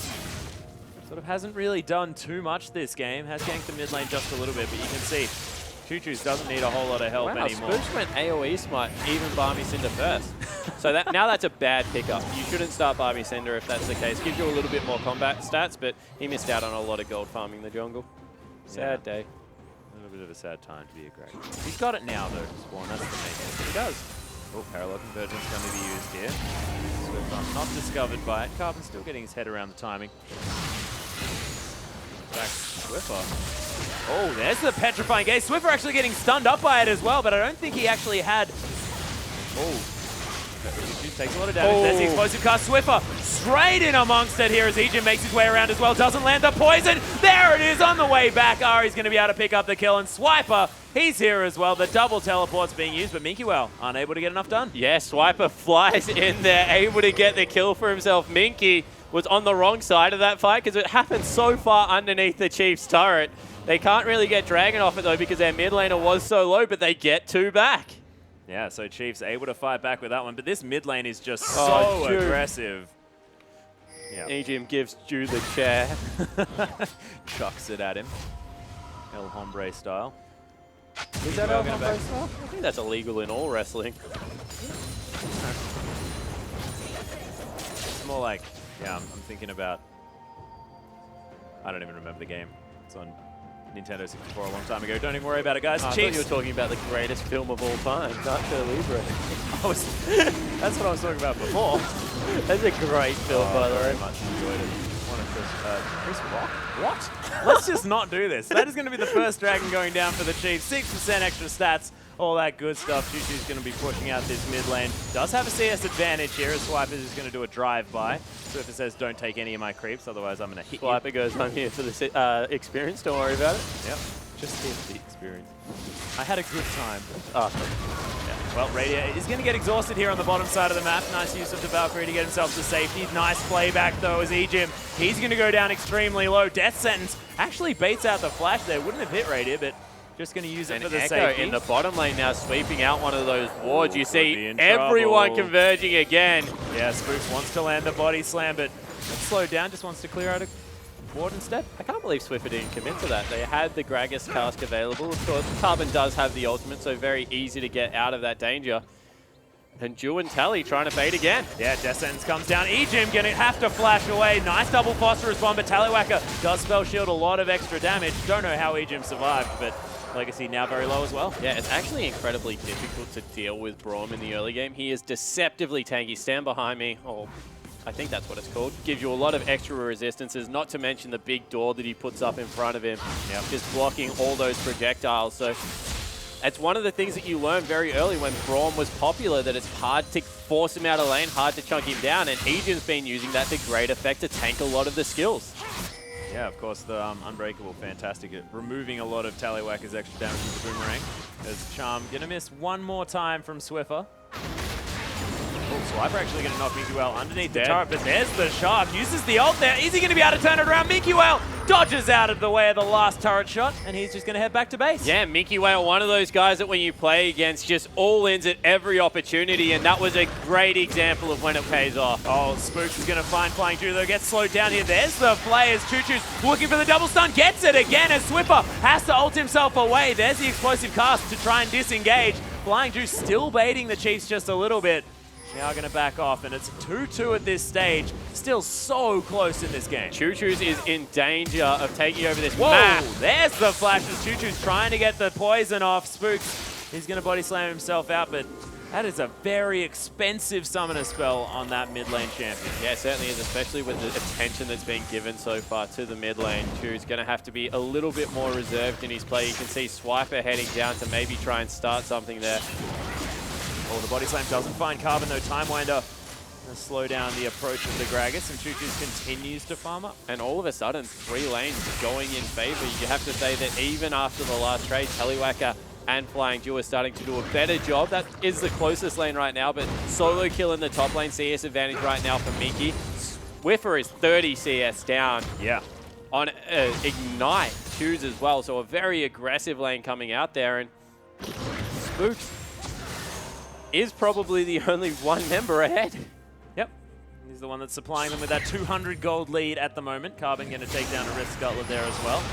Dragon not up for the next little while, but Ejim, he's in so much trouble. Parallel convergence, that's going to nail the stun, and Ejim just gets taken down for free. Yeah, there was no one even there, as Minky now in some trouble. Yeah, throws down a fish to deter the horse from chasing him. It's going to be fun. Oh, actually goes back aggressive one more time. Spooks is here as well, though, as Minky Whale. He's going to have to be very careful. There's the body slam, and Swiper is actually going to lock down the kill. Gromp buff OP coming through there. Big for Swiper. 3 members in bottom lane, though. Radius zoned away from his turret.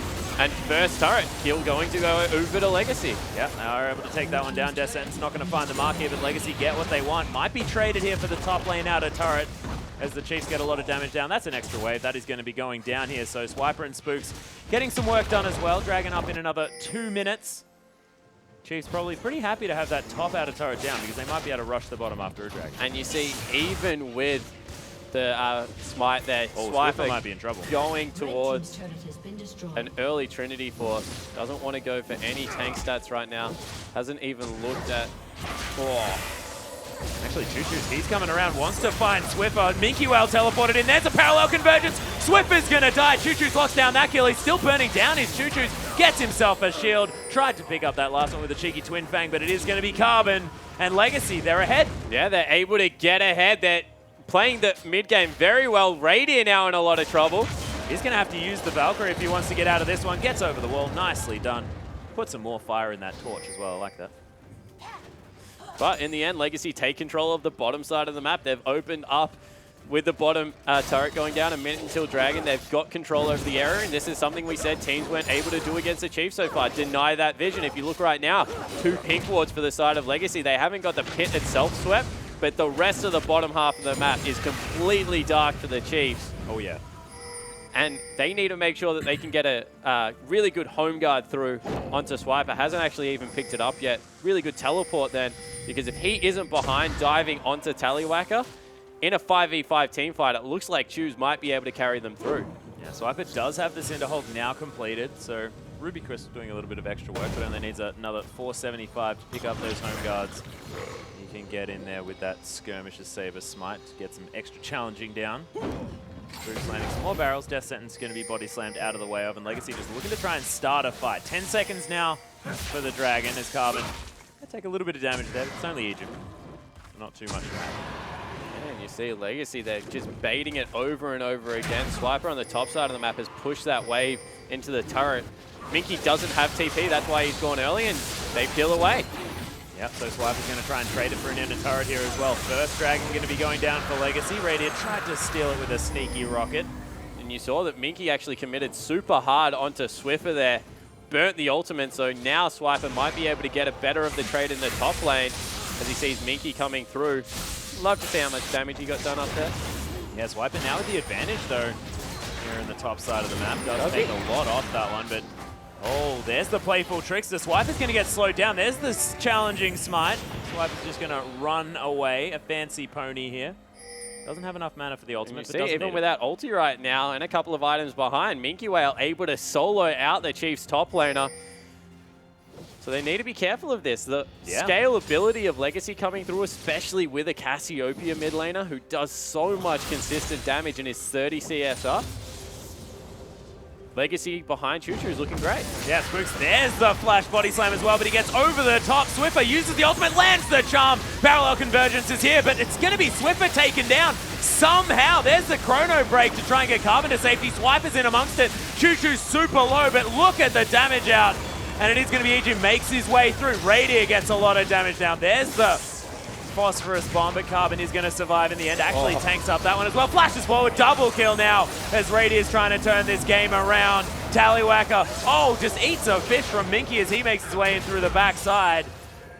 And that's a 2 for 3 again in favor of Legacy. Yeah, Legacy just getting the better of all these tiny skirmishes, and the Chiefs, especially Swiffer in the mid lane, just look like they don't know what they want to do.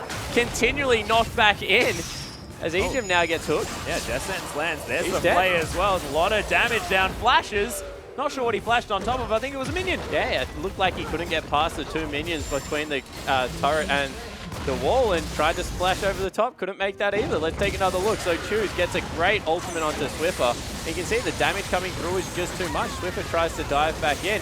And then this is a crucial mistake. Swiper actually ults whilst he's exhausted. And it just doesn't do as much damage as it should over the back of that. He gets taken down so quickly by Carbon and the third proc that came through. It was actually the poison that Choose had left on him. Carbon comes back a little bit greedy. You see the flash forward by Radier there to get the last auto attack. And then Tally and Jew just running, clean up the back end of this fight. Yeah. Minky Whale, the heat-seeking fish there as well, is able to help out, slowing down Radier. And look, he's now got a BF sword and a long sword as well, so it was a little bit under the money as far as that was concerned. But seems to me like this Corki is all that Chiefs can lean on at this stage. Yeah, Corki may be coming into it as well, Hecarim, who will be able to give the Cassiopeia a little bit of late game trouble if he gets tanky enough. But right now, you're right. It looks like the rest of the map belongs firmly to Legacy, and you can see they're bullying the Chiefs off turret. Yeah, Swiffer can't do anything. Timewinder to come through here, but Swiffer not going to get any damage from that one. Swiper makes his way around, but Swiffer getting poisoned again. And Spooks is on the other side. Don't knock back.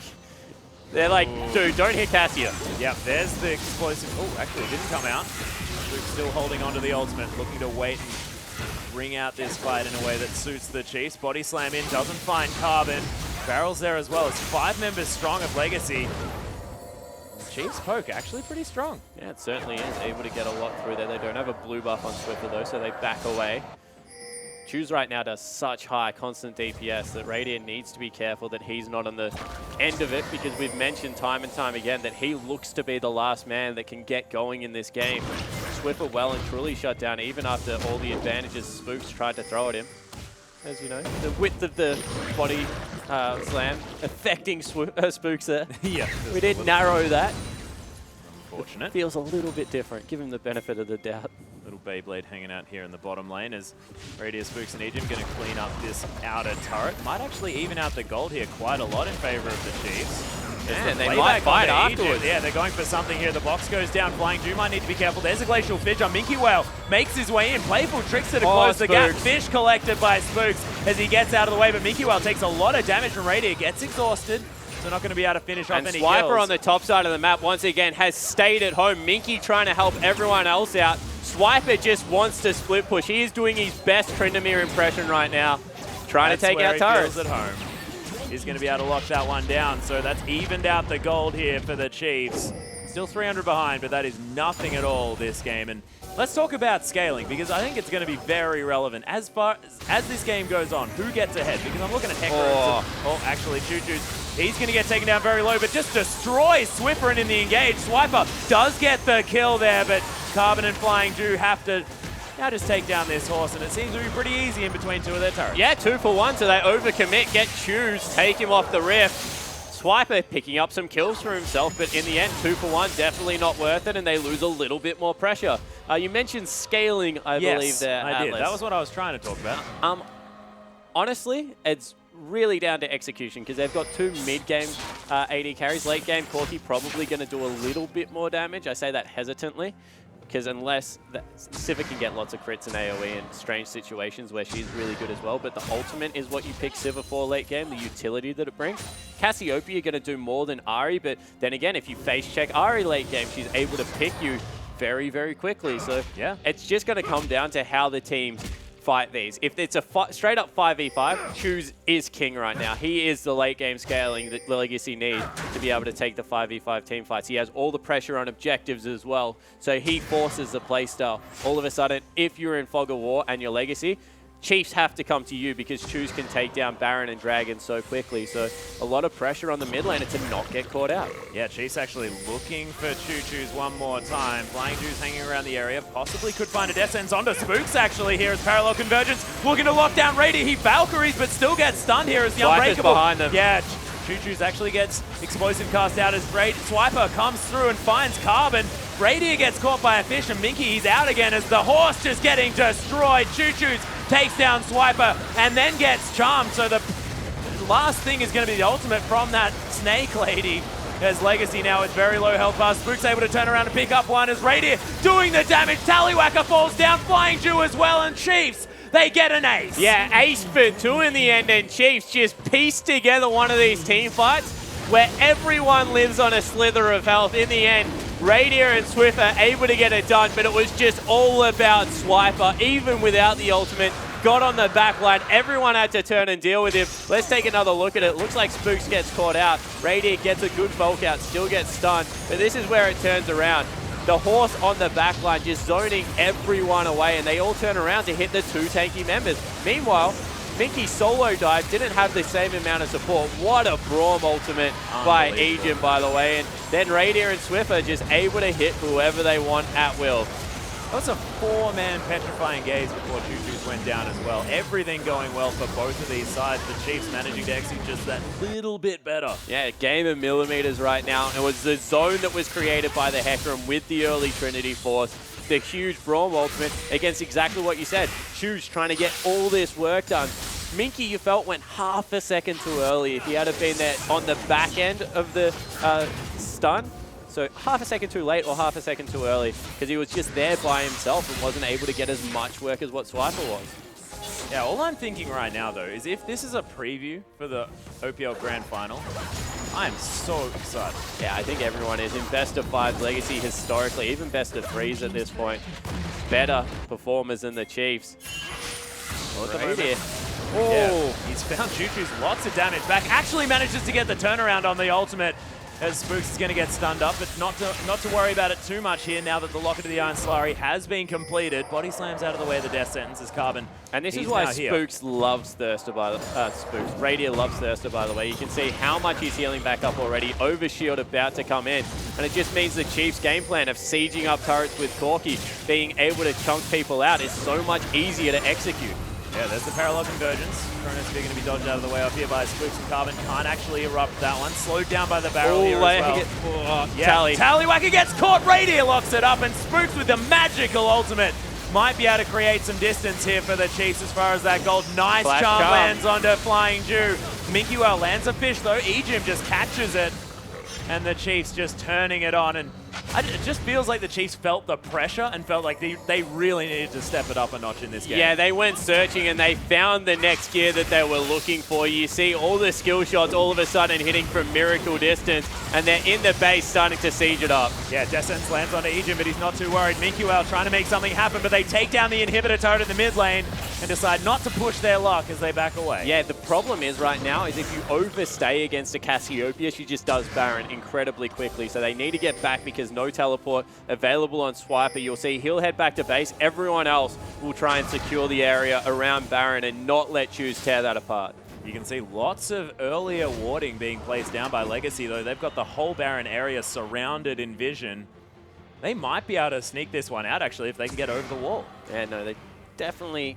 Potentially. They can get over walls pretty easily. Cassiopeia? Yeah, you just take a lamp. You kind of need Tally there as well. Yeah, can't get them both over.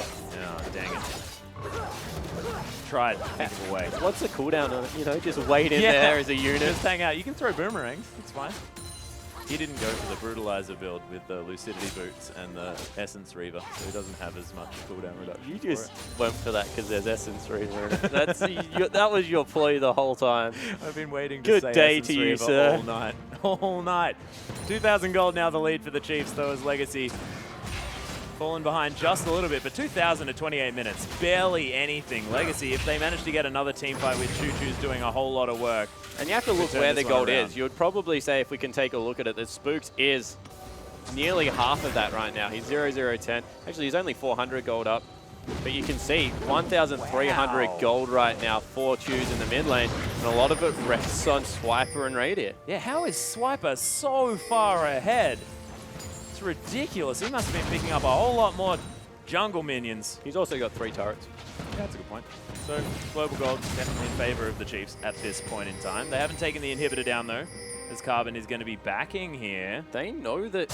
Yeah, he's going to get caught by the charm. Swift with the Foxfire here as well. Swiper decides he doesn't want to go too aggressive as Swiffer pops the ultimate. The Ignite's down.